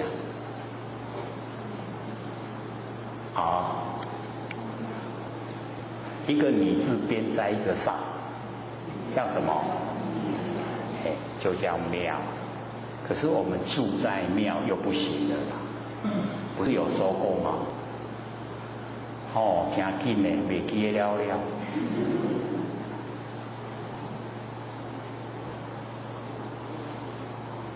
我们把所有这个行持善，就是要这样，真紧拢袂记得了。所有的行善都要真紧拢袂记得了。这样会吗？真的会拢嘛记条条，一点点好拢嘛记条条无讲随在拢袂记了。所以我们要了解说这个无一法可得就是告诉我们不要有法执，没有我执也没有法执，都什么都没有，才可以成就，才可以进入不生不灭的佛性本体。假如说我们有我在，我执在，有这个我相在，然后有法在，那完全跟佛性本体没办法见面，记不掉了。一定全部都放光光了，没有我了，没有法了，真心才呈现，不是一直这样想吗？听进去了没有没有一法可得呢，方能建立万法。因为全部都没有，已经回归到佛性本体。那么从佛性本体建立万法。所有办法呢，都从佛性本体生发。假如说我们有法，就没有办法进入佛性本体，万法呢就建立不出来。这样了解吗？高加亲，不会的就是我们呢这个不要有一点点执固执都没有从佛性本体建立万法。漏解此意亦名佛身。说能够了解是一个义理这个道理都能够了解了，就叫呢佛这个佛身已经就是佛的身了。这样知道吗？所以六祖在讲都是很彻底根源的一下子呢就讲到我们的根源就是不生不灭的佛性本体。它呢就是佛身，义名呢菩提涅槃，义名呢解脱之见，就是能够了解到没有我，没有法，这样就可以建立万法。那这样呢就叫做菩提涅槃，这样就叫做解脱世界。安尼有一点点啊了解无？有没有？有了哈。或者都鼓励要时常熏习要时常听。我们呢这个性分之中呢就有佛音啦。成佛的果位就很容易。这个性分那个分就是几点几分的分呐。就是我们佛性那个本体的整个前体状态叫做分，性分。有了解吗？不是那个昏睡的昏是或者说用比喻啊，敢若咱食饭，饭内底是足侪米煮出来一粒一粒对无？咱甲一粒一粒安那讲，所以是敢若一字尔，一粒一粒的饭安那讲，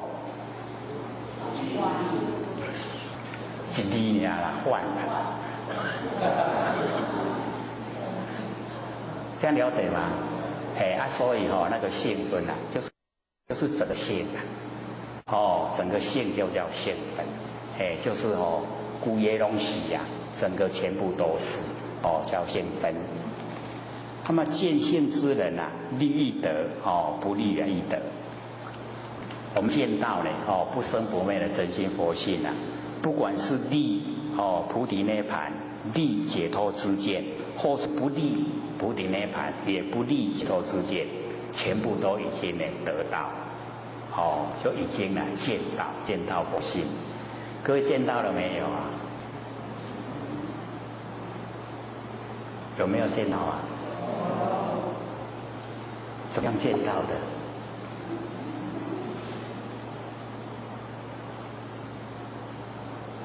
叫做心领神会。那个见到自己不生不灭的佛性是要心领神会，我的心去领悟，然后我们的神来体会，不是用眼睛看不是用耳朵听不是的那个呢形象都不是。假如说我们有那个机会看到那个佛菩萨显象给我们看，我们说看到佛了，那个是不是？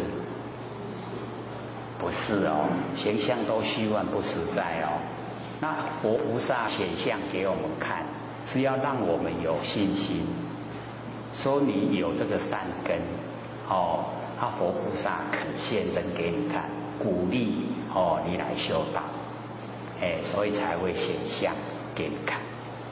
那我们要了解到我们所追求的是常住真心，常住。那显现的佛像它会不会常住？这样的无去对不？它会显现那个无去还有多啥？生灭，生灭我们不追求，我们追求不生不灭。所以我了解到我们的佛性本体就不生不灭，它没有形象，可以心领神会。这样呢，我们在生活里面整个都是佛世界。像我们这样一看整个或者有讲还心所在，我们的真心所在的地方一切灯都能分别明了。我们看有没有分别明了？这个就是我们真心所在。这样了解吗？不了解不是真心嘛？不是真心怎么能够了了不明这个就是真心所以就在我们当下，懂没？所以我们有讲过时事古今不离当念。各位知当念是什么？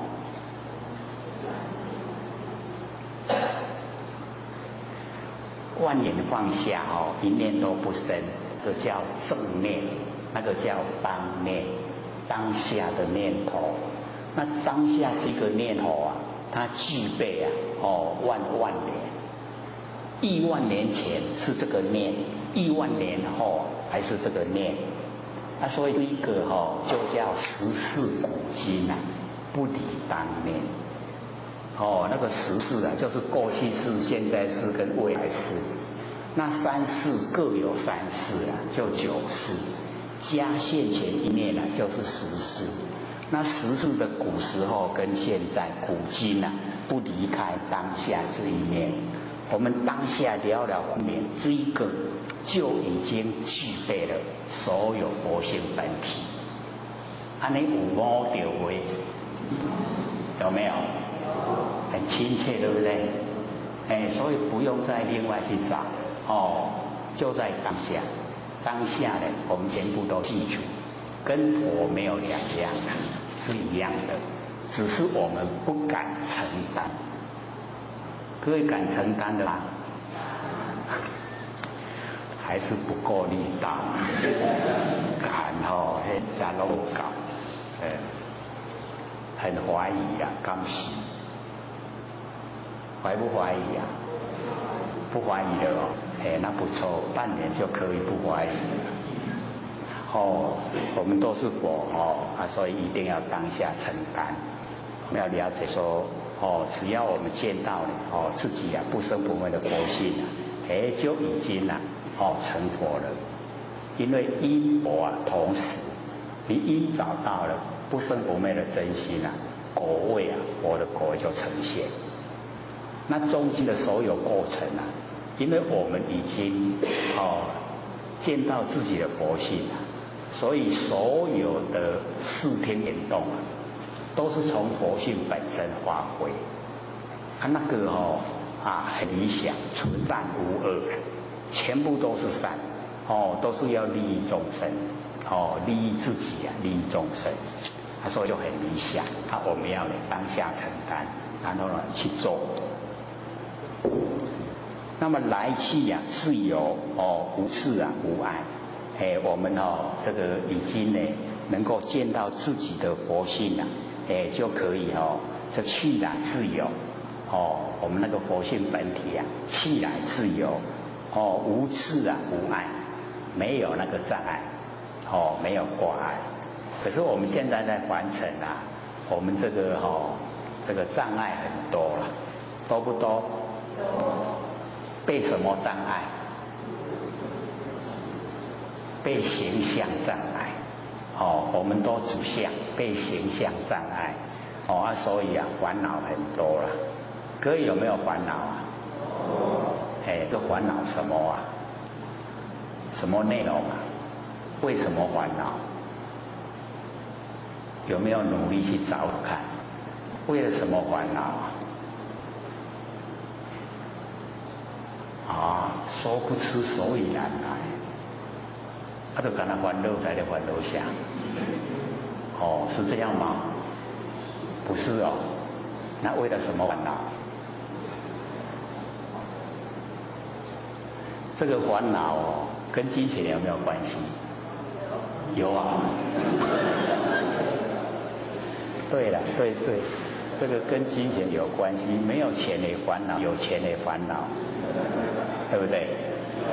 这个没有钱不要让他生活钱太多了也很烦恼，在微唱在多多烦恼。所以要了解说到我们不生不灭的真心佛性本体来了以后没有这一些事因为不用钱。佛性本体要不要钱它不用钱的它也不会肚子饿，也不用呼吸，然后也不怕冷热，也不用穿衣服，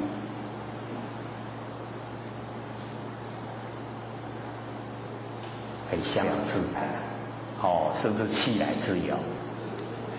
所以我们了解我们在凡尘就有一些功能，那个气来自由像各位这个住在台南车站很熟嘛，对不对？我们一想台南车站那个景象就出来，对不对？去了然后我们现在又回来这边听课了，来了，有没有？去了有没有很自由？都已经呈现了我们都不知道而且还很快哦，这样子马上去又马上回来，比那个坐飞机还快，所以我们了解说我们佛性本体就是这个样子，气来自由，甚至还可以超越我们整个太阳系到外太空去很快的一下子就可以去了。各位先生，西方极乐世界在哪里？东方琉璃世界呢？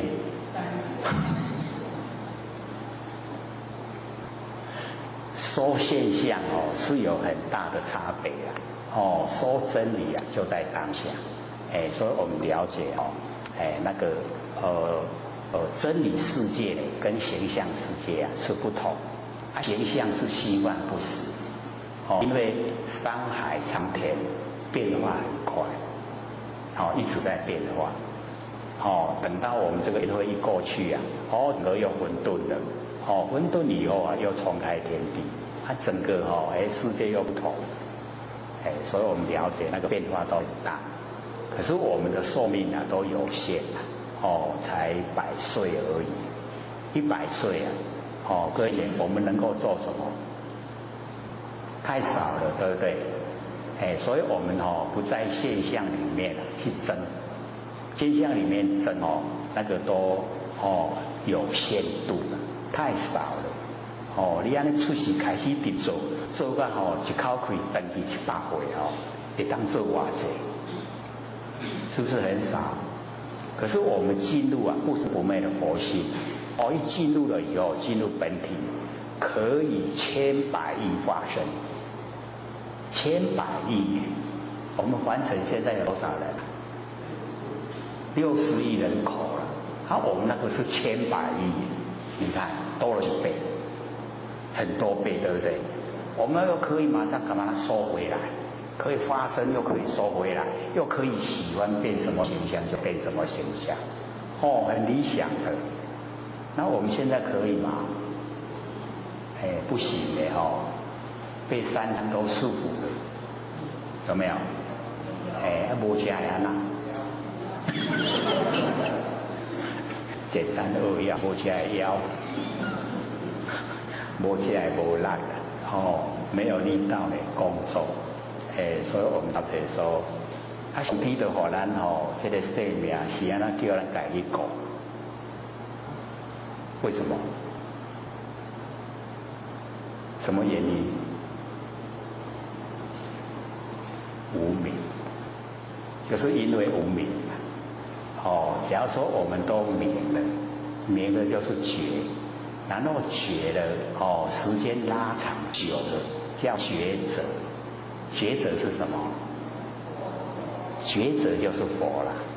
那我们有时候也有觉，可是还没有者，没有觉者啦，又会很快不觉了。不觉是什么？起心动念，起心动念叫做不觉，不觉就叫无明。各位有没有发现自己的起心动念？有真的很理想北部的先贤都还不敢说发现你起心动念，念头出来他也不知道。那能够发现自己起心动念我们就马上可以去遏制马上可以遏制自己的那个念头。马上遏制那个无明就消失了，就进入那个觉。我们整天假如说24个小时都保持觉那就是在真理的领域因为我们时时刻刻都进入不知不觉。各位先生，24个小时里面我们不知不觉大概占据了多少？大概有一半没有，不但是一半还超过，多大部分不知不觉。我们可以说被那个自己的那个习性控制都不知道，这个连我们要吃饭也不知不觉不知不觉的去旁话，不知不觉的去得饭，不知不觉的觉得都要变看经验才吃饭，有没有？还是都很绝有没有在觉之中呢做出一些事？有没有？我们回想真还拢不知不觉，即马天一个暗骹手洗洗，不知不觉都变成电了。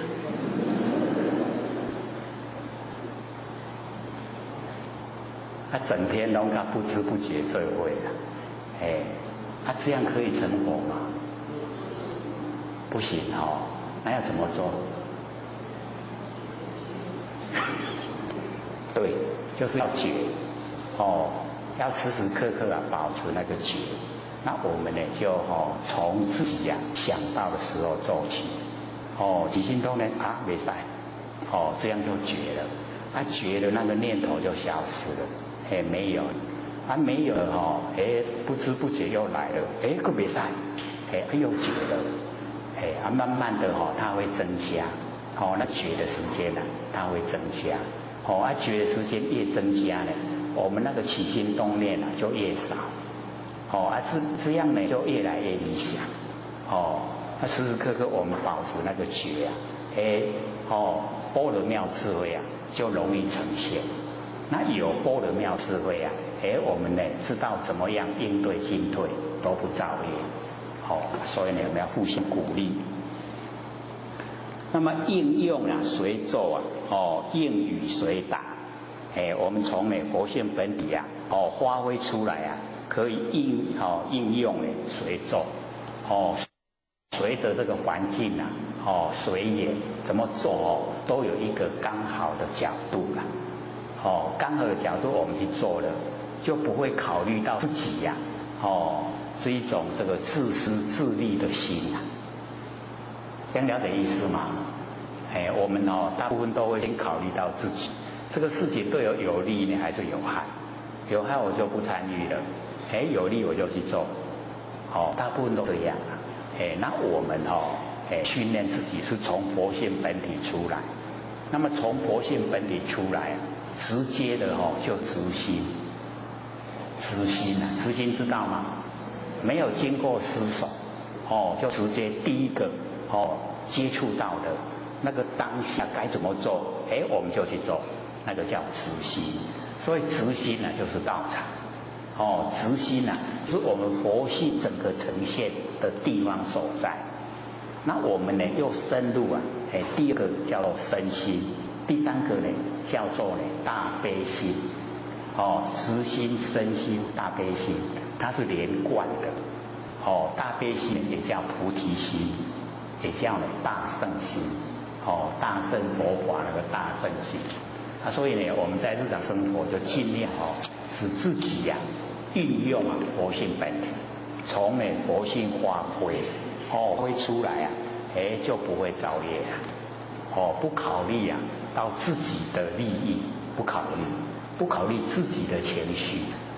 那我们要了解到那个念头转得很快，我们接触的第一个直心不用1秒钟我们就可以转念，我们就可以加自己的意识进去。那就不是直心了，就不是道场，就变成我们的实心了，变心意识。那修道呢就不要用心意识，因为心意识是因缘际会才有，因缘消失它就没有。那我们的直心，我们生不灭佛性它是常住，永远都有，永远都在。所以我们要用永远都在的真心，这样会吗？听较熟的就会样啦所以要听熟应用随做，然后呢应语随答这个呢我们就是应着这个讲话问题然后呢要随着答，从佛性本体来回答。那么普见化身就能够这个普见化身千百亿化身啊，就是我们对做什么事啊，都会做，这个做上等事啊一个身，做下等事啊一个身，什么都会做，要清那个我们以前讲塞下啦，现在的那个厕所啦，各位有没有清过厕所啊？有，会做嘛这个是一个身。有没有这个我们清理佛堂啊？这个清理佛堂一个身，是不是普遍化身？有没有？什么事都会做啊！到厨房去煮东西、煮菜、炒菜、煮饭，会不会？会。坤道答应的比较大声啊，我们签到拢点点，有老鬼啊咧应。老钱师长念后写说。你都不去厨房去学，说有啦，我嘛会晓卤，那卤豆干我嘛真够卤啊真棒的，只是要应付很多就没办法了那一下子100桌啊，100桌1桌10个人啊，100桌的。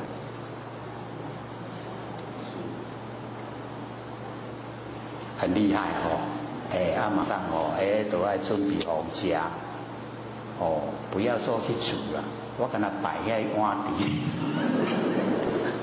都先摆几波，就已经够忙了。然后有一个厨师很厉害，他那个判断力啊真强，一堆很大堆的菜，他说这个96盘。我在想，你都甲一盘一盘甲晾一死啊那4盘就造出来。他说不行，晾起来歹看，一盘一盘有伊拄啊好的迄个角度，你都要有安尼拄啊好才好看。真的真时伊拍出来遐都96盘，我讲那才厉害，个那个功力啊。这堆菜看来讲才几盘，一盘10个人要吃，很厉害还是要车开的来买，都买4盘。因为从天佛院到福里街上7公里啊，蛮远的，平大。我甲点的就好啊，伊讲袂使念，一定要一盘一盘拢圆满。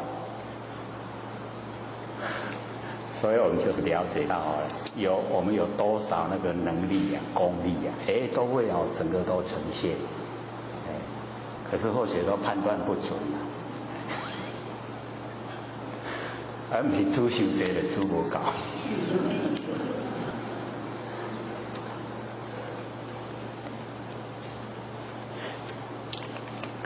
所以呢，这个普见的化身，可是重要就是不离自性，这个化身也不离开自性，所以千百亿化身也在我们真心之中，所以不能离开我们自性。那么即得自在神通游戏三昧，就可以得到这个自在神通，就很自在、自由自在，又可以游戏三昧。在正定，三昧就是正定，在正定之中的游戏，因为我们如如不动那个佛性就在正定之中如如不动。可是我们可以千百亿化身很多现象，可以游戏，这样了解吗？本体都不动，可是呢现象太多了，都在动，可是又可以摄用归体，归到佛性本体回来。所以自在神通的游戏三昧，是名见性，这个样子才叫做见性，很广，对不对？见性很宽广，所以角度很多。那我们要先认识就是我们本来面目，本来面目那个就是佛性，就是见性，万念都放下，一念不生，那一个了解了没？懂了没？那一个？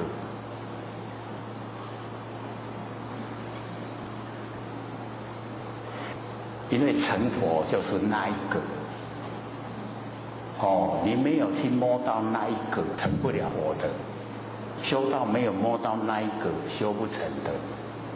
哦，为什么有的千生万世修不成道，就是没有摸到那一个，很重要。哦，我们要用不生不灭的心来修不生不灭的道。啊，这一个万年都放下，一念都不生。那一个是不是了了分明？有没有？了了分明。你要抱抱不得了，你要把它甩开也甩不得了。就是那一个本来面目，不即不离，不住相，可是也不离开我们身体。还能怎样？一定要认识它，要启发它，把它启发了以后，再完成，我们就应用。那应用了以后因为都是这个学我们一切，学耳，就是回光返照，时时刻刻我们都回光返照，所以我们记得，精神外放就是众生。回光返照，就是圣贤，安尼一样的。要放出去较好，要修转来较好。爱去拢即马拢伫遮咧讲爱修转来咧厝的时阵会记讲修转来修转来，唔通看着好看规个拢走出。一定会记修转修转来，迄拢假。原地的景象都是假的，全部虚幻不实在。不管它是好看不好看，都是假的，因缘际会才呈现，因缘消失就没了，不真。那真的就是我们那个了了分明的自觉性，这个亿万年都在的，就是要重视它，能够重视它的启发的应用的，我们一个名称叫做佛啦，不启发不应用，然后不注意它。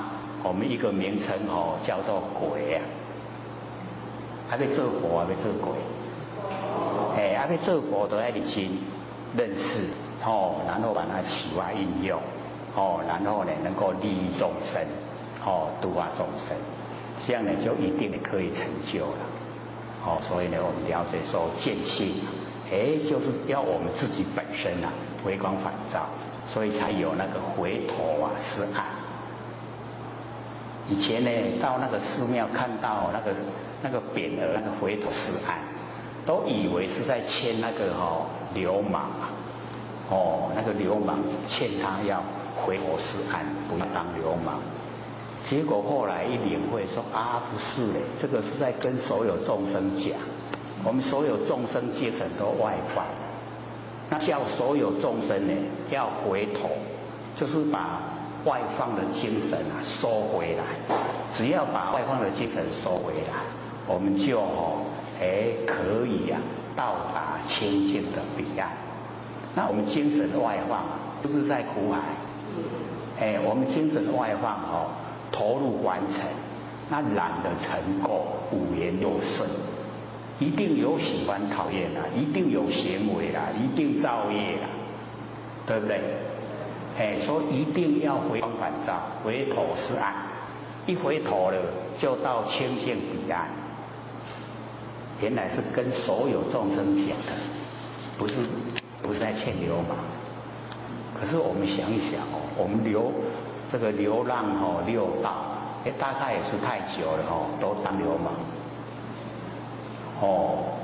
都没有努力认真的想回到我们那个当佛的本位。那么至诚在其师曰：如何是不利益问这个六祖什么叫不利？那六祖就回答说：自性无非无痴无乱。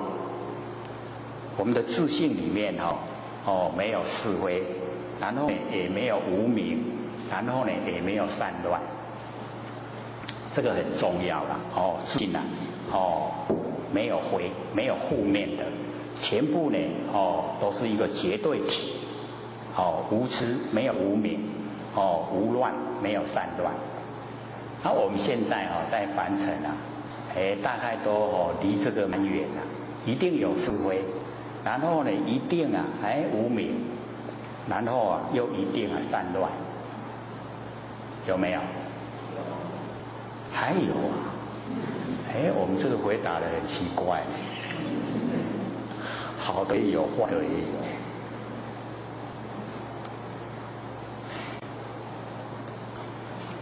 念念的般若观照，就是我们这个万年放下，一念不生那个一念不生以后，那个六祖很喜欢把这个佛性本体用念来代表，所以叫念念，念念般若观照，一念不生呢叫正念，那个正念已经进入佛性的本体。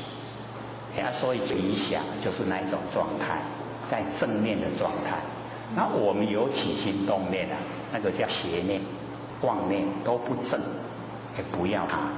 那真正的呢，我们都不起心动念那个叫正念。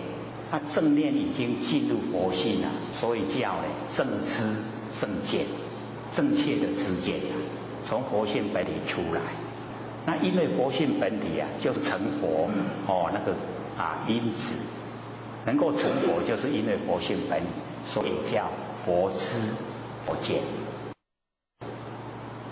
这样了解吗？所以我们在讲佛知佛见就是从佛性本体出来，那个才是佛知佛见，正知正见。所以这个正见不是我们根尘相对所产生的。我们六根对六尘产生的那个都不正，都是邪见。我们被自己的邪见障碍，所以就成不了佛。这样了解吗？那我们生活之中都这样，是我们六根眼耳鼻舌身意，然后对着六尘色声香味触法，然后产生六识，就是眼耳鼻舌身意六识。那我们把六识当成我们的真心所以这样才一直六道轮回。那我们要知道这个不是，这个是根尘相对所产生的。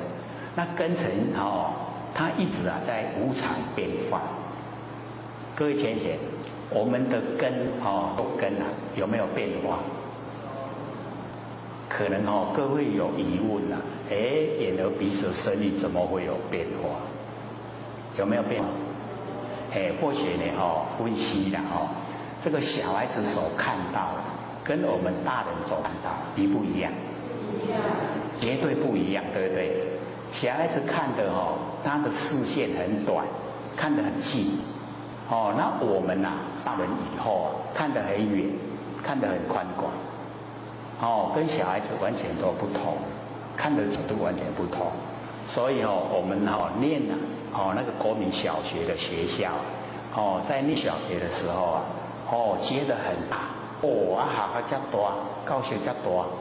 然后等到我们出社会已经几十年以后，我们再回去看，回去我们念小学的学校看这好那叫谁这教学那叫谁，一样的没有变化的东西可是在我们小时候看跟我们大人的时候看一不一样？不一样，对不对？差在哪里？差在哪里？在我们的心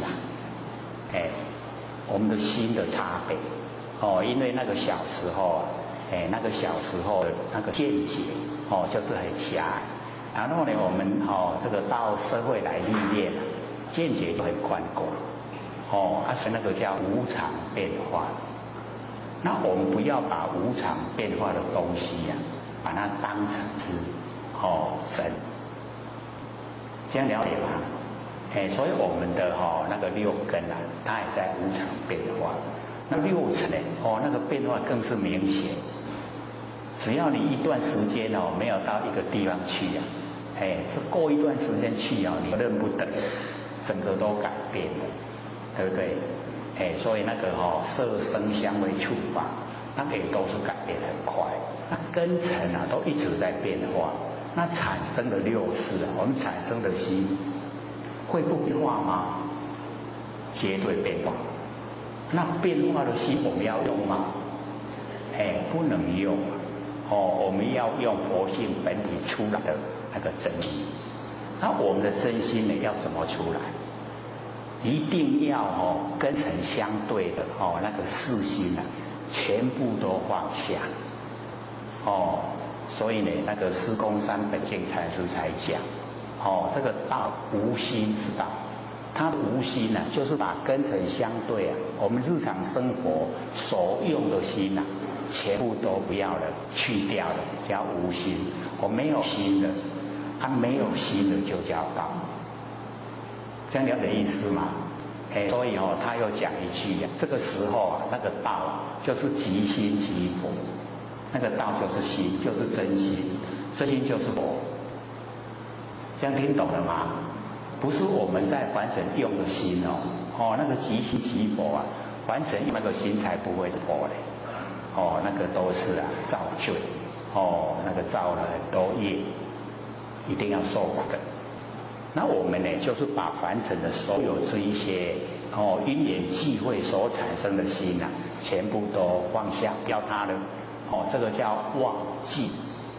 忘记了以后啊，接着怎么样？真就显，真就显现出来。所以忘记了，真就显。只要我们用忘，那个真就退隐。用忘心的时候啊，真心一定不见。那我们凡尘在讲我都是真心的，我都是真心的。那个是建筑在事心上的真心他的认识不在真理上，而在事心认识的心上面。所以男女之间在谈恋爱，不是有的时候很真心吗？那个真心会不会变化？为什么会变化？因为它建筑在事心上面。因为凡尘的景象一直在变化，等到景象变化，时过境迁，时间已经过了，环境已经改变了，那以往那个相爱的心还在不在？变化了，对不对？被形象左右影响了，所以那个叫世心的真心当他相爱的时候不能算这个假，真的很真为他生为他死都愿意可是经过时间的那个变迁以后你要给他烫那个洗下水的碗，对不对？这个一个你不喜欢的人要给你端了洗脚水你愿不愿意？我给一旁不免你旁，对不对？所以我们就是了解我们心的变化是很大那我们修道呢，就不用这一种世音的那个心来修，一定也要用真心不生不灭的那个常住真心。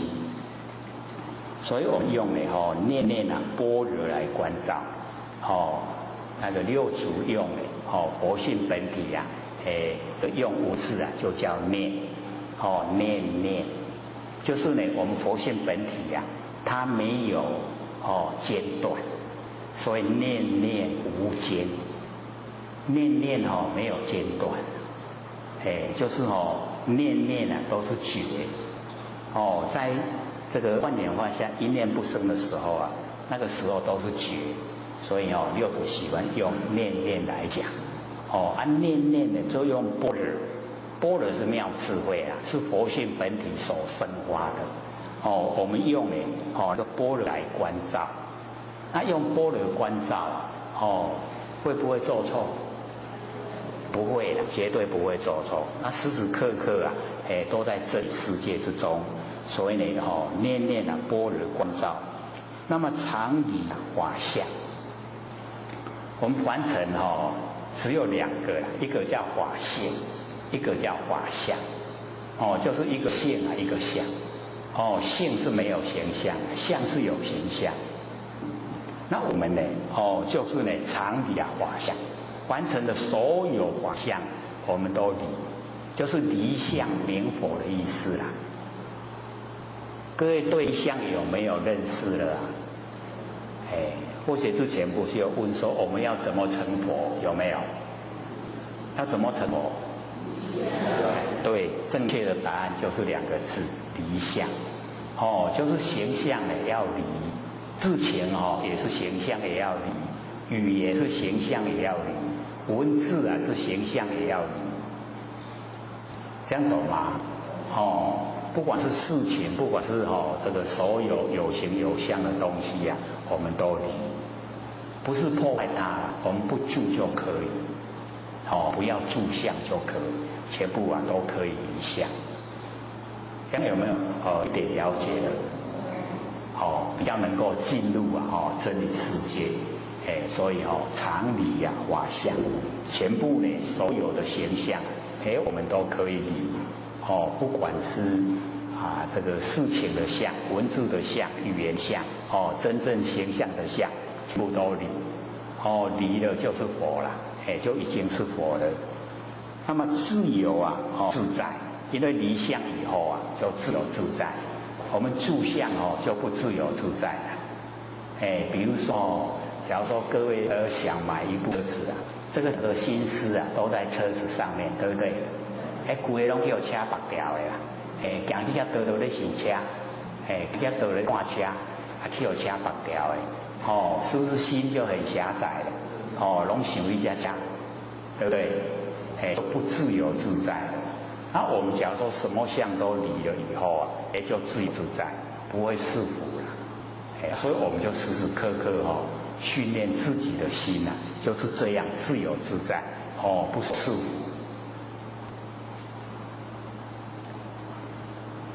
那么纵横啊，这个近的，这个纵，南北，横东西，这个纵横都可以近的，就跟那个自由自在的意思啊，是有一点相类似。不管怎么样我们都可以得到我们不生不灭的真心佛性。那么有何可立？这样的状态啊，要立什么名称来说呢？所以我们知道说佛性本体啊，它是实义啊，不可思议啊。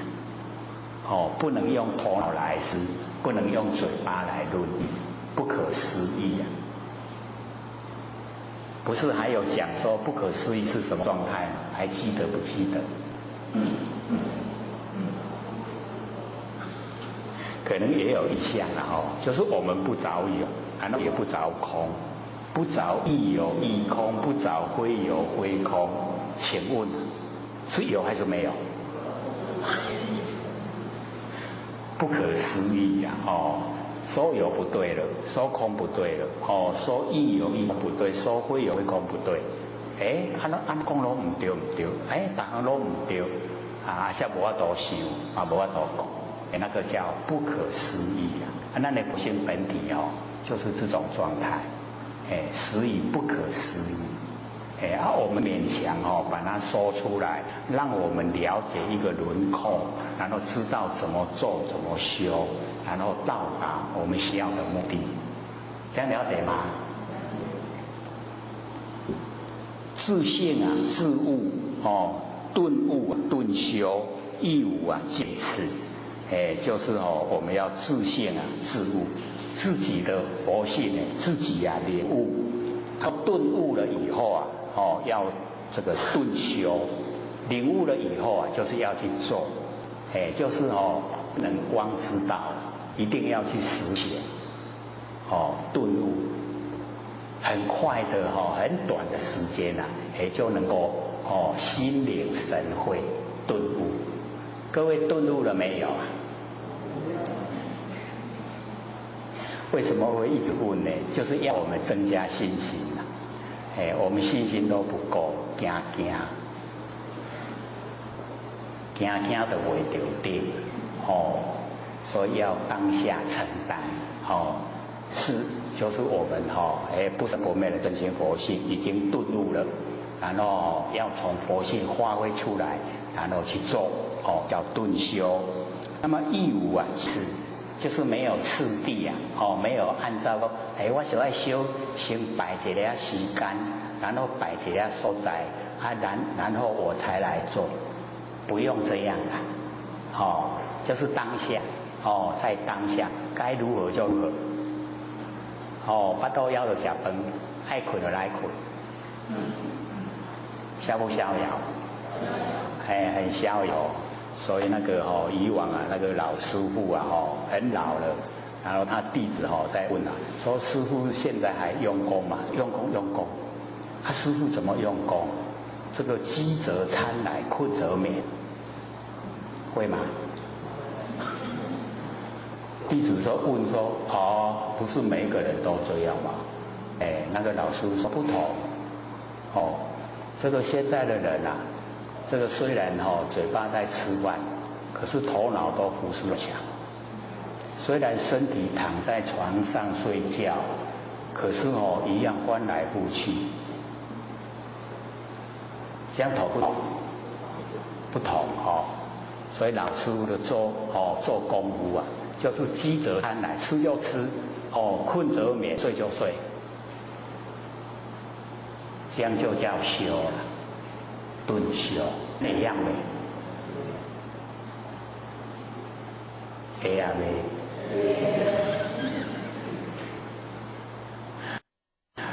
训练我们专一呀，做事呢就是一样，集中精神做事。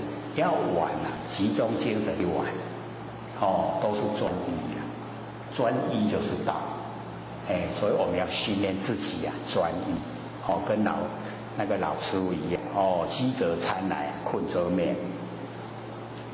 所以不立啊一切法，一切不立，不建立啊一切法，知法呢即灭，所有的万法呢，它都即灭，即啊就如如不动，灭呢就是灭掉啊，所有形象，灭掉呢所有烦恼。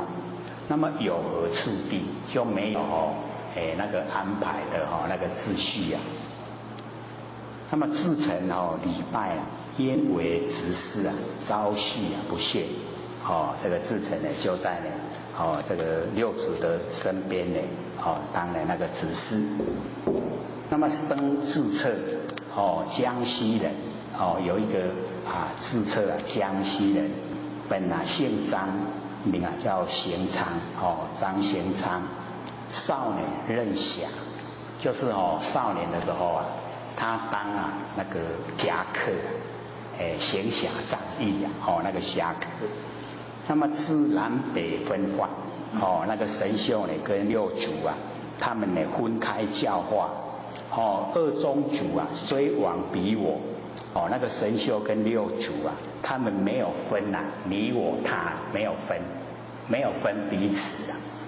所以二宗主就是呢神秀跟呢这个六祖，虽往彼我，就是已经不会分别你我，没有那个分别心了。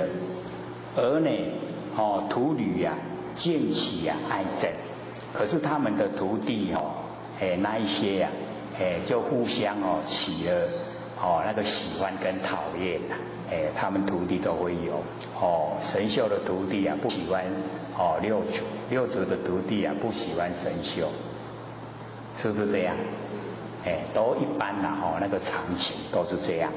那么这个时候北宗门人自立修师为第六祖，那个北宗门人就是神秀那个徒弟他们自己立那个神秀第六祖，就是跟那个五祖付给衣钵给六祖不一样，而祭只是传衣为天下闻，就是那个忌就是害怕，忌讳害怕，六祖啊，那个五祖传衣钵给六祖那个事情啊，天下的人都知道，怕这样这样他们要立神秀为第六祖就立不起来了，天下人都知道那个六祖是慧能不是神秀可是神秀的徒弟呢，他们希望说他们的老师啊就是第六祖，来主行仓呢来赐死就是祖父啊这个自册这个张行仓呢来这个行刺啊。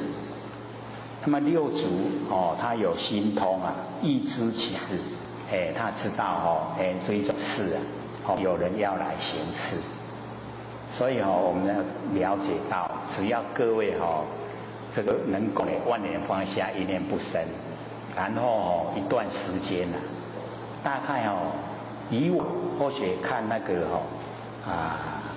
解勒传灯录，还有那个五灯会员，所有他们的那个修持的过程要有这一些功夫出来大部分都12年，12年，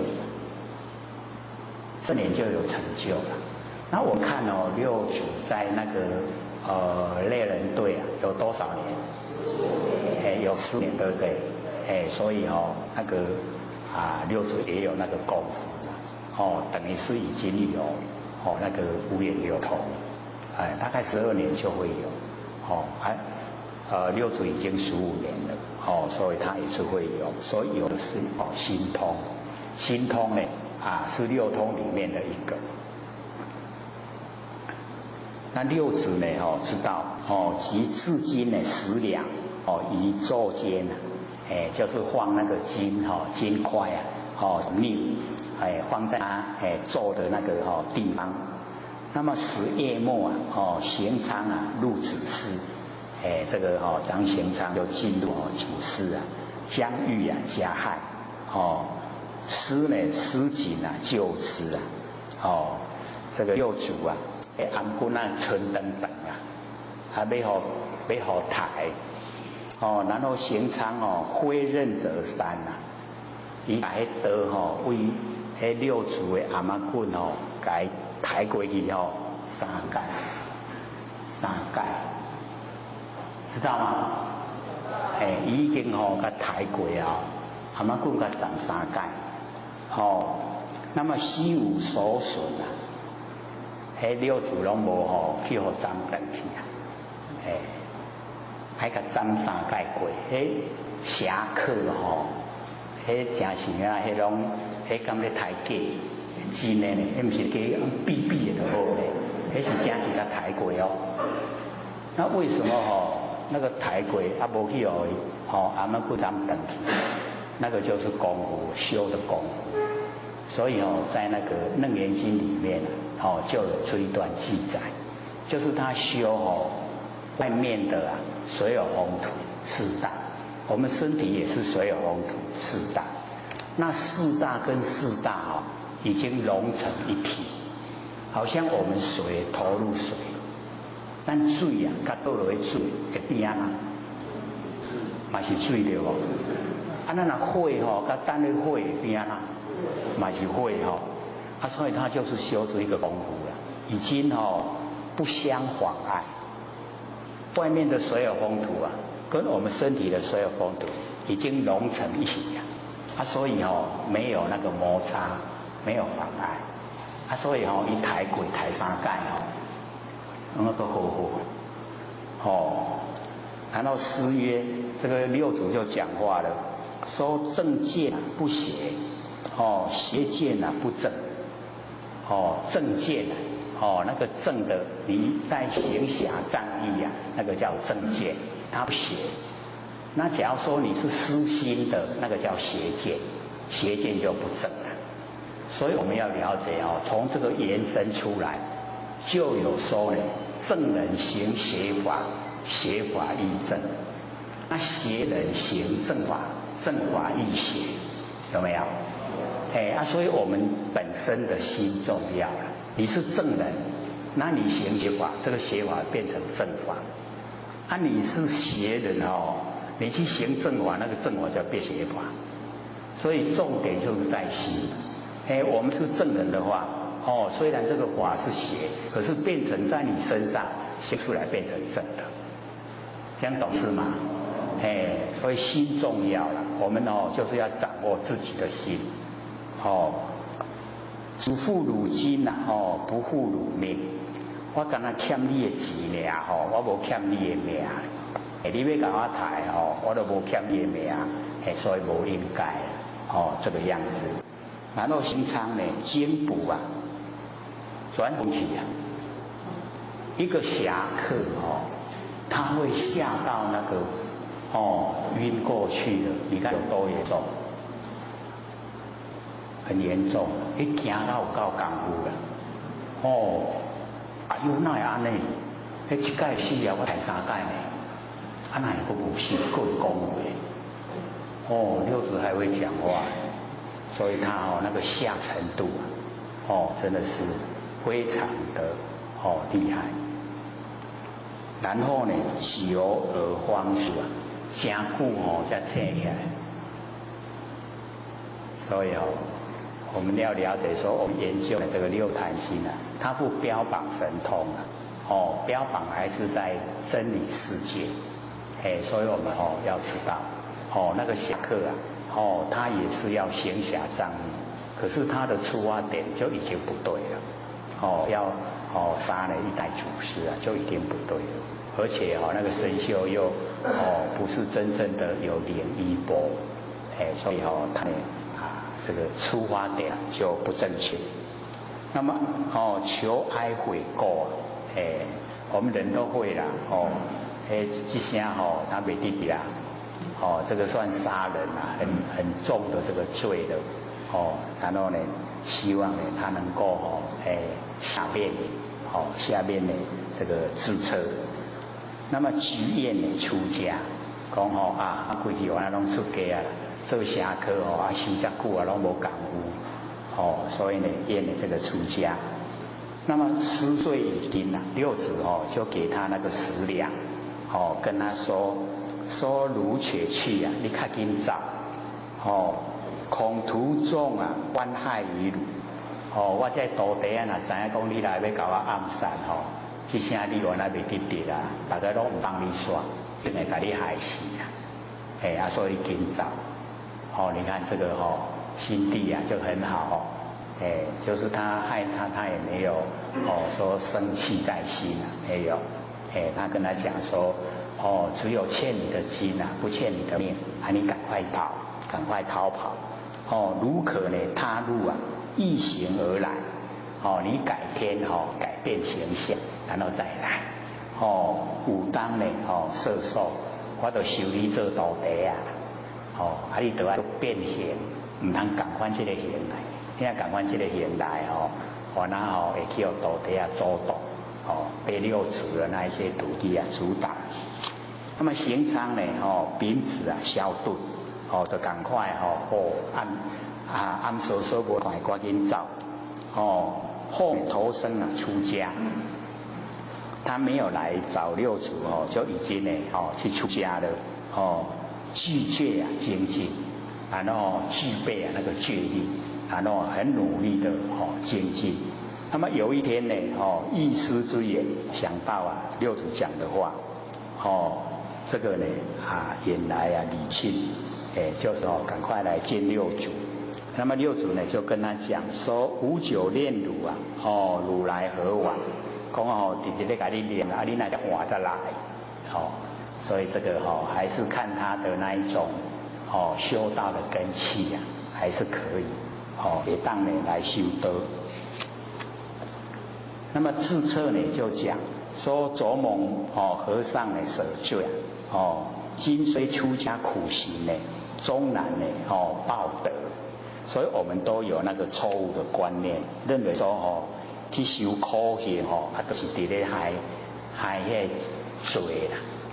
他认为是这样，所以呢，他就已经这个已经出家了，然后修那个苦行所以我们要了解到这个苦行对自己没有利益对众生也没有利益所以释迦牟尼佛不鼓励。那苦行呢，我们要了解到是磨练我们修道人的心智，惊咱会放逸啊。当然安尼不要修好精神够这个生活的时候我们精神很会放逸，就是生活得很好，那变成我们就不收敛就会安尼会做歹所以就借了那个苦行来磨练咱的心智所以一定要了解到，重点都是在明心见性我们要修道一定要先追求明心见性。那剩下怎么做我们自己衡量。咱来行这个身体好逸恶劳喜欢享受不喜欢受苦嘛。那假如说我们有这一种情形就可以借着一些苦行来磨练磨咱那个心，把那个想要享受的心给它磨掉这个是很重要的很实际的。因为我们呢假如说是在好的环境下生长，那他受苦的程度那个受压力的程度就不大，一点点压力他都受不了了。那你假如说是在很苦的环境下生长像那个非洲的那一种生活形态他们接受的那个苦的程度就很高。那我们假如说是富裕环境这个下生长，那一点点苦他就想自杀，受不了。所以我们要知道说那个外面的环境对我们的心智磨练也是很重要那我们能够吃苦这个呢重点就是在我们已经对佛性认识。像颜回颜回我们从记载他就是没得吃没得穿没得住这个肌肉相，就像现在的违章建筑然后呢这个单食瓢饮就是没得吃家都没他家，人不堪其忧这个我们平常的人没有办法去像他那样生活。可是回也不改其乐，那颜回的快乐不是装给人家看的，而是他从内心产生。那为什么内心会产生那么快乐？因为得一善，前前呼应终身无私。他得一善，这个一善就是得道，一就是道，他已经得到，他把这个道前前呼应就是时刻刻都保守，没有那个不觉的时候没有起心动念的时候，时时刻刻呢都是觉。所以他会如履深渊，如履薄冰那个呢深渊不小心摔下去那个万丈深渊浑身碎骨。然后呢如履薄冰那个冬天那个湖面结冰还很薄足薄的啦。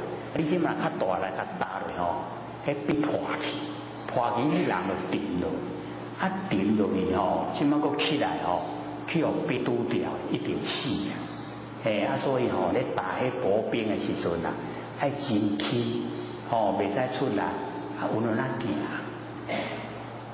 我们修道哪一个像这样？有没有？有没有如履深渊，如履薄冰大啦就一卡一卡就当行去，对不？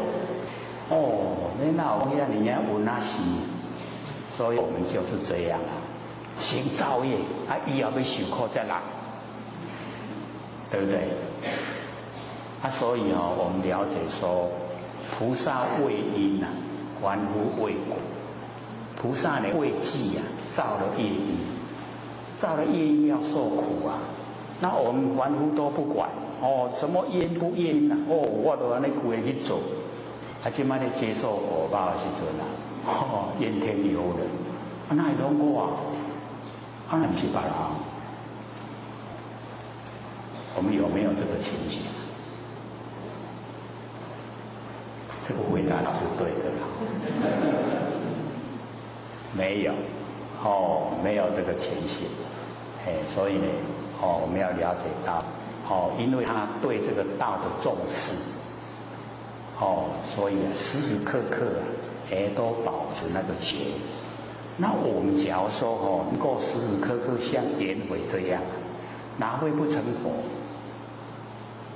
他因为营养不良，32岁就归空。那到现在都那么久了我们竟然还得颜回。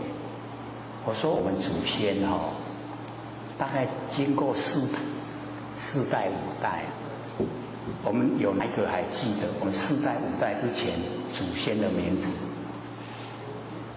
咱老爸阿公阿祖过去啊，第4代啊，第5代，大概都唔捌你啊，捌人捌，唔捌啊，唔知什么名，唔知啊，都要去族谱啊，才会知道是什么名字。那颜回跟我们非亲非故啊，我们竟然会知道他，就是他的做法值得我们学习。我们只要肯学，你就可以成圣人。他已经成父圣了，是圣人，就是这样。这个得一善，天前福音，这样就好了。然后不迁怒，不恶过，容不容易做？不迁怒，我们都很容易迁怒。这个以往我师长说，这个先生在外面上班受到公司的那个打压，回来就骂太太，太太就骂孩子，孩子就骂那个宠物，不是迁怒吗？那个宠物那个小孩子脚就踢过去了，很倒霉。就是因为他爸爸在公司吃亏，所以我们完全就很容易见到这一些现象。那我们了解说，原来圣人有教我们不迁怒，到你的身上为止，不把那个怒发出去了，不迁怒，然后不恶过。我们呢不知道的时候会做错，那做错以后绝对不犯第2次，不恶过，这样就可以成为一代圣人，不是很困难的啦。看看我们愿不愿意做，所以或许都会问说，愿不愿意成佛啊？也信不啦。大部分都是想说我的生活好，脑法都行就行，若无完无要紧，都是这样讲所以那个缺少那个精进的动力，所以我们要了解说，凡尘是苦海。那假如说各位还不死心的话，去找那个大铁板来踢呀，踢铁板一定会清醒的啦。我们太顺了上天把我们考倒，让你能够赚钱，让你能够有社会地位，那你还想修道成佛吗？安尼就真好啊，不想的啦。让你什么都不如意，还是修道好，还是脱离苦海好。所以我们了解说，凡尘要成就我们的话，让我们很坎坷啦。可是我们追求的是什么？我们追求就顺利名利就是很实碎，完全都不同。那我们所有的追求都达到的话，那还想成佛吗？不想了。凡尘很好玩呢。现在都很自由，有钱你要到哪一个国家都可以去啊。好不好玩？不好玩啦，很累的。去玩很累。那所有山河大地都在我们兴奋之中。你只要一静下来，所有山河大地就在你身上，干嘛还要出去玩？心都还要外放，还要用钱，受苦的啦。我们可以把那些钱都省下来。所以这边这个册呢就讲说呢今虽出家苦行，终难呢报德没有办法来报答那个六祖不杀他的那个德。那么其为传法度生乎？要怎么样报答六祖就是要传佛法，然后度化众生。这个方向倒是蛮正确的，这样才可以报答那个六祖的那个不杀之德。那么弟子常览涅盘经这个自册呢就讲，他时常呢看这个涅盘经。那么未晓就是还没有知道，没有了解常无常的义理就是呢看那个涅盘经还不知道呢常跟无常。那么启和尚呢慈悲这个希望呢六祖能够内为解说就是呢把那个常跟无常。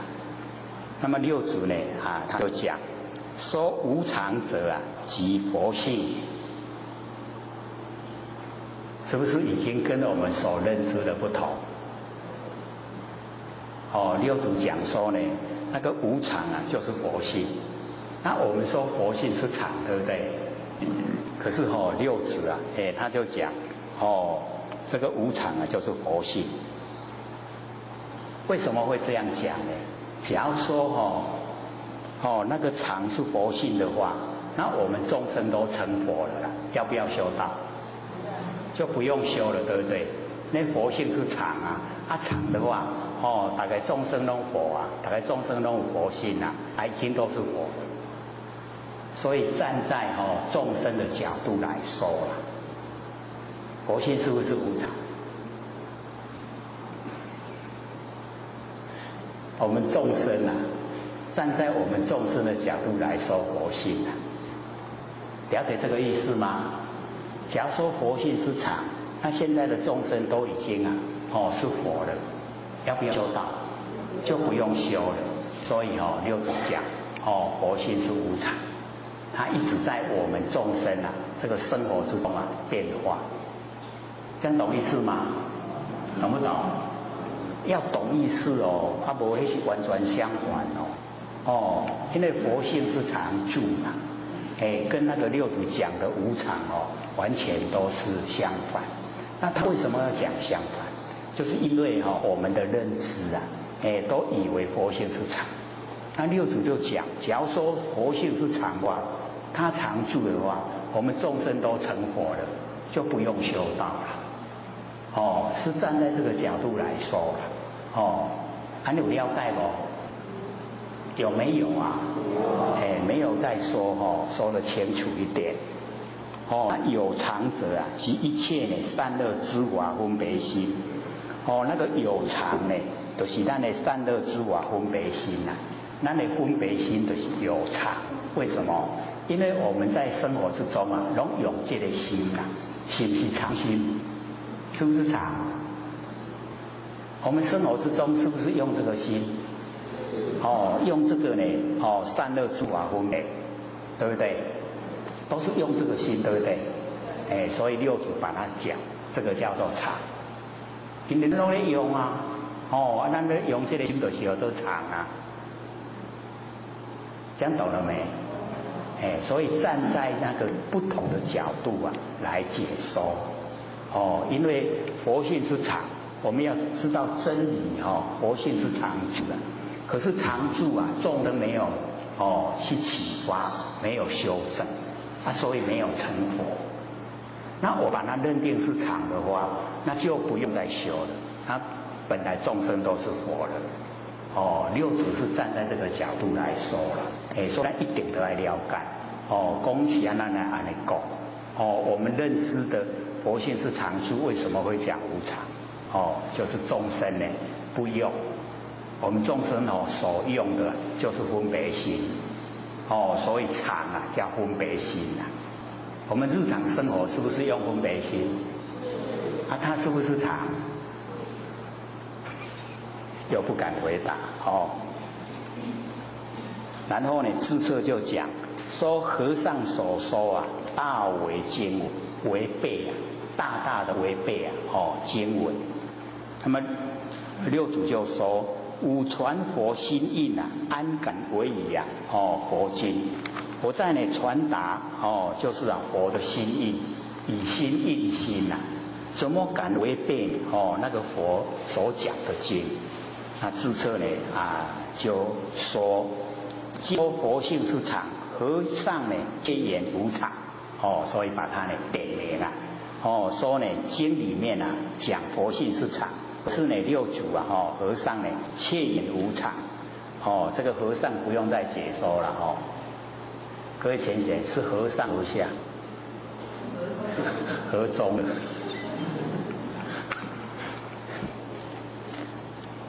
三恶之法乃至呢菩提心皆是无常。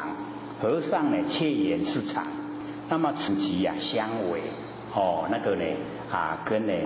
真理相违背，跟经典相违背，就是这个地方。那么令邪人呢转加疑惑，无听无疑问愈听疑问愈多。自册就是这样讲。那六祖就讲说《涅盘经》五时听呢尼，就是比丘尼无尽常读诵一遍。那个无尽常比丘尼他就是肉身菩萨，他的家境很好，可是他修真的修苦行一天只有吃一餐，然后不倒单，不倒单知道吗？就是不躺着睡觉。好野人的查某囝无嫁翁，个食一顿，个无倒咧困，所以有苦行无，很难得所以现在在曲江的一个山上，肉身菩萨无尽常，那呢六祖有听无尽常读诵一遍变为解说伊听到以后上经的人唔知影意思啦，听经的人知影，听经的人捌字，很有意思所以为什么我们佛老师一直要我们大家研究六祖坛经？是说知佛妙理微观文字不要住在文字里面要在真理世界在真理里面追求，无一字一语不合经文解说的时候一字一个字义理拢跟经文相合，乃至魏儒中无二说，跟你也一样都没有两种说法。然后呢，自册呢就说邪人呢思量浅昧，燕和尚呢委屈开示，伊讲我咧学迄个认识跟迄个度量拢真浅，个真暧昧迷昧啦拢无了解希望和尚能够委婉的曲折的来开导教示所以这个自册呢就这样要求六祖，六祖就讲说汝知佛，说你知道吗？佛性若常，假如说我们佛性它是常，那么更说什么善恶之法佛性假如说常的话，那么善恶之法都唔免讲都伊是拢已经常乃至穷绝无有一人发菩提心者，一直到达穷绝，就是时间过得很久很久以后没有一个人会发菩提心为什么？因为佛性是常，是常的话就不用发菩提心那也没有善恶之法，全部都没有，因为它常住了，故呢无说无常，所以六祖才讲佛性无常，正是呢佛说真常之道。那个佛说的那个真常那个真心常住真常就是在真理世界那六祖讲的是在现象，这样懂了没？现象来讲佛性是无常，然后真理来讲佛性是常住，你把懂了没？说一定要抓到那个讲的那个角度，六祖因为呢，站在现象角度，我们众生呢都在用，用佛性啊，可是我们用的时候啊，都不知道。不知道呢，就变成了佛性变成无常，一直在变化，所以六祖把它讲出来，然后呢，我们那个平常的心呐，都是用四心，所以这个六祖就讲说一切之法若无常，所有的万法，假如说无常是变化的，即物物啊皆有自性。变成所有的东西啊，它都有本性啊。像我们坐的椅子啊，它也有本性。那假如说椅子有本性，它就会有取舍。讲我好你坐，我唔好你坐，唔好你坐，你就要背起来。我们的椅子会不会这样？不会所以它没有自性所以假如说物啊都有自性的话，那个世间就不能安利啊，这样懂意思吗？有捌买，因为较早拢唔捌听到讲伊啊的自性，这都我嘛会咧。我无你用，你莫把我徛在这，这样了解吧？他会不会？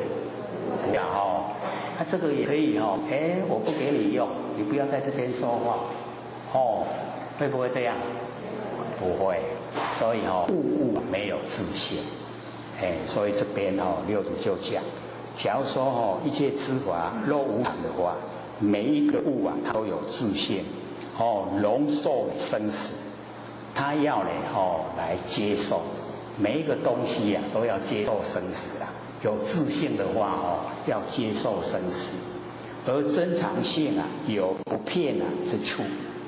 那真常，我们那个追求啊，那个真常之道，那个真常真理呀，它就有不骗，就不是尽虚空骗法界，它就呢不骗的，故呢无收藏者，所以呢六祖就把这个说是常，是佛说呢真无常，佛讲的那个真无常，就是万法万象，那个呢。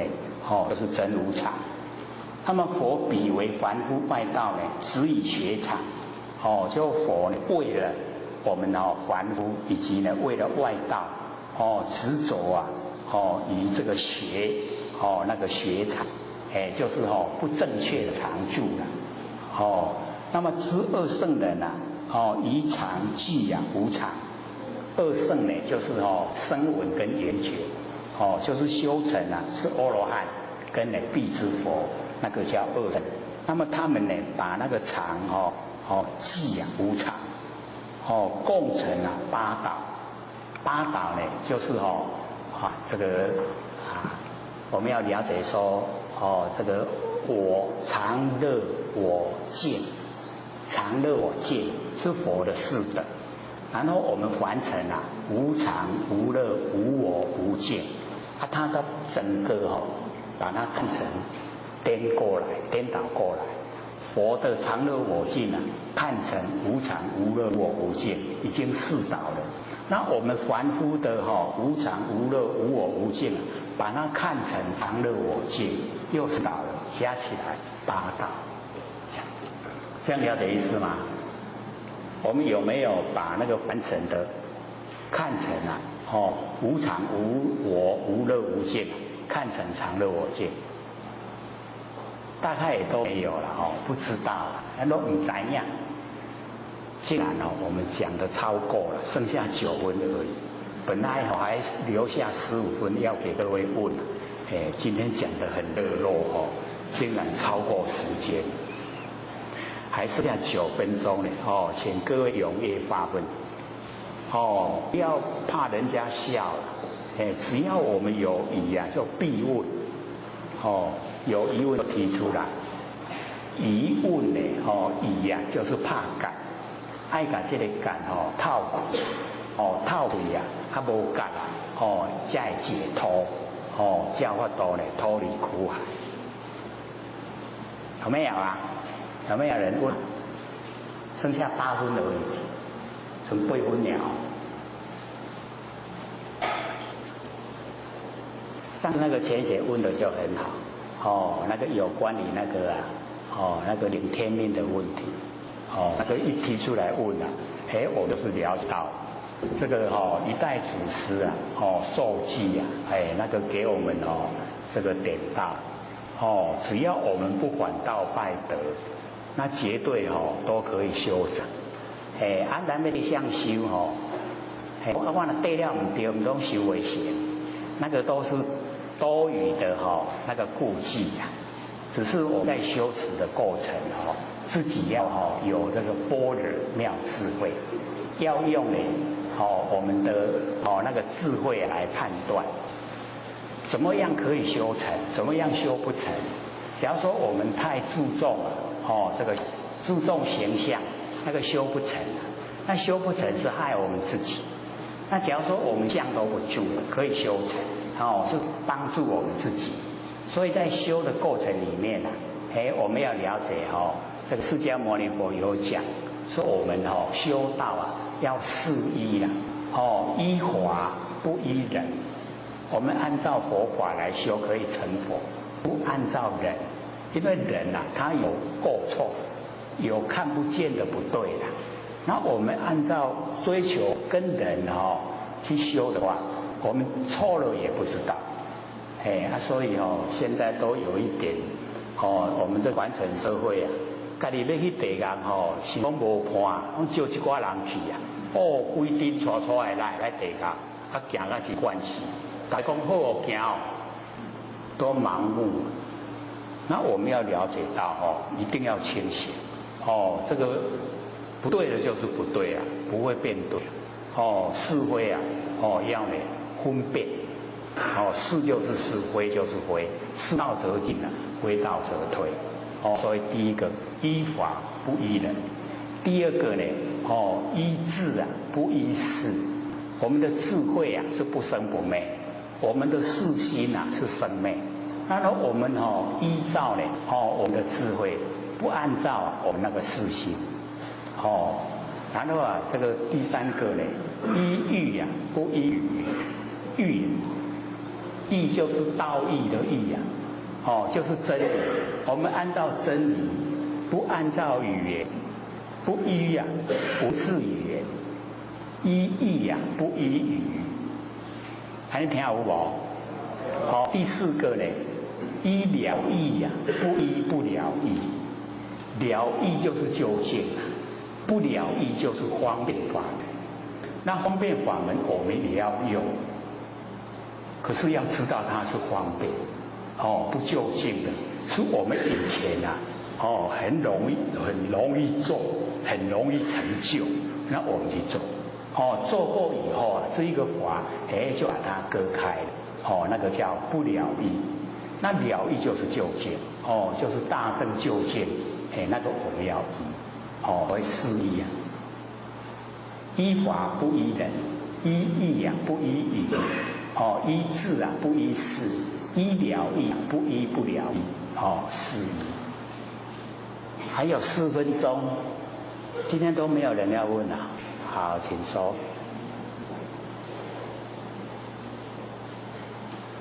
各位点员生好，刘讲师好。或者想请一下，就是说我们耳根圆通放出，就是把耳根放出在我们听得到的那个声音里面，对不对？可是呢，如果说有很多声音，到最后就有声音，就是轰的声音。可是呢，这中间呢，还是有一些个别的声音那是不是跟刘讲师在课堂说的那个半道理是一样的？或许想问这一点。好，请坐。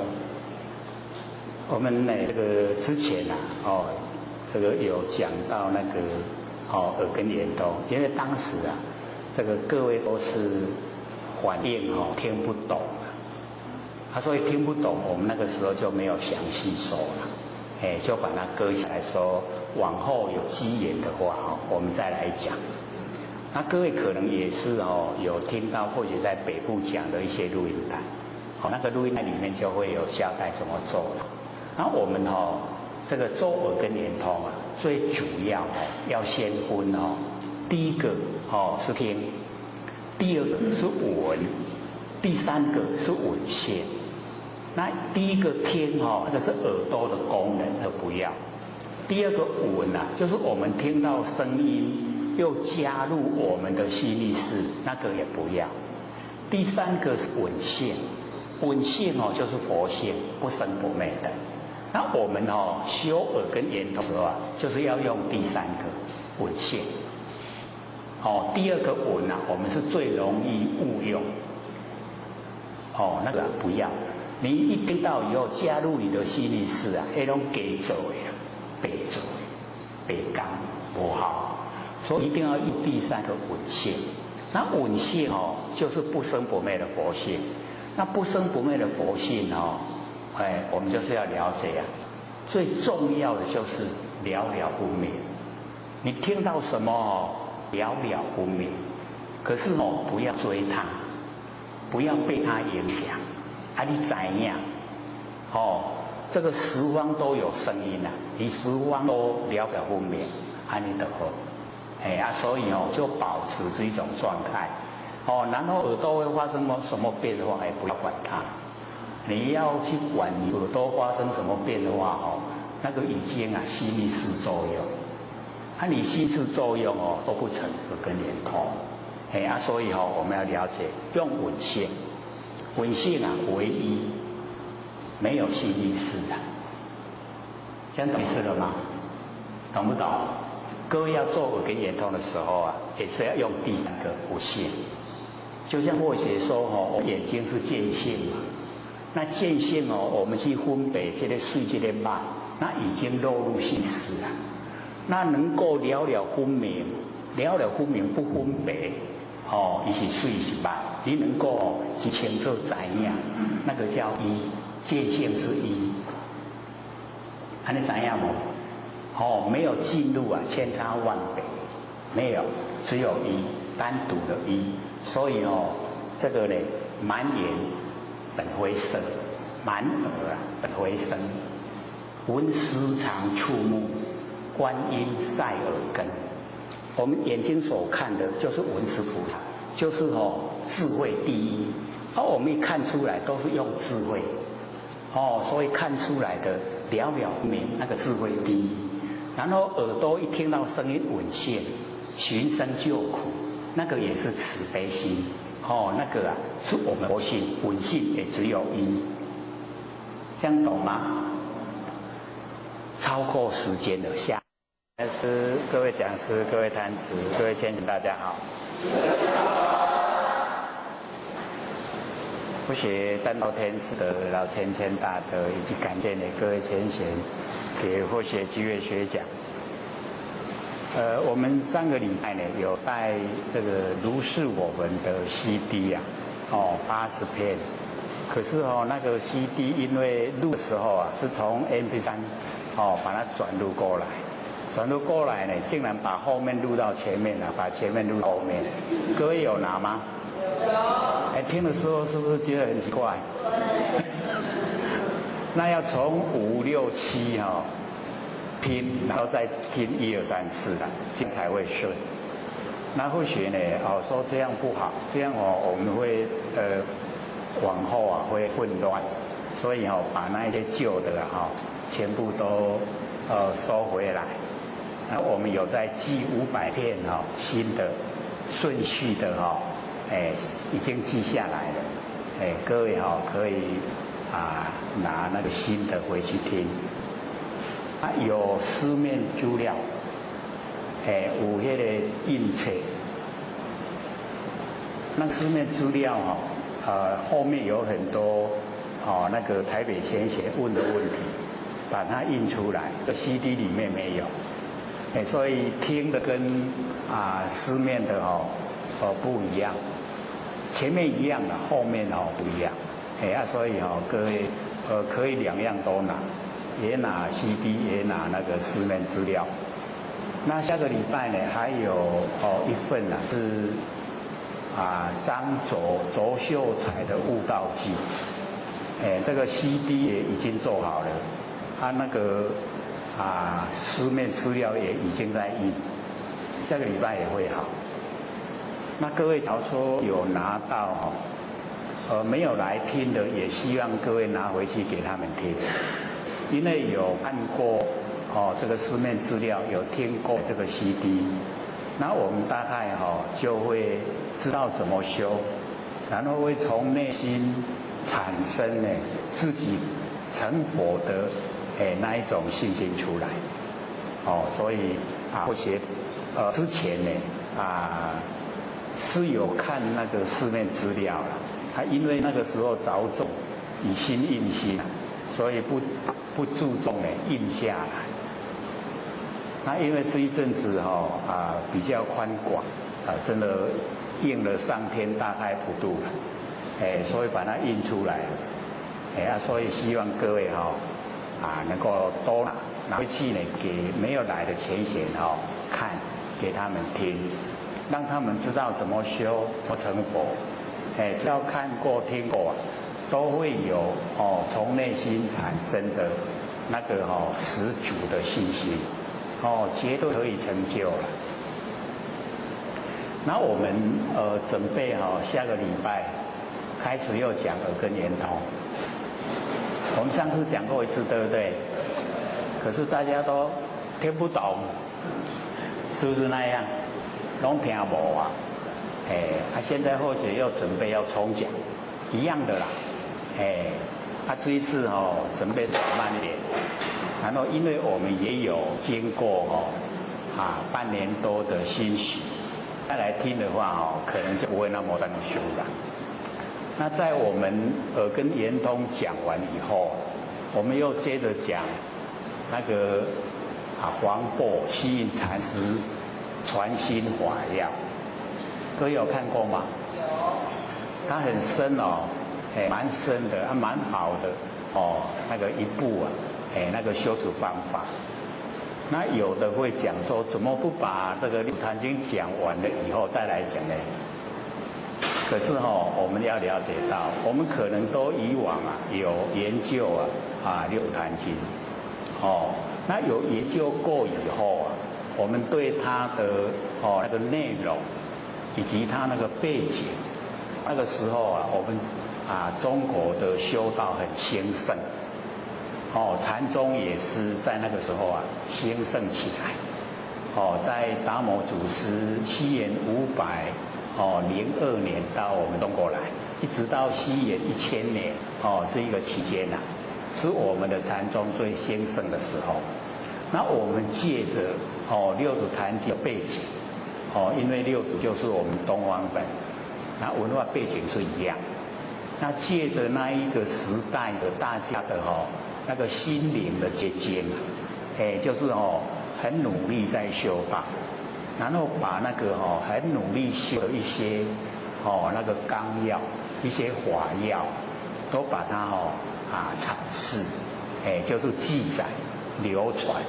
那我们借着这个六祖坛经来了解性理心法，所以重点就在一定要明心见性，不是在说我们六祖坛经是讲完了没有，也是说我们明心见性了没有，这个重点所在，我们要把握。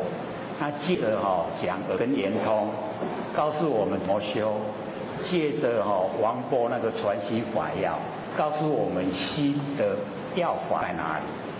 我们都透彻知道，这样的话修起道来就会很快的，就会像老前人所说摸到根的成仙做佛。我们不是那个摸不到根加修行。那假如说我们没有找到不生不灭的，没有找到不生不灭的真心那个就是没有摸到根所以这个很重要。刚在卢世文跟那个那个周秀才那个张轴悟道记都有提到就是要很努力的就是进入很理想的那一种状态我们在日常生活之中呢，一定会有空闲的时间，然后我们在空闲的时间呢，我们就先做万年放下，然后一念不生。我们要知道我们这个做的功夫啊，绝不会这个失去就是唐捐，功夫唐捐就是不会这个没有用，绝对有用。我们开始呢用比较强烈的意念告诉自己万年放下。这个虽然比较有为可是要经过这样要有这个过程然后呢以一念来比万念所有万念都放下就是告诉自己万年放下强迫自己。然后我们真的是万年放下以后一念不生。那一念不生以后各位浅显，我们人是半阴半阳，仙佛是纯阳，鬼魂是纯阴，那我们是一半，半阴半阳。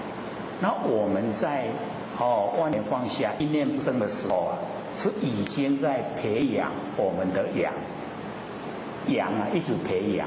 所以只要我们能够持久，然后一段时间我们纵然在晚上睡觉都会很清醒，已经人在睡觉可是头脑很清醒，那个就是阳比较充足所以或者曾经经过那个纯阳的阶段，晚上不用睡觉，晚上不用睡觉所以各位假如说有到达那个可以不用睡觉的时候不要起烦恼，不要吃安眠药。为什么？阳已经足了充足的时候那个精神很好晚上不用睡，白天也不用睡，全部都不用睡，那个叫纯阳，已经全部都阳了，阴已经没了。可是我们因为在凡尘生活，我们是半阴半阳，所以我们有时候难免会有那个负面的念头，就是不好的念头生发，那个就是在培养阴各位有没有不好的念头产生？就是增加我们的阴所以有那个阴一增加，我们会昏沉。各位浅显，昏昏沉沉会怎么样？想睡觉，就是没有精神，那个就是阴多了。那我们可以回光返照，我们到底是阳多呢，还是阴多？哪一个多？阳多都很理想的呢。我们这边真的很棒所以我们就是了解说，人比较单纯这阳就比较容易培养。然后我们心思很多心思很多已经就是阴了。我们念头很多有那一种机智就是都唔听讲亏，都是想让人家给你那个就是在培养我们的阴那个不好，要准备要到地狱去的。所以我们不要，我们呢就是以诚来待人，就是把那个诚就在我们身上。那诚可以感天何况是感人。所以我们就对自己对这个亲友对所有的人全部都是以诚相对待。这样呢我们一生呢就会很光明，阳就很容易培养。然后我们又做功夫这个万年放下一念不生，那个阳越来就越足。纵然在睡觉我们都很清醒，很清醒的在睡觉。各位有没有经验？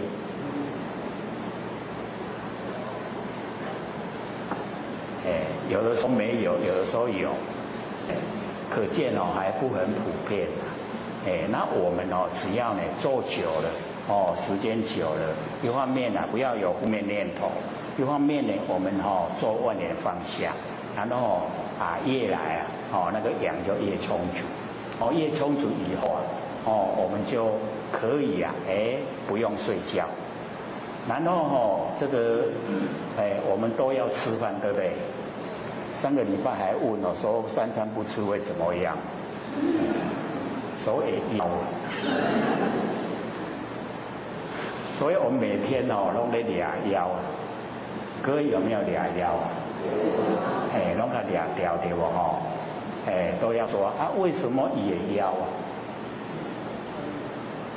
我们要了解说，我们在日常生活啊，精神都外放，那我们吃进来的那个养分都被我们用掉，就是追求外面的形象，追求外面的事情，向外去追求，就把这一些能量都用掉，所以我们就要学着回光返照，就是把那个外放的精神收回来。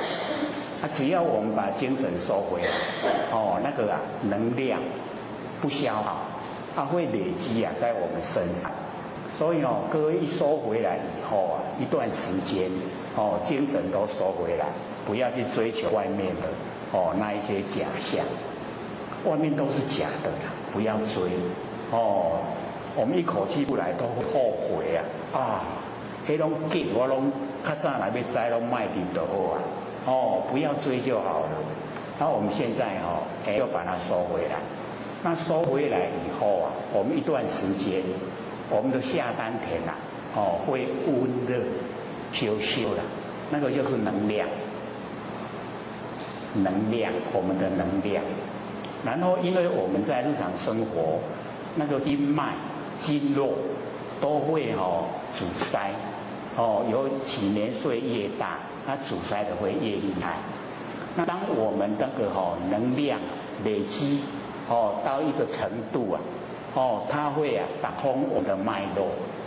那当在打通脉络的时候我们身体会动，就是我们有空闲的时候坐着这个坐着不一定是要打坐了你只要坐着，坐椅子可以，坐在床尾可以，坐着就可以静下心来，然后开始它那个能量在打通脉络。那打通脉络的时候我们身体会有动作。假如说是横向的阻塞我们身体会摇摆，横向的摇摆。那假如说是直向的阻塞我们身体会直向的动，就是上下动。看看哪个地方阻塞，它在打通时候我们身体就会有动作了。然后我们记得勿忘勿助，不要忘记，就是不要心外放，然后也不要去帮助它，让它自然就好。它只要通了就停了。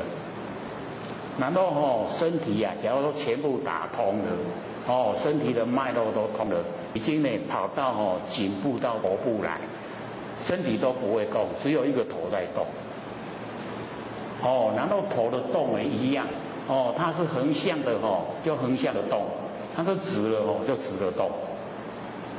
各位有没有经验有的有啦有的没有因为我们要了解到这个最只要就是你有能量才可能产生这一些动作。那假如说我们都把能量消耗了，精神都外放，然后这个情爱又很浓那就没了，没这个功夫所以这个就让它自然，它只要全部全身的脉络通了，就停止了身体就不会再动了就停止。停止的时候我们还是要训练，从佛性发挥那个定，那个才是真的啦佛性出来的定那定才是真的那个定就可以产生喜乐，定生喜乐地那个是二禅所以我们了解说先把精神收回来，然后我们一段时间，假如说整个身都已经充满能量，那各位浅显，我们吃的东西就可以越来越少不用吃很多了，吃很多反而那个血液的循环啊，它不顺畅，所以吃很少就可以了，看看自己的身体状态，那真虚弱啊都要加济，讲都安尼拢精神饱满，充满活力的时候啊，我们就可以吃少一点。那假如说已经都不感到饿了，精神又饱满，那就可以不用吃了。我们要了解到，身体的需求啊都够了，这个时候啊，你再吃啊就变成病。那不吃就是正常的，已经啊接近了那整个是成养，整个呢我们那个佛性的大用啊都要呈现，不是有体有相有用吗？我们佛性有本体，然后有形象，然后呢有作用。那先呢要认识本体，本体认识了吗？都已经这么久了应该是要认识了。不认识的话，要自己努力把那个CD 啊反复听，或是呢MP3也一样那个可以听得很久，然后呢 DVD 啊看，这样呢绝对可以帮助自己了解体了解了，相知道了用啊又可以把它用得出来离相用，就整个可以度化众生众生呢都可以度化成佛，绝对可以成的。我们每一位都是佛，我们之所以没有成佛，都是我们自己障碍，自己的见解障碍自己不能成就。那我们把这一些不正确的见解都去掉走路啊正知正见，一定可以成就，可以成佛的。所以我们要努力各位假如说有亲朋好友没有时间来听，没有时间来这边研究带回去给他看给他听一样也可以进入不然呢我们沾到上天大开普渡这么殊胜的机会不好好把握很可惜大家一定要知道。那假如说我们也已经晚上不用睡觉，白天不用吃饭，接下来就呼吸了。各位呼吸长还是短？就是晚上睡觉的时候你可以听一听你隔壁人的那个呼吸声音它是吸进来呼出去都很长呢，还是很短？一定可以听得很清楚吧？我们也可以看看我们自己那个吸进来呼出去到底是很长还是很短？各位请讲，很长还是很短？短很短命不长的所以我们要了解你到那个医院去看那个病人的呼吸都很急促一呼一吸一呼一吸拢足短，那命拢无久尤其他只要说这个呼气长，吸气短，那要死你要吸气长，气短，那个才那个命还能够存活。所以我们就是要了解，生命不是在呼吸之间吗？对不对？因为我们平常都没有这个做那个呼吸的功夫，所以我们那个肺部它都是到最上面最浅的那一层没有深呼吸所以你看深呼吸的人他身体健康，命呢比较长我们也是要学，尤其我们南部空气好就是要时常深呼吸，然后呢使我们的呼吸到达肺的深部喜加心的所在。然后我们很努力了以后那道家修炼功夫不是有一种叫龟息吗？乌龟在呼吸有没有？所以我们只要是都已经纯阳了，可以不用睡觉，也可以不用吃饭，这个时候连呼吸也可以不用，不是死去啊，也活了呼吸也可以不用。所以我们有听过真人呼吸移走，就是我们脚底从涌泉涌泉呼吸。那我们要了解说呢，我们凡人还有毛细孔会呼吸，这个鼻孔呼吸已经没有了以后毛细孔在呼吸，所以鼻孔是主要的，毛细孔是次要。所以有一些表演，舞台表演，他会把那个皮肤磨那个银粉，那个银粉会把毛细孔都阻塞，所以他一磨了那个银粉以后，要赶快洗掉，不能太久，太久它会窒息，会死的。整个毛细孔那个鼓起来免偌久就会死的，不是说只有鼻孔呼吸就可以了。不过咱毛细孔中有在呼吸，所以我们了解到，我们修持的功夫可以到达纯阳，晚上不用睡觉，然后不用吃饭，然后不用呼吸，不是在讲卡通是真的只要我们努力我们这边都有嘞，我们这边有浅显到达这个状态。或许还不晓得他叫什么名字不过有跟或许通过电话。我说你这么殊胜那个要接近五眼六通的，可是他把它整病，找医生看。我说可惜了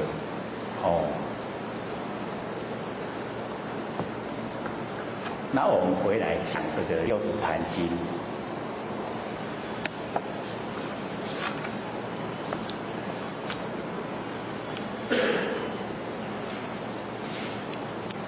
我们讲到81页，对不对？那个华还不净84已经到84了八倒了竟然也会恍惚那个八倒呢，就是常乐我净我们把它认为无常无乐无我无见，这样就4倒了。那我们凡人无常无乐无我无见把它当成常乐我见，这样又4倒了，加起来就8倒。这样8倒知道吗？我们凡人都是无常无乐无我无见，可是我们竟然都把它当成常乐我见认为身体就是常，然后呢凡尘有快乐就是乐然后我这个形象就是我然后呢这个清净就是净，那个都是颠倒，这个都变化。那我们要知道凡尘落入现象一切都是变化是无常无乐无我无见，一定呢要先认识然后呢修道这个已经证了我们不生不灭的佛性那个时候常乐我净那个才真正的呈现这样呢就不倒了，不颠倒所以这边呢我们了解说那个二圣人以常即无常，然后凡夫这个外道执迷这个我就是常，所以共成呢这个8倒。故以涅盘了义教之中呢这个破彼偏见，就是要破除我们那个不正确的见解所以这个很重要啦，因为我们这个固执是与生俱来。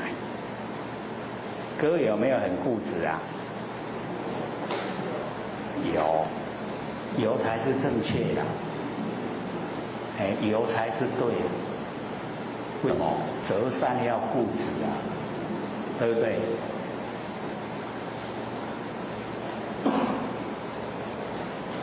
就是呢，不能落入啊，偏见、见解不正确，我们不能啊落入那个见解不正确。那我们呢，都一再的讲，我们根尘相对啊，六根对着六尘，我们六根啊，眼耳鼻舌身意，六尘啊，色声香味触法，我们六根对六尘。会产生六识，那我们产生的六识啊，那个叫偏见，所以有的就不承认了，讲黑龙真健康的那偏见，不知道那个真理所在。各位浅显，他为什么会偏见？我们根尘相对啊，我们讲我们眼根，然后对着色相。然后产生对色相的认识，那个出来的见解是实以不正确的，各位会承认吗？承认它不正确，还是承认它正确？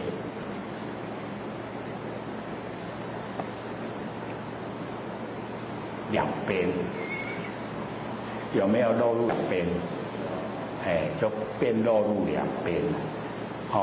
那为什么它实际是偏见邪见，是我见，不要用，因为我们的跟那个凡尘的尘根尘它都一直在变化，所以我们产生的那个事也在变化，那变化的我们要不要用？我们要找到不生不灭、不变化的，对不对？所以这个根尘相对它是一直在变化的。那变化的我们不用，所以呢，那个根尘相对它是实以邪见。那我们凡人一听到说，日常生活之中是实以邪见他就排斥了，不接受，不知道说自己没有深入的研究，那为什么说正知正见？各位亲戚，怎么样呢会产生正知正见？知道吗？就在我们万念都放下，一念都不生，那个时候那个知就是正知，那个见就是正见。那是不是整个都从佛性本体出来，对不对？那个正知正见都从佛性本体出来，不是从根尘相对出来。这样了解了吗？我们知道根源，为什么它不正确？就是因为它会一直变化，那一直变化的东西会害我们。变化好的时候我们喜欢，变化不好的时候我们讨厌。那有喜欢讨厌，我们有取舍，那取舍就是造业。那我们造了业就要接受果报，是不是很冤枉？那现在我们万念都放下，没有根也没有尘，没有根尘相对，然后产生的叫正见，产生的知叫正知，因为从佛性本体生发出来，这样了解吗？很重要。我们就是要追求正知正见，然后我们说念正念，就是什么念都没有，万缘放下，一念都不生，那个叫正念。六祖很喜欢呢，把这个念收成佛性本体，所以他就讲念念无间，就是我们的念不要给它间断。那我们的佛性都没有间断，就表示佛性都是在觉之中，没有不觉那佛性有不觉就叫无明。因为我们不觉才起心动念。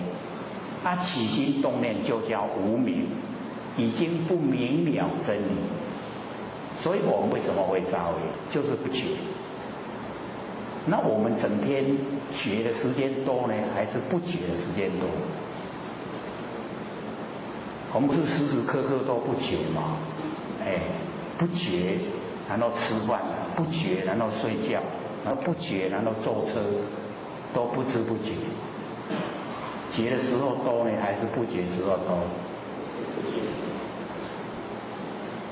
所以我们就是要保持那个觉。各位先生，保持觉容不容易？可不可以做到？不会很困难嘛，只是我们会忽略而已啊，没记呀，没记，记你的不知不觉啊，那会记就觉，觉的时候，各位先生，觉的时候会造业吗？绝对不会，自己找罪受啊，怎么觉的时候还造业？没有那个事啊，觉的时候不会造业，就是不觉才造业。我们就是要修道呢，要保持那个觉，时时刻刻都觉，所以后来就加一个者，觉者。觉者是什么？觉者就是佛。那差这呀就差足少一点点啊尔，一滴尔者觉者，就有啦。我们是不觉者。不觉得就众生嘛，就造了业受了苦啊，所以我们就是要了解到，先呢培养正知正见，完全都是从佛性本体生发出来，没有偏，都是正的，不生不灭的，不变化的，那个才拿来用，我们用这个修道可以成佛，就是得在成佛。所以我们了解说，这个所有的一些佛菩萨在讲经说法，都破除我们的偏见，破除我们的邪见。只要我们把这些都破除掉了，走入正知正见。所以正知正见也叫佛知佛见，佛是一样的，佛知佛见，这样了解了吗？了不了解啊？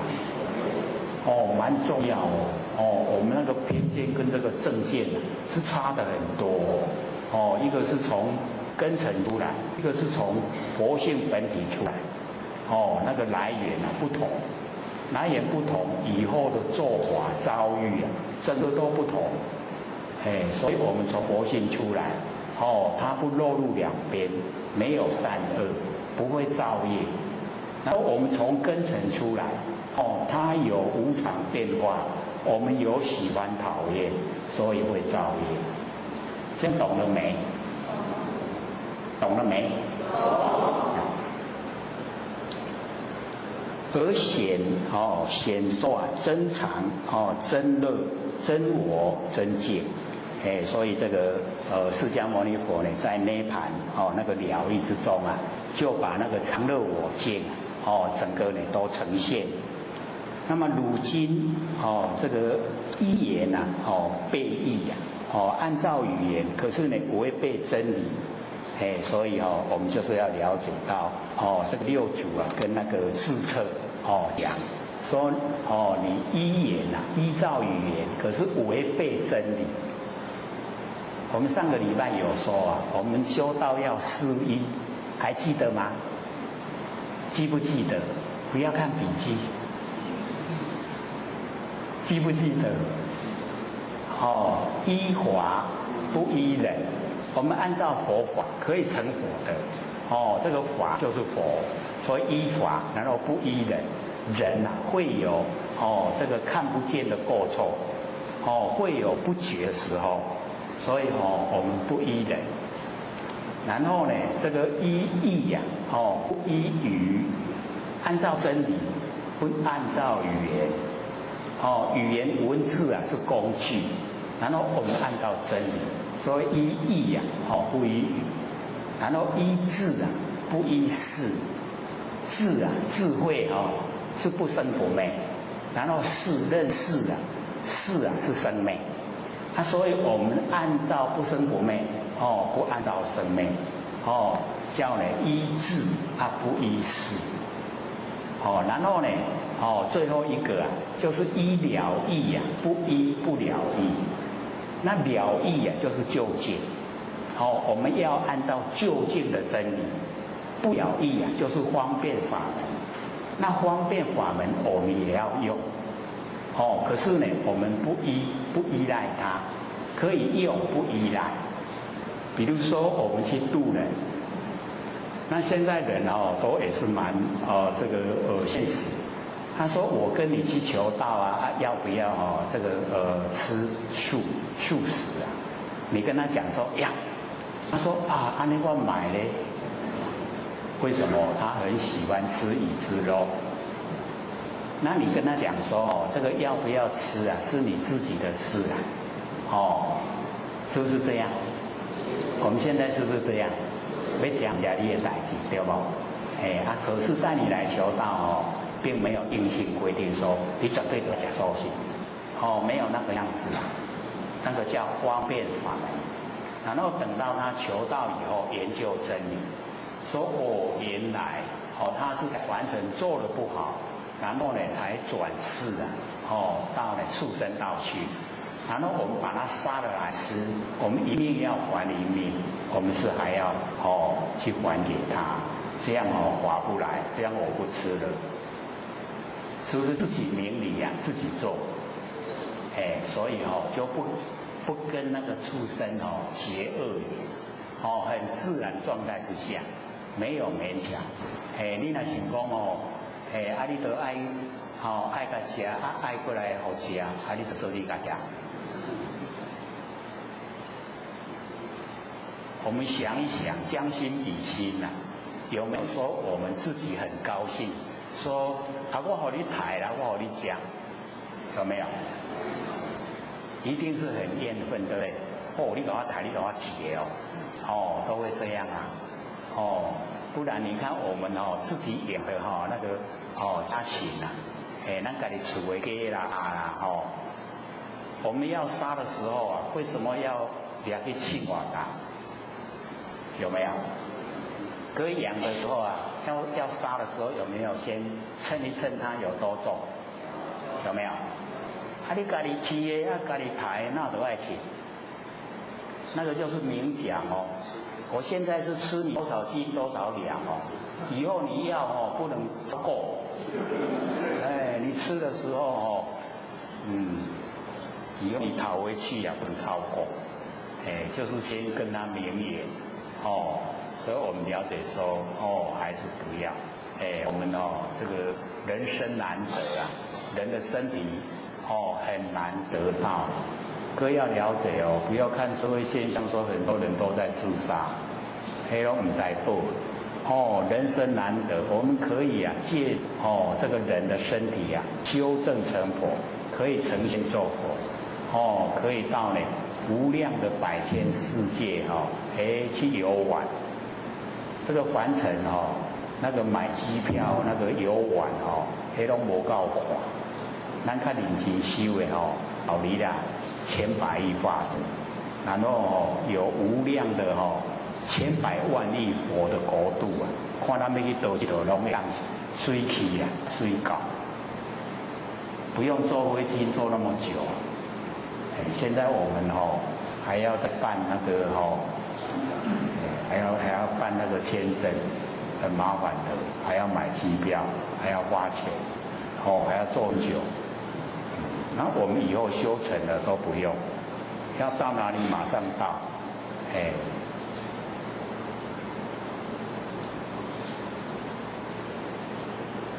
我们每一个人都这样的很神通的，像我们现在坐在这边回天去，我们马上一下子可以马上回到家里了。我们把我们精神这个心领神会我们现在回到家里，各位姐姐，各位家里都有厨房嘛？有没有？啊，你厨房的会有关啊？确定拢有关有没有？我们神已经回到家里去看厨房了，对不对？然后我们现在又回来，我们到佛殿同一个回来。我们佛殿那个间的哪一位仙佛？弥勒祖师，搁转来对吧？有紧无？很快又马上回来。所以我们要了解到我们可以意生生，我们的意呀，就是一个生，马上要到了，马上到。而且拄则坐下面登厝的看法，坐飞机吗？就是我们意生生，我们的意呀，跑回去，我们的意呀跑回来，这么快的，我们可以再试验一次，这一次到我们睡觉那个寝室啊，就是房间，各位都有睡觉的地方吗？坐着睡还是躺着睡？躺着睡起来有觉，咧困的时候有觉无？加被单还是加棉被？起来有记号啊无？都有你看一个灯在底下房间内底有紧无？然后我们又回到同一宫回来，所以下次我看佛殿啊，我们右手边是哪一位仙佛？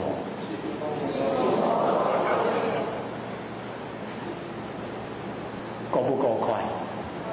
很快对啊，所以我们就是要了解到我们本来就是神通变化，自己都日用的不知，很快的，不用买机票，马上就可以一下子看到我们到哪个地方去游玩，一下子马上到，游玩过的地方，印象都在，在脑海之中。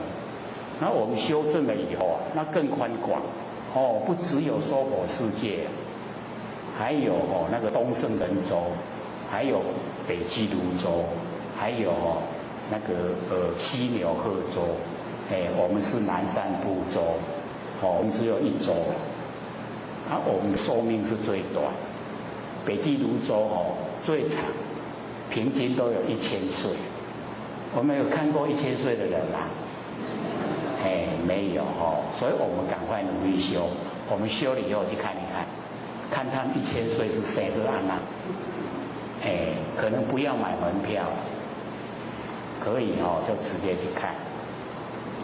然后呢，那个东胜神州250岁，西牛贺州500岁，我们南赡部洲那个所有佛世界讲这夭死。讲咱南赡部洲的人夭死，听懂吗？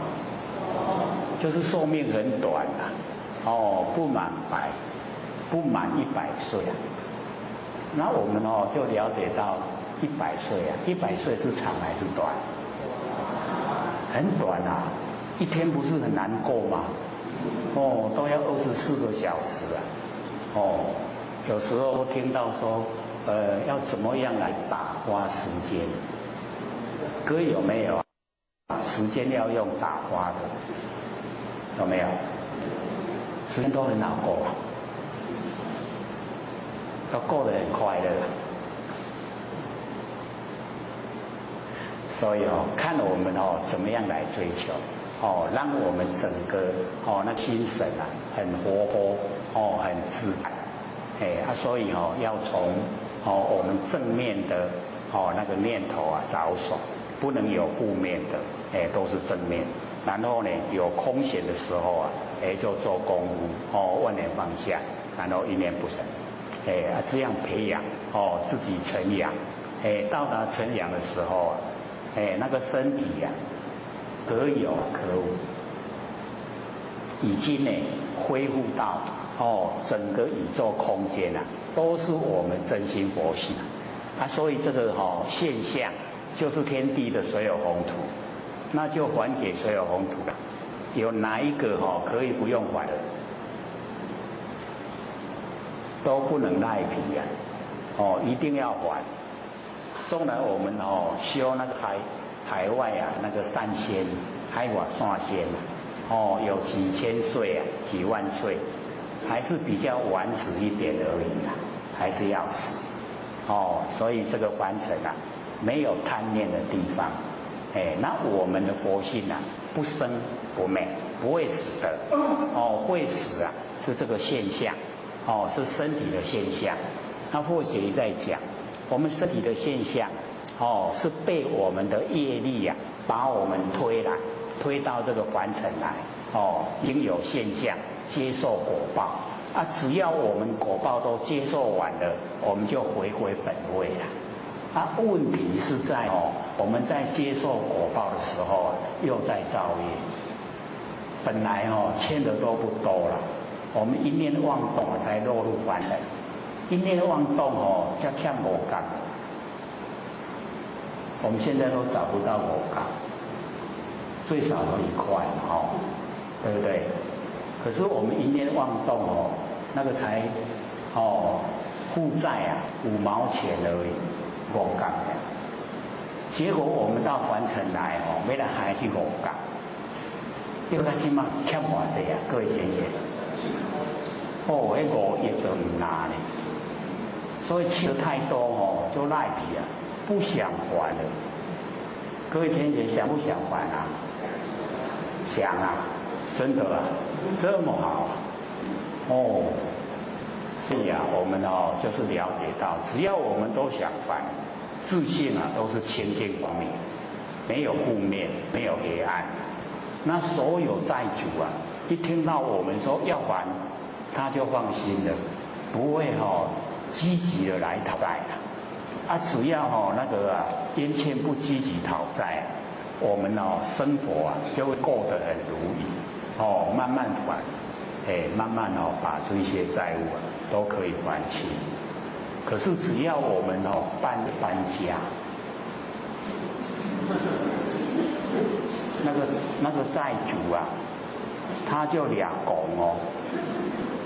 这下比我拄着现他妈给你抓咧，小龙海来，那个就很积极也动不了，所以我们就是了解到就是要诚心，要光明，都不欠，一定要还。这样的话，债主就放心了。然后我们又一直真的在还，然后就不欠了，不缺了。他努力做，尤其我们年岁一大，脑筋都会太空闲，胡思乱想。那或许一直讲，我们的念头起念就是业。之前我们所造的那些所有的业因都在虚空之间，全部都在。可是要有缘因缘会合，它才会呈现果报。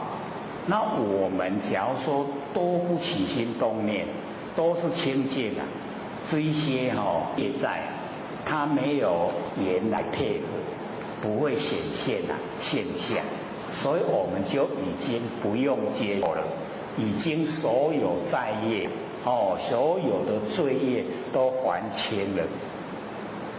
这样知道吗？这样还所以咱都要做应先先袂使用的时阵起心动念。所以或许之前都是这样讲，这个济某济算命都爱钱，听懂意思吗？你坐在那个算命师前面你坐着。算命师不要讲话你不要误会，你唔免纳钱伊开始讲话等下你离开你爱纳钱，这样知道意思吗？应用点济拢莫讲话，拢莫起心动念，咱唔免付出代价，不用付出代价。你若坐伫遐安尼东想西想妄想应用嘛，啊，他较无想拍算，都直直甲想。你等下爬起来吼，爱纳钱啊，已经吼迄债啊已经欠落来，爱纳啊免，你无纳伊无你走咧，哦，所以我们就是要了解到，哦，这个理就是这个样子。哎，空闲都不起念，不造业，不造业不用受苦。你既然起心动念，你造了业，你就要受苦。了解了没？以后有空闲不要起心动念啦，哎，要记得要付出代价。起心动念太容易了啦，所以我们那个债啊，愈欠愈多，有没有？哦，越欠越多，哎，尤其哦年岁一大了哦，那更是哦累积的厉害。所以哦，我们呢讲到说哦，这个修道呢4义呀，哦的医疗义啊，不医不疗义，哦那个不疗义方便法门我们要用，可是哦我们要知道那个是应用过程，哦过程的时候可以，哎然后呢我们到究竟啊，哎那个都不要。那么以断灭无常哦及确定死常。哎，我们凡尘就是要了解那个断灭。哦，我们一般的自杀的人啊，他会讲一了百了。各位浅显，一了有没有百了？为什么没有了？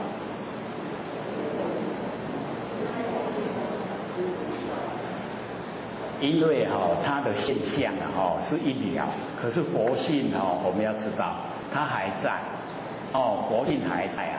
所以没有了，那我们的佛性要先到王死城去观到我们的寿命到了，才出王死城，然后出王死城以后啊，因为死掉了又入地狱，啊那个王死城都是多余的，那既然有暴力对自己，自杀就是暴力对自己，那往后啊。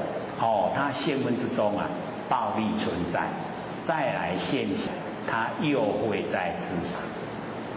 所以我们要了解说，有问题啊，就是要解决，解决就没了。再怎么大的问题啊，都可以解决。哎，所以不用逃避啊。哎，那个是懦弱的行为。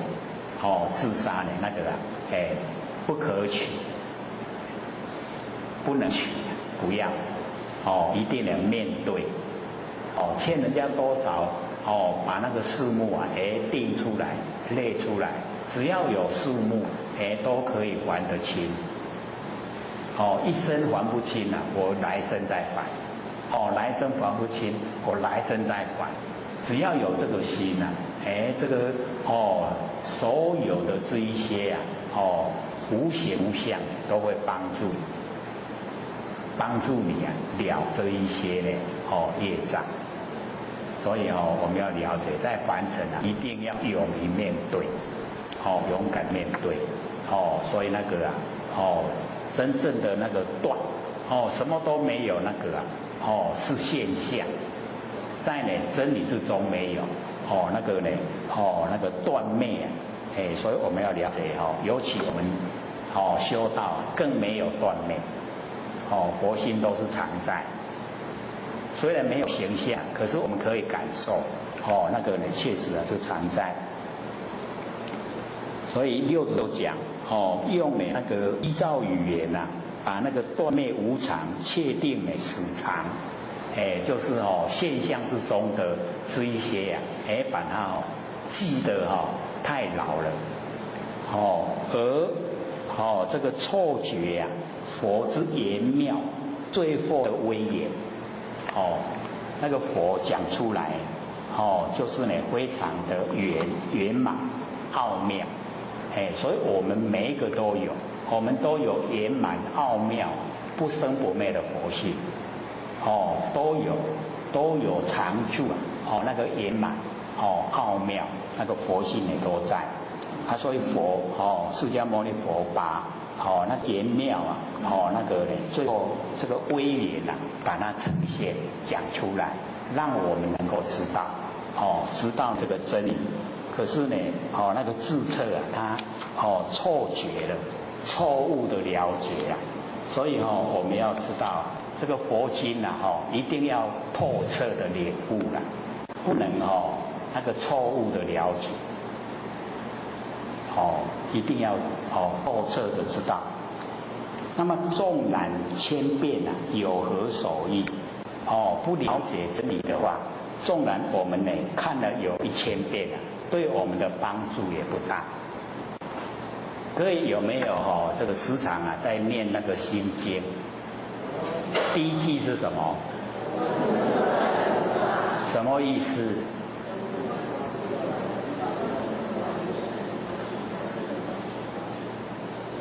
我们大家呢，大概都知道的意思，就是回光返照，我们自由自在的那个良知良能，就是我们的心，回光返照，那个观自在，观就是回光，用心来观，不是用眼睛，用心来观，它自在菩萨，我们呢每一位都是自在菩萨。菩呢就是菩提，萨呢就是萨埵，菩提萨埵，萨埵就是有情有情识的众生叫做萨埵。菩提是觉，有情的众生已经觉悟了，就叫菩萨。所以我们都是菩萨。我们有情有情识有情识知道吗？不知道咱知影腰，知影热，知影寒，迄就是有这情识，知道吗？有情识的这个众生，他已经觉悟了，就叫菩萨。然后这个菩萨呢，他是自在，自在菩萨，自由自在。各位浅浅，自己的佛性自由自在了没有？有没有？拢个发条条所以我们就是要训练让它自由自在很活泼的整个呈现在我们生活之中观自在菩萨我们一般解说都会说观世音菩萨，那个不是正确是观世音菩萨的话，对我们帮助就不大不很大所以我们了解那个回光返照。我们自由自在的那个不生不灭的真心佛性，那才是真正的正确。然后接下来就是恒生般若波罗蜜多时，对不对？假如说我们念贤生，各位念恒还是念贤？两个都有念贤的话，表示你没有在做了。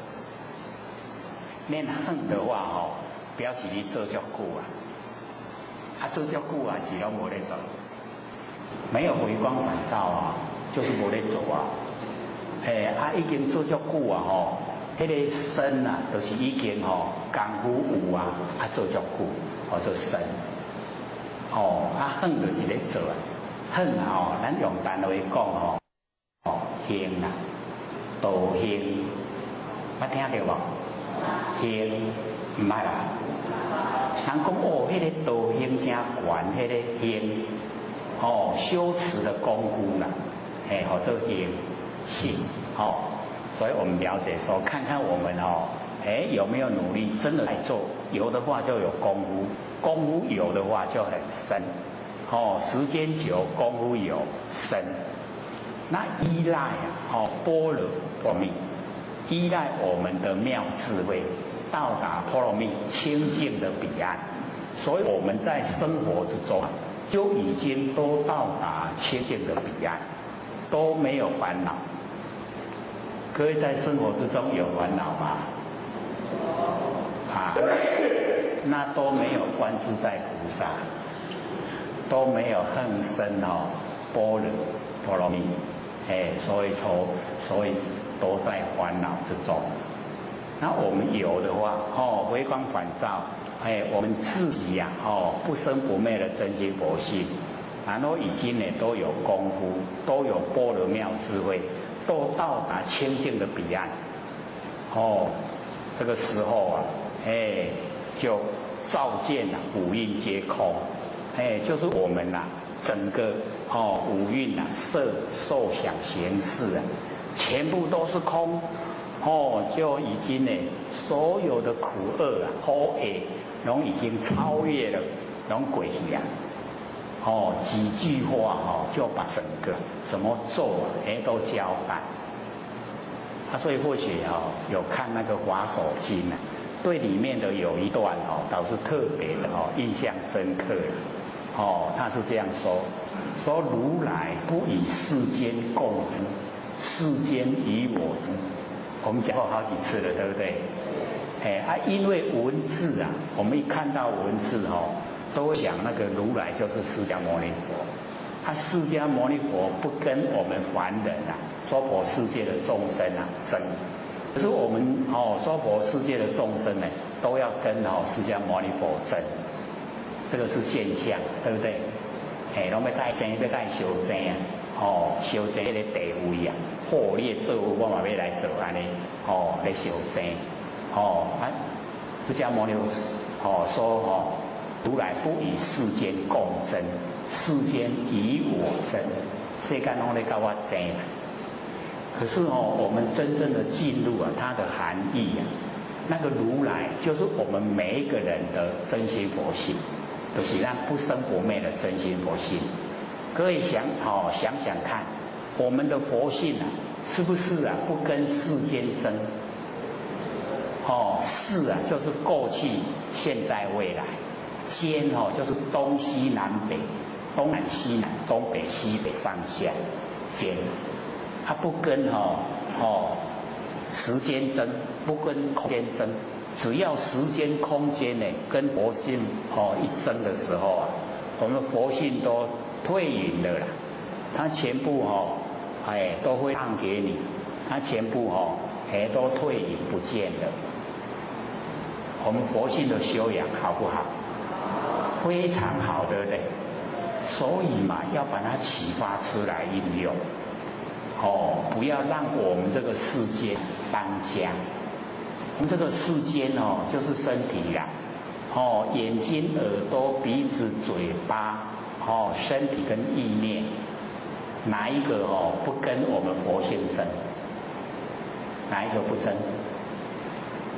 眼睛也争，耳朵也争，鼻子也争，嘴巴也争，身体也争，意念也争，对不对？伊拢要做主嘛，佛性里的拢牛哩，他都全部让给你了，他就退了。等到什么时候啊？一口气不来，一口气不来的时候啊，我们那个佛性要出来收拾善对不对？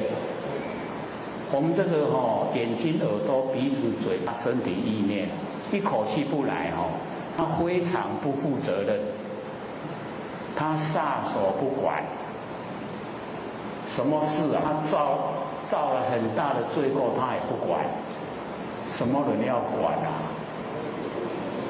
我们那个不生不灭那个佛性那个如来要出来管，冤不冤枉？走拢无伊咧做他那个背那个罪都有他的份，对不对？所以我们现在在凡尘的时候就要降服啊这个世间，降服我们六根眼睛、耳朵、鼻子、嘴巴、身体、意念，拢个降服。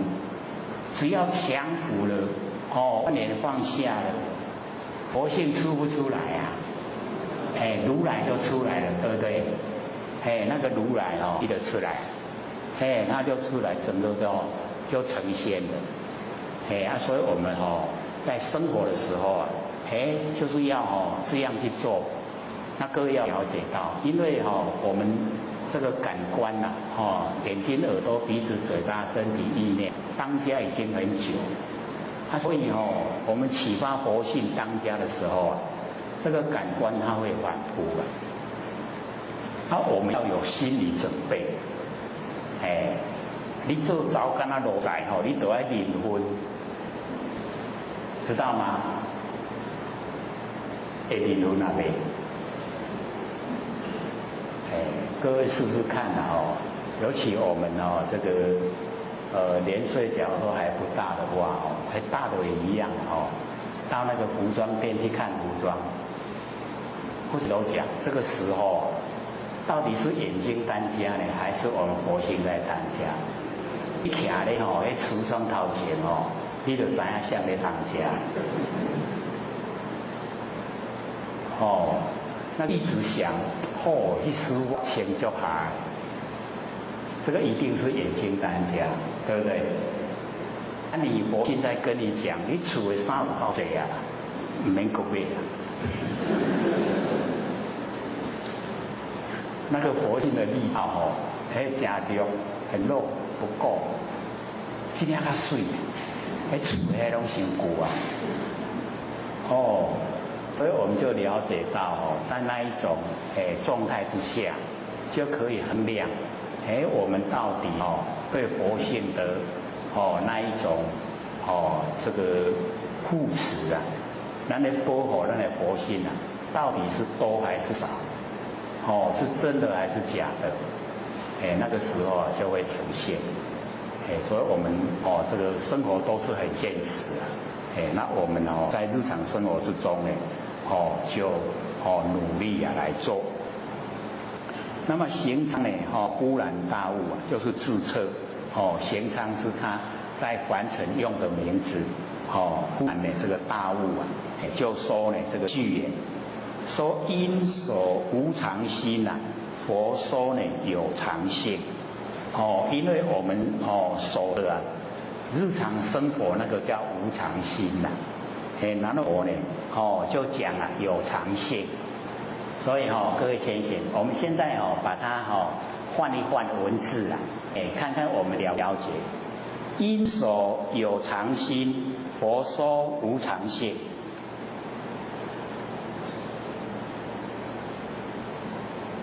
懂了没？各位有没有看书啊？是不是因所无常心，佛说有常性？那现在我们把它念因所有常心，佛说呢无常性。这样懂意思吗？懂不懂？唔通迄个文字啊，伊安尼记载伫咧咱甲小活用的一个俩的活拢无共样。把它对调。因为我们在凡尘用那个都是无常心，可是我们平常都守着无常心就是日常用的心都是无常心。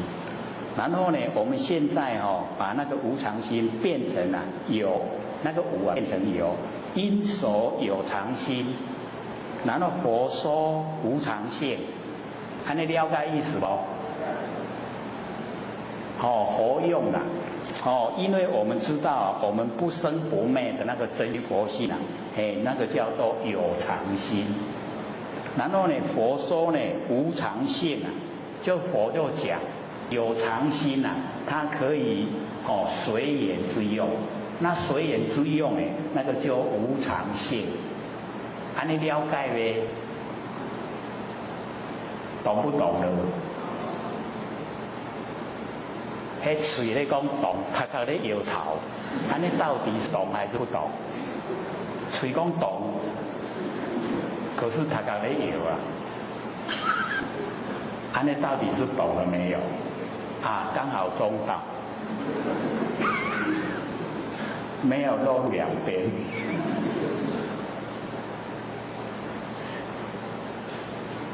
我们要学的佛用。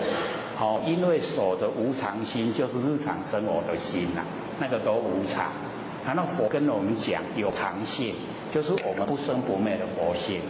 然后我们把那个因手无那个无啊，把它变成有，因手有常心，表示我们知道啊不生不灭的佛性，所以守着那个常有的心，常有了，这样知道吗？那佛在讲啊无常性，就是我们的佛性不生不灭，可是它可以随缘之用。那随缘之用是不是一直变化？一直变化是不是无常？这样懂了没？有较宽比较宽广的对，所以我们就是要这样看经对这里面呢，它记载我们意思呢都知道像我们刚才讲那个法手经啊，那个如来就是我们不生不灭佛性这个不跟世间争了，可是世间都跟我争。那我们在看了几千年了，它还不会有变化。可是我们了解以后，迄个讲咱啊低呢，咱都爱甲迄个咱的感官迄个伫个日常生活里咧迄个当家做主的咧甲去掉，不是马上可以改变的，对不对？我们可以修入修正进入不生不灭佛性，是不是成就如来了？真正的意思就出来。无佛都应成佛啦，伊搁较讲嘛佛，它不会变化，会变化是，对不对？我们会变化，我们现在还是众生，会变化成佛。佛都已经佛了，他再怎么说是佛。你不了解它的含义的话，你吸收不到好处。你吸收得到，安尼就会成佛了，安尼好，我去做。要不要做啊？要就可以成佛了，对不对？所以我们就是了解说，佛讲出来呢，就是要我们成佛。成佛的方法呢，就是一定要进入真理。不知方便者由嗔痴舍利。假如说呢，不知道这个方便法门，就是修持有那个方便法门。那假如说我们不知道方便法门，好像那个真池，就是春天那个水池舍利就是你那个宝七宝拢不爱叫啦，你捡石头那个利就是小石头啦。小石头要不要捡？捡等于无价值啦定入伊。七宝要不要捡？那个可以用还可以布施，很好用，所以不要嗔痴舍利，我们要舍七宝。我今呢不施功，佛性而现前。那个智者行仓呢就讲说，我现在都不施功了，都不用功夫可是佛性已经现前了。了解意思吗？讲唔免安那去做架势那个架势全部都不用我们要摆一个架势要照相的要摆cos然后才照得好看。师父就讲，我今不施功，可是佛性而现前都整个现前。各位浅浅，佛性现前了没？我们头看那个左手边是哪一位菩萨？佛性有没有现前？就是现前，不然怎么知道？就是都已经现前了，这么亲切，有没有很亲切？所以我们了解说呢，日常生活之中我们整个佛性跟佛都一样不缺，只是我们不敢当下承担，不敢相信自己就是佛了。所以我们在这边上课一定要一直培养，我就是佛，我就是佛，会不会要培养培养到真正的成佛。那么非执非思相授予我亦呢无所得。假如说这个六祖没有讲的话没有教授无教按不讲吼，我都拢唔知影。所以吼，这边吼，各位先生有两个吼那个含义，说佛性哦，不是六祖哦，这个给他的，然后呢，哦，我也没有得到什么，就是他只有本性的呈现啊。这样了解两个意思吗？了不了解？一个就是说，六祖他没有讲、没有教的话，我没有办法达到佛性会现前，这个是一个意思。然后另外一个意思啊，就是说我的佛性啊，不是六祖他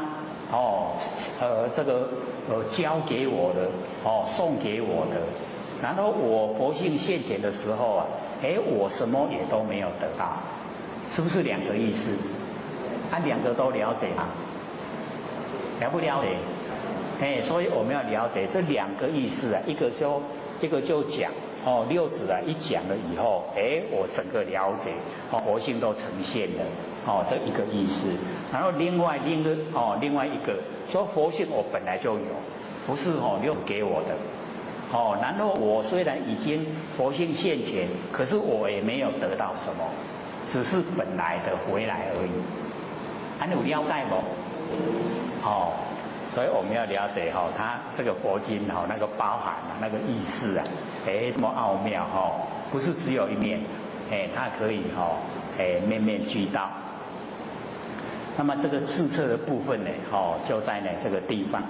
那么底下呢就讲有一个童子啊，名呢叫神会，襄阳呢高4尺，年呢13。这个13岁就已经很努力了，在修道13岁。那么自呢义前来，就是呢那个神秀那个地方来这个参礼然后六祖啊就跟他讲说，知识啊眼来艰辛，还将得本来佛，六甲列本改大来了。各位先生，假如说这个有讲这个叫禅机语啦，有人问讲你有把本过来了，你要怎么回答？拿出来看看。老师不是教我们吗？功能要提到看将拿着眼睛看着他，会不会啊？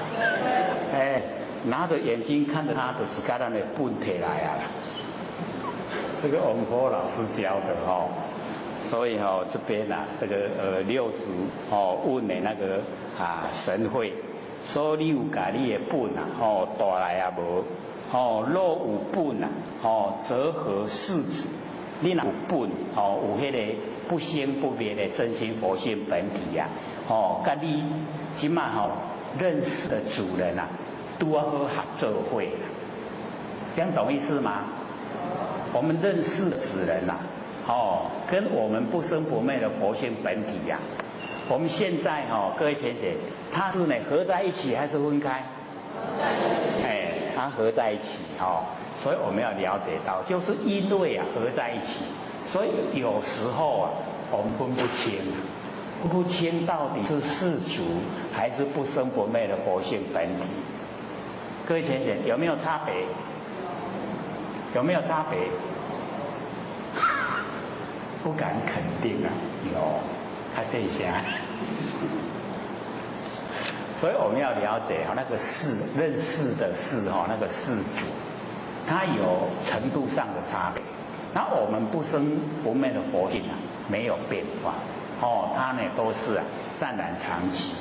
所以我们了解说呢，六祖就讲说有本的话呢，跟那个世主合在一起，这样试收看，你收看，看看讲出来能不能够呢真正的那个世主跟你不生不灭佛性本体全部都带到这个地方来。所以我们前面有那个怀让禅师不是讲嘛他说收拾一物即不重，有没有？那我们看六祖坛经哦，好像是当下就回答，可是哦要了解到，那个哦已经是回去哦研究8年，8年以后哦再来见六祖，哦说我已经领悟了，他说你说说看，他才讲哦收拾一物啊即不动。我们看起来啊那一句话没什么了。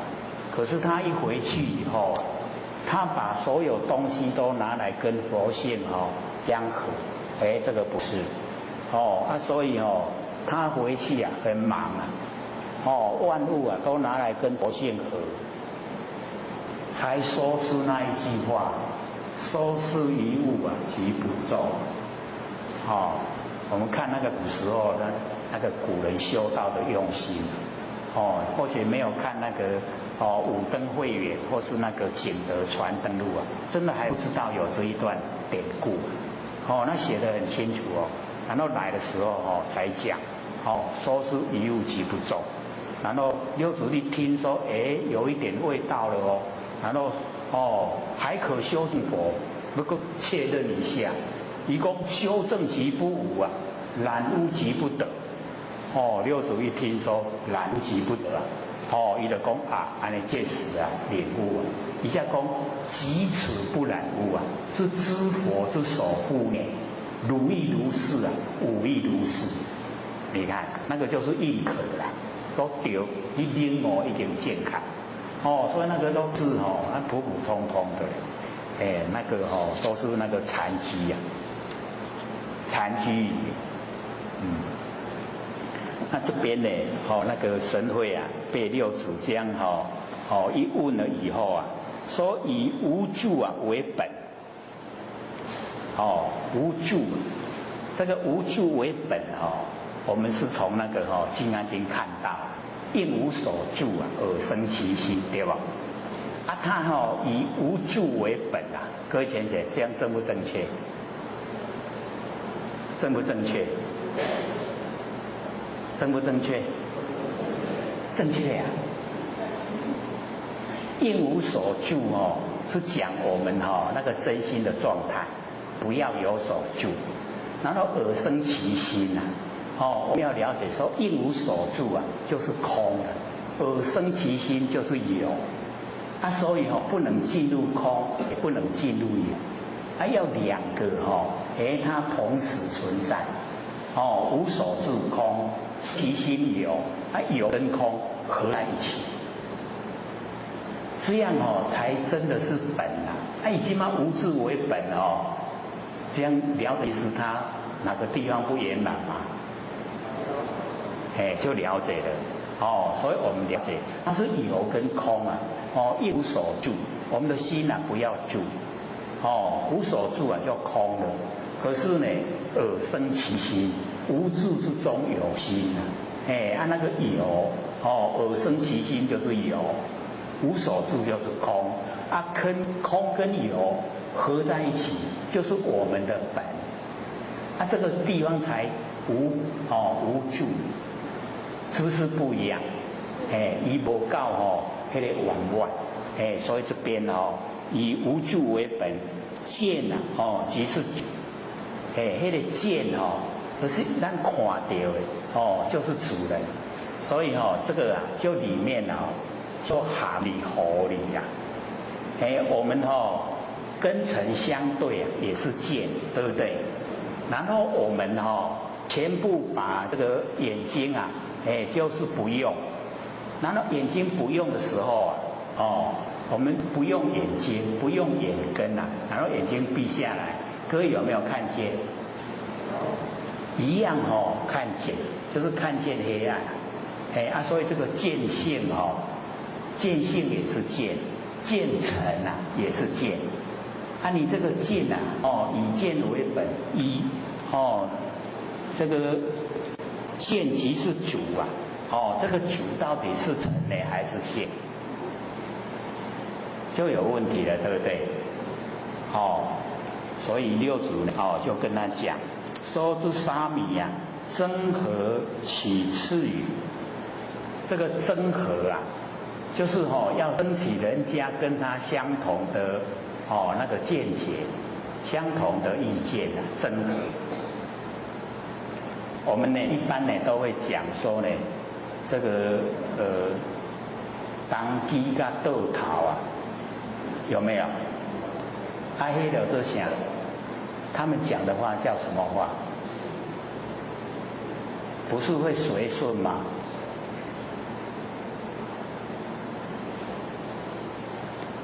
各位都没有去这个那个问过那个神明啊，拢唔捌去问，唔捌去问迄个当机倒头。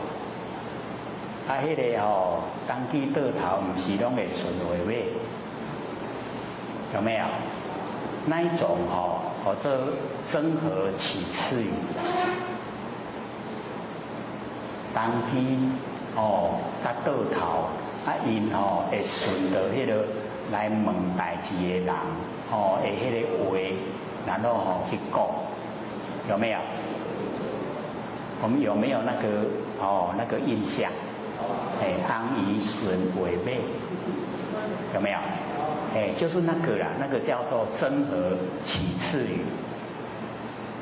次语我们就是了解到不是我们自己生发出来，次熟才是重要嘛。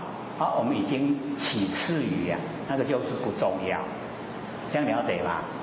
所以那个真和起次语就是没有自己的主张听人安那讲，咱就对人安那讲，这样了解意思吗？所以这边呢，六祖就讲说这个沙弥因为他年纪很小，叫他沙弥，真和起次语。那么神会就问六祖说：和尚坐禅这个还见不见？讲你咧坐禅嘛，有看到家己的佛性无？这个问的怎么样？我们会感觉到很突兀讲连问人讲你坐禅的时阵，你有看到你家己的佛性无？然后六祖呢就用那个智障就打神神会三下用伊的话甲讲三个啦就问他说：有打如是痛不痛？我甲你拍，你会听袂听？然后神会回答说：亦痛呢，亦不痛。嘛听嘛袂听。这个真的是有一点，我们就了解了。以这个现实来说的话，痛的就是身体不痛的就是佛性。他说亦痛亦不痛他两边都讲出来。所以这个就是含理合理那我们修道就不要含糊含糊含糊知道吗？就是没有肯定的答案。那么六祖就讲说：无意见亦不见，我嘛有看到，嘛无看到。所以坐禅有看到，那个是领悟领悟家己的佛性。无看佛性没有形象哪看得到？所以意见亦不见。讲的也都是我们了解他们的那个含义。那么神会就问说如何是意见亦不见？是安那迄内容嘛，讲出来听看卖。这个神会呢，请六祖就讲说：吾之所见常见自心过谦。所以这个六祖就讲说：我有看到拢看到家己的心嘛有过错唔对这个真的是一代祖师都这样的。那我们平常有没有像这样？看看自己的心有没有过错有没有不对的地方？有没有？有我很理想能够这样就很理想不见他人是非好恶，这个是我们要学我们好像是反过来那个呢不见自心的过谦常见他人是非好恶，文字又不同了哦，有无？有感觉文字不同无？哦，那个啊，不见自心过谦，那个是我们现在众生的毛病。然后呢，哦，常见他人是非好恶，有没有？有哦，很现实的。所以六祖一代祖师啊，就告诉我们，哦，我们要反过来，别人好不好，哦，是非啊，跟我没关系，哦，他有功德不会分给我们，有罪过我们不用担，所以不要去检讨别人的是非，哦，过恶不要。那检讨我们自己很重要，因为我们自己有过错了，我们自己要承担那个果报。然后我们一直能够反省检讨，过错就越来越少，我们接受果报就越来越轻越少越没有就可以解脱。那是以意见意不见所以那个见不见角度是在这里。那么汝言意痛意不痛如何？那个六祖就跟神会讲。说你咧讲会痛，嘛袂痛，还是安那？如若不痛假如说你不痛，那么同其木石，你若拢袂痛甲迄个茶，甲迄个石头，共款。全部不痛的话，甲石头、甲迄茶拢共款。若痛你若会痛则同凡夫若会痛甲凡夫拢共款。你是石头呢，还是凡夫？所以六祖呢就这样问他，假如说呢，这个会痛的话，跟凡夫呢激起那个愤愤，就是呢会产生那个生气的那个情绪出来。那么汝向前见与不见呢是两边，你拄则咧讲的迄向前就是讲拄则你伫咧问讲见不见那个是两边。然后呢，痛不痛呢？是生灭。痛的时候生了，爱听无去灭了，所以痛不痛是生灭，见不见是两边，见不见两边，然后痛不痛生灭。我们两边也去掉，生灭也不要，这样了解吗？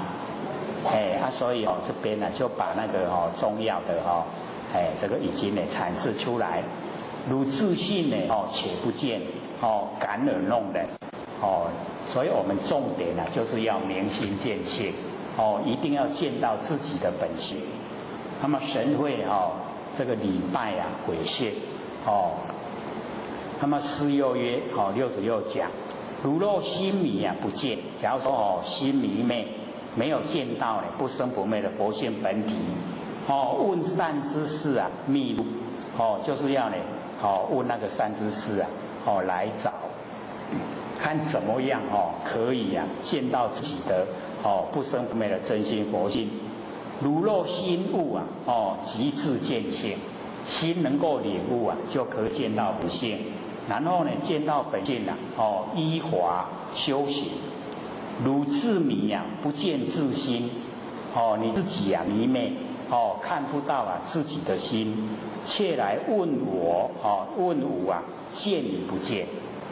所以我们就是把心用错方向，拢咧注意别人别人修了安那好歹做了好歹别人安那拢真在意家己安那拢无爱去注意，是不是这样？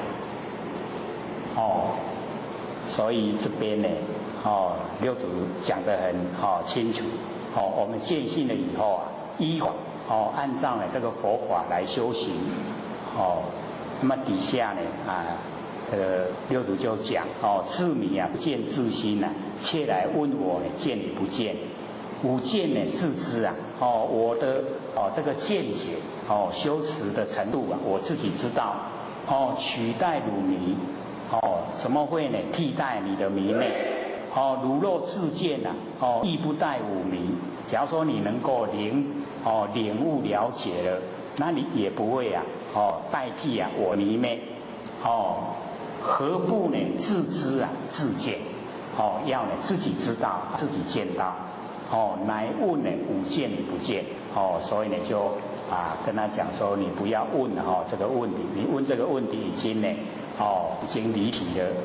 那么神会呢在礼拜一拜呢求谢过谦，自己也知道自己的那个不对。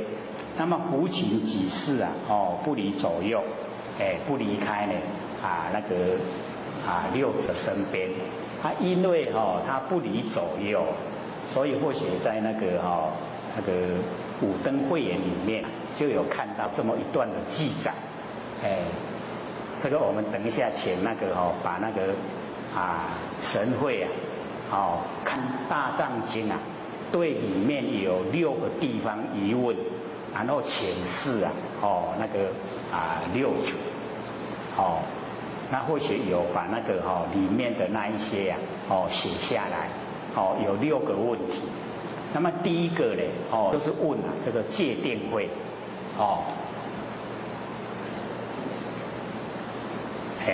我们那个荧幕打出来的这个就是神会因为在六祖的身边所以他呢有机会接近呢这个六祖所以就赶快有疑问的地方就赶快问所以第一个问题就是问戒定慧所用戒何物定呢从何处修？慧因何处起？所以呢，我们了解到这个神会很会利用那个机会，然后他呢这个自己讲说所见不通流，那六祖呢就回答这个定即定其心。我们这个定就是要定我们的心戒定慧那假如说各位先贤，我们又看到前面那个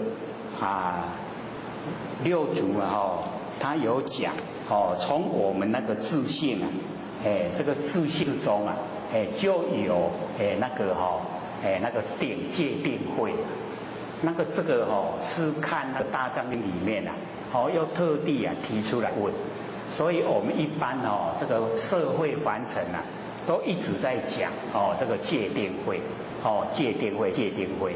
那我们对戒定慧的认识也不是说很透彻的所以神会借着服侍六祖的那个机会前问所用戒要戒何物所用戒何物，然后呢定从何处修慧因何处起因为这个所见都不通不流所见不通流六祖呢就回答这个定即定其心就是我们要定我们的心一定要先定，然后呢将戒戒其行，性中呢常会照我们性性问之中常常来用智慧来关照自见自知身。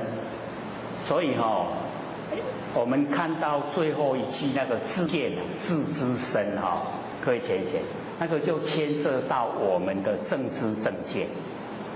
自见自知身那个所见不通流嘛，就是我们对凡尘的一切各位先生，我们是不是有能守，对不对？有能见有所见，是不是都对待都是互相对待所以他说所见不通流，所见会被凡尘障碍，会被形象阻隔了。那假如说那个自知，你自己知道自己知道以后没有能守，已经没有能守所以自知身，自己知道那个深入，一深入以后山河大地不是我们真心吗？还记不记得？是不是很深的？所以自知自知身，自己知道以后自己就知道，哎，原来啊，真理啊是这么深入的，这样了解吗？所以我们要知道说，神会啊，他后来是一方的开创者啊，就是带了很多人带很多人修道。所以他问的问题也不是说普普通通的，就是很有那个内涵。他内底不讲完全了解，所以请六祖讲。六祖一代祖师啊，他会解说的很详细。第二题呀，说本无啊，今有有何物？本无今有有何物？本有今无无何物？本无今有，本无今有，本有今无，就是两个对调了。一个呢，本无今有有何物？本无今有有何物？本无今有。诵经呢，不见啊有无义？真是啊，曲履啊更密履。这个呢是第二题。然后呢，六祖就回答说：前念啊，恶业本无。我们的前念，我们的恶业本来就没有。然后呢，后念善生今有。我们后念，就是我们能够把握的，后念善生啊，今有，现在有。然后念念常行善行，后代人天不久。那个后代的天啊，就是我们这一生寿命过去了以后，等到下一生、下一世啊，那人天就是人道跟天道，不久啊就可以进入人道天道，就是进入三善道。如今呢，正听五言，无极啊，本无今有。你现在呢在听我这个讲话，本来没有啊，然后呢，出生在凡尘有了啊，这个就是第二题。然后第三题啊，那个将生啊，灭却灭，将灭啊，灭却生，不了生灭义啊，所见啊是龙马。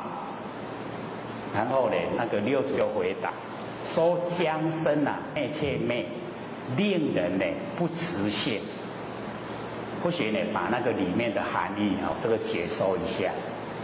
因为呢，我们要了解说，咱要爱伊生出来伊确实灭掉了，将生啊，灭却灭。咱要让伊生出来物件，伊结果灭掉无去啊。然后呢，我们要灭掉的东西直直要它灭掉，伊个直直造出来。有没有这种情形？所以不了那个生灭的义理真理呀，所见啊是聋盲，好像聋人跟盲人一样，拢看不清楚了。然后六祖就回答：将生呢灭却灭啊，令人不执性，不执着。我们那个不执着的那个个性都呈现了。然后呢，将灭啊灭却生。咱要甲灭掉一个生出来，这个呢令人呢不直见，就不这个令人心离境让我们那个心可以离境。然后呢，这个未及离两边，就是没有办法离两边，自除生灭病，自己呢辞掉。那个生灭的病，好像我们刚才讲那个痛不痛是生灭我们把那个生灭施一点，我们把它除掉。这个呢是第三题。然后第四题呢，先顿呢而后见，先见而后顿，不悟呢顿见人，心里常迷闷。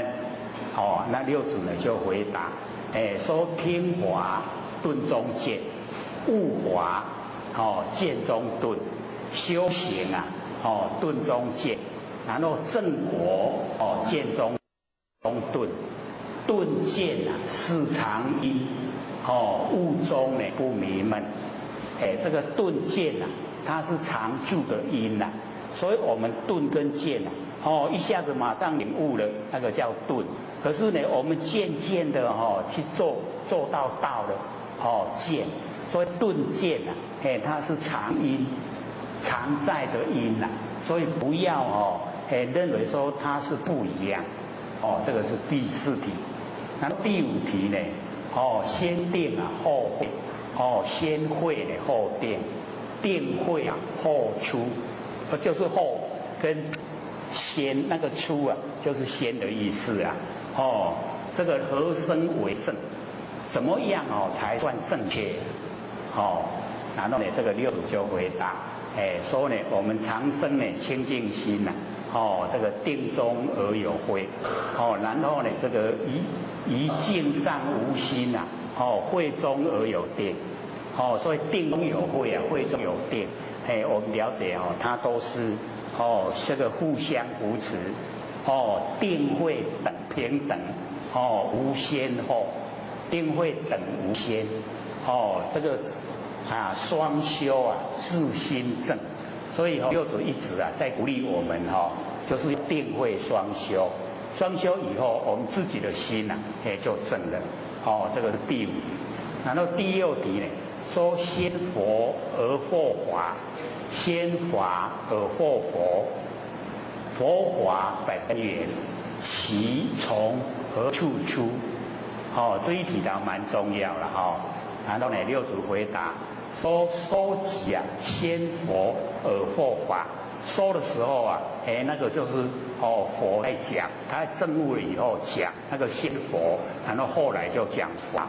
然后呢，我们这个听啊，听即先法而后佛，若认佛法本根源，一切众生啊，心里出。各位先生，佛法的根源啊，从哪里出来？从我们一切众生的心里面出来。所以不用向外找，向我们内心找，我们内心就会生出那个佛，会生出法。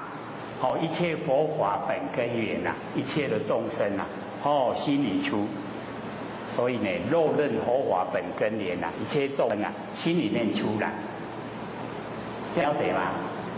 这个呢是神会服侍在六祖身边，然后利用机会就请问这个6个问题，然后或许呢刚好有看到他是在五灯会里面有记载，他把他呢这个的背诵下来呢贡献给各位。那我们还剩下还有8分钟了。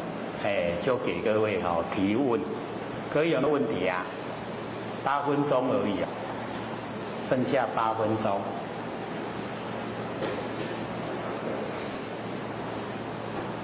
好，请说。老师好，各位同学好。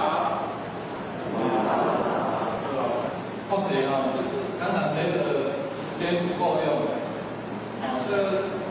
到了现在有没有这样的感觉？那如果有的话，像老师今天每个礼拜要都从基隆来到这边，那在这个改过程当中，受了高铁要浪费那么多的时间，那么你如何去善用这些时间？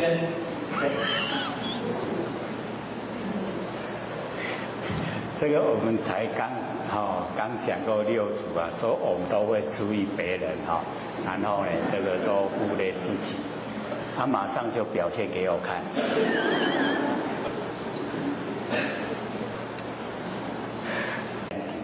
最理想的状态就是走入绝对的境界，就是没有对待，就是没有两边，也没有生昧。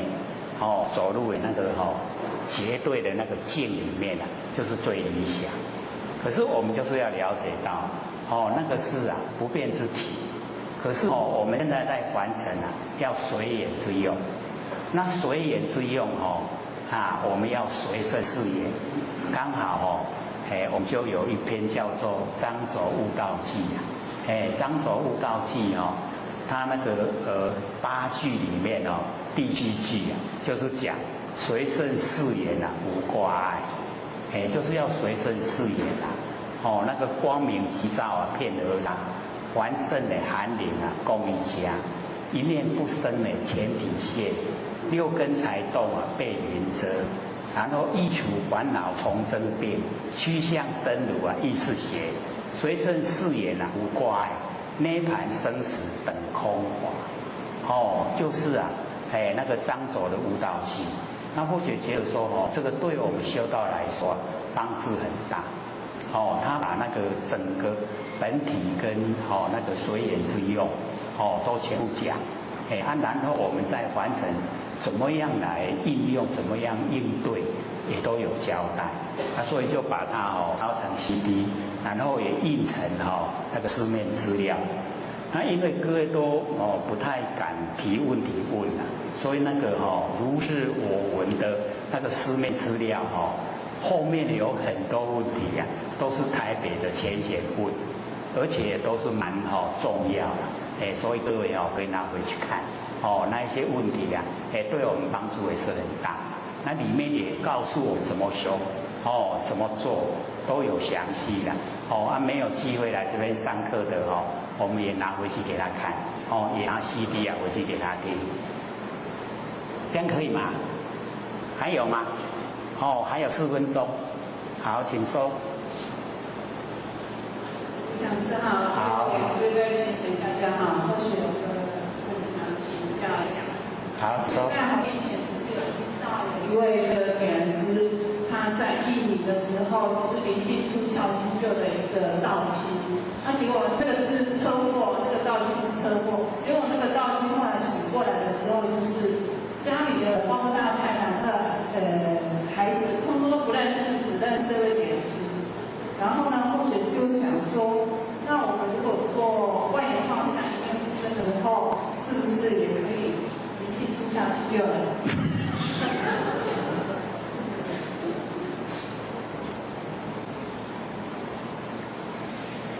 你这个构想是很好，可是我们这个爱心爱心这个10人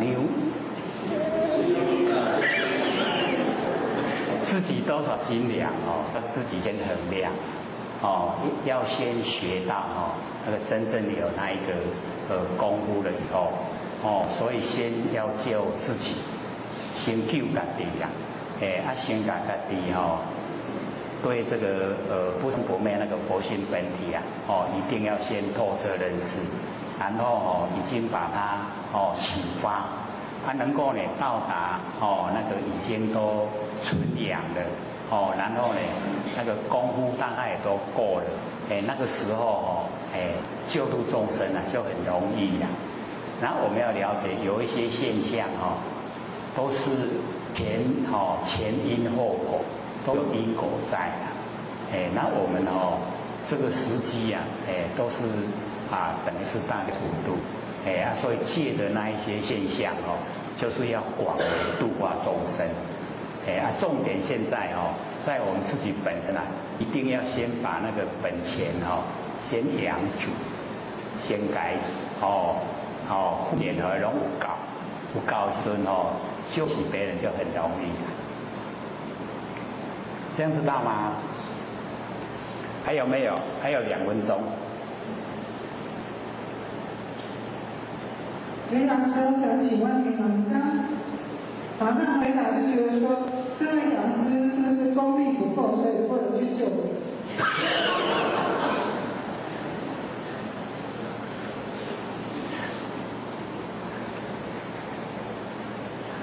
我们这个哪一位这个仙佛呈现的有这样自己讲说，我功力够，我可以都去救人。有听过这样吗？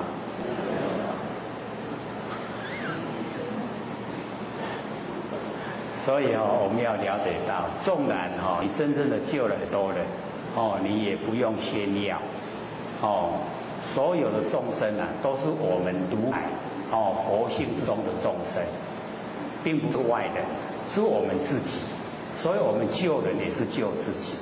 那没有值得那个炫耀的地方。你炫耀的，就表示你有那一种分别心。有分别心还没有到达佛性本体，还没有到达绝对的那个湛然常寂，所以那个还要再努力修了。这样了解吗？会的人不会说他会，他真的他说他很了不起的人他一定起不了。下课。讲师、各位讲师、各位坛子、各位前贤，大家好。不学占道天师德，谦谦大德，以及感谢各位前贤给佛学机会学讲。那我们今天又重回来讲这个观世音菩萨修持法门耳根圆通。我们上次曾经有讲，可是没有讲完因为那个时候大家的反应说听不懂，接触的时间不多了，所以那个时候一讲下来，里面虽然会觉得说内容是很充实，可是因为听不懂，所以我们那个时候就没有再讲。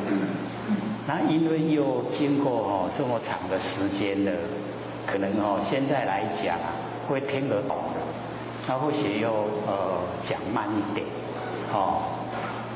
一定要能够懂，因为这个耳根圆通对我们修道非常有帮助，我们能够实际的进入那个修持的阶段，对我们帮助会很大。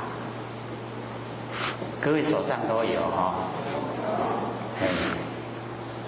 这个古观世音佛教观世音菩萨，因为我们要了解这个同一个法号那个名称相同，所以这个观世音佛是古时候就已经有，然后这个观世音菩萨那个是圆通古佛又来化身以后呈现，带领这个坤道来修道，所以我们了解说，都是同一个名号，所以古时候的观世音佛来教这个观世音菩萨。那么现在这个观世音菩萨是西方极乐世界阿弥陀佛那个座下的上首这个观世音菩萨，那个下首各位先生是谁？对，就是大势至菩萨。这个上首是观世音菩萨，下首就是大势至菩萨。所以这个观世音菩萨闻声救苦。然后大势至就是要我们实际的去实行，所以这个三佛，我们在看的时候都是三佛一体，阿弥陀佛，就是我们不生不灭的真心佛性，然后观世音菩萨就是我们般若妙智慧，然后大势至菩萨就是我们的行为，我们行持都是在我们身上，所以三佛一体。那我们后来的那个释迦牟尼佛，就是我们不生不灭的佛性。然后文殊菩萨就是我们般若妙智慧。然后普贤菩萨就是我们的行为，我们实际去做的行为，就是普贤。就是要去做，都三佛一体，就在我们身上。这样各位前贤可以听懂的意思吗？借着那个外佛来启发我们内心，我们内心本来都具备，我们这个三佛一体，这样懂意思吗？懂不懂意思？所以我们上个礼拜啊，最后一个问题啊有讲，佛法本根源啊，其从何处出？有没有印象？那个神会啊，在问六祖，说呢，这个佛法的根源啊，起的时候啊，从什么地方出来？有没有印象？然后呢，那个六祖就回答：若论啊，佛法的本根源，佛法的根源，一切的众生啊，心里出。所以我们要了解说，所有佛法，所有的佛，都从一切的众生啊心里面出来，从我们的心里面出来。佛法从我们的心里面出来，佛从我们的心里面出来。所以我们要呢启发我们自己的那个心里面的佛。这样了解意思吗？会很深吗？因为我们都会追求外面的佛啦，不知道我们自己心里面啦，就有一位很亲切的佛，就在我们心里面。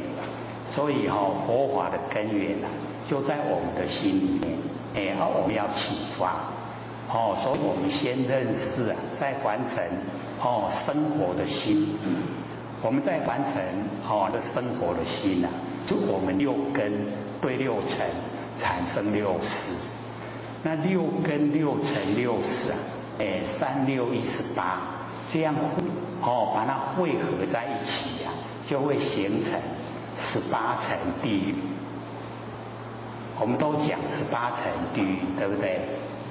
它就是从六根对六尘产生六识所做下来的事情。就是进入18层地狱。所以我们修道的时候啊，六根六尘六识啊，不要拿来修道，拿来修道对我们道修不成。所以要对万念都放下，一念不生。这个时候没有六根，没有六尘，没有六识，全部没有了，叫做没有心，心都没有了，叫做道。所以那个司空三呢，本性禅师啊，就讲无心是道。那个无心啊，就是没有四心，六根六尘六识啊产生的四心我们都不用，叫做没有心的。那个没有心呢，就已经呢就是道了，已经就是不生不灭的那个真心。所以这个时候啊，万缘放下的一念不生，全部啊就是不生不灭真心。这样有没有认识？是不是或许一开始讲就一直这样讲？就是我们要了解到，根尘啊相对的，因为它会变化。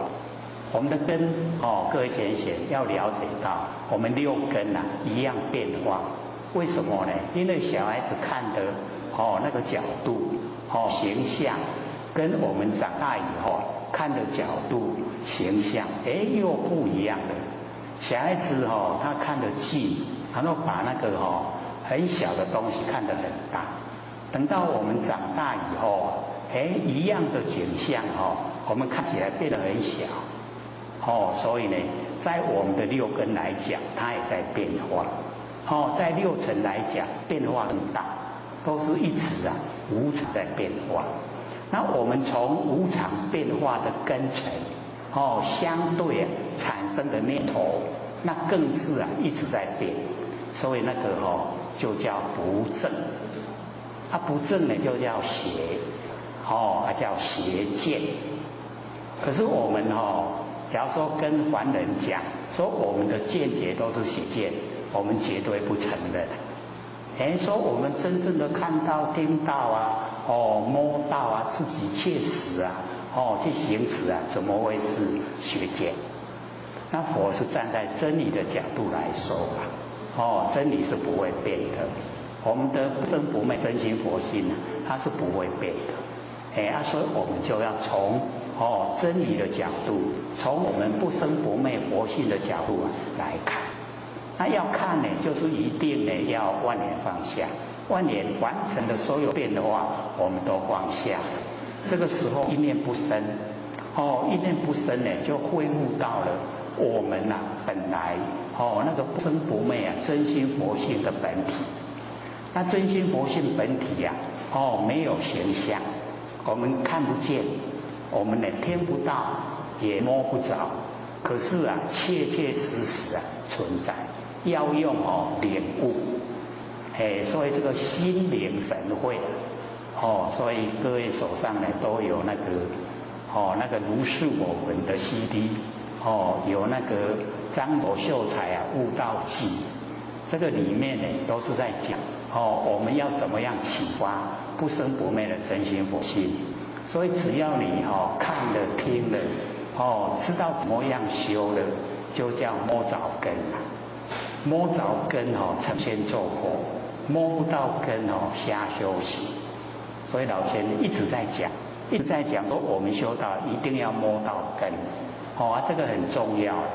那或许因为之前这个是96年的时候在北部讲的，那个时候千贤把它抄录下来。那或许说这个性理心法不要落入文字所以那个时候或许并不主张把它印，因为说以心传心以心译心重要，就是要了解重要。可是呢，因为我们现在这个时期大开普度了，那或许又拿回来看的时候我说这个可以来给一些没有机缘呢听到或许讲的来看。所以就把它印出来。那个是台北的千贤一个字一个字写他用那个随身听录音带然后这个听了一句就把它暂停写下来，再听一句又把它暂停再写下来，是这样出来的。很有心那各位看的时候因为我们有那个 CD 可以听所以有一些字没有校对就印了所以有一些错字，它考验我们自己的智慧听了跟看了把它连起来，错了你自己改过，那个字印错的话，你自己把它改过来，这样就好，因为要再校对，在印的时候又要拖一段时间，他或许又很急性子说印就印，结果印好了才知道说有很多字音不对，我说没关系又有 CD 可以听，那重点呢都可以去抓到重点，所以各位回去假如说没有时间对吧？进我们这个心理心法班来听这个现场呢比较有契机没有办法来的话就听。那听那个张所悟道记张所修才悟道记就是比较没有接近这个心理心法的听的会比较明白，如是我闻会比较深一点，它比较讲心理心法因为讲到真如，那真如假如说全部都没有接触的话，会不飒飒不知道在讲啥。张所悟道记很明白凡圣寒灵共一家。一听就明白，所以那个可以给没有机缘来听的人去听去看，那个张所秀才悟道记，各位手上都有嘛要想多拿的话我们两边都还有，希望各位多拿各位可以个人都拿一叠回去或者更高兴，我会请北部再印，会再印。看要多少我们都印多少下来。像这一次这个耳根圆通之前我们不是大家都有了吗？那或许想说有了一定也会忘了带来，所以我们这一次又印而且又印了很多300张，绝对够我们用的。那也希望各位多拿回去给有没有来这边研究的人看。那个很里面的那个深度很够，能够懂的话哦，对我们绝对帮助了。所以这边呢，或许就先呢，把那个背景来讲一下。那么观世音菩萨呢，跟我们娑婆世界这个众生结的缘很深厚所以呢，到娑婆世界呢来帮助释迦牟尼佛转法轮现在呢帮助呢弥勒祖师弥勒佛来收业所以我们在那个礼节里面诸天神人以后再下来就把那个观世音菩萨那个摆在我们老师师母之前，对不对？就可见这个观世音菩萨呢跟我们娑婆世界众生很有缘分所以这边就有写下来，所以娑婆世界众生缘分很深厚。那么发愿要度尽阎浮提的众生。我们这个南赡部洲呢叫阎浮提也叫做红尘红尘滚滚减凄凉。那个是或许之前唱的歌那个歌词里面就这样红尘滚滚就是时间一天接一天，一年接一年，然后我们遭遇的事都很坎坷，所以景色很凄凉那呢这个观世音菩萨说我们这个众生太可怜了，他要度尽我们娑婆世界的众生，他才愿意成佛了。可是还没有度尽就已经成佛了南海古佛。那所有那个地狱那个鬼坟那个地藏王菩萨他也要度尽没有度尽也是不成佛。可是已经成地藏古佛了也是成佛。那各位就是要了解不是说他们呢这个希望说要有佛的那个果位所以我们现问之中都有慈悲喜舍。最后一个就是舍，舍就是什么都不要，连那个名分果位都不要。所以释迦牟尼佛也是一样他那个果位佛的果位他也不要，把它舍掉所以已经呢都不要舍掉。可是我们众生呢不会说因为他舍掉了我们就不称呼他了，一样还是称呼了。那我们凡尘都会执着名相那个名跟形象，我们越执着我们就是了解说我们越狭隘加 A 啦一舍掉以后就很宽广非常宽广。那我们了解说那个观世音菩萨呢他也是一样说重点所在就是要度众生，把娑婆世界的众生呢都度尽了，所有众生都成佛了。因为众生本来都是佛，都已经成佛了他才愿意成就那个是他的愿。他现在虽然已经成佛了，可是他也没有舍掉他的愿力，还一直在度一直在度众生。那么观世音菩萨的修持方法呢，从闻思修这个闻思修就是三慧三种智慧啦。闻就是闻慧，然后思就是思慧，修呢修慧都呢这个在智慧之中闻思修，然后进入呢三摩地。三摩地就是正定就是从我们呢不生不灭的佛性本体发挥出来的正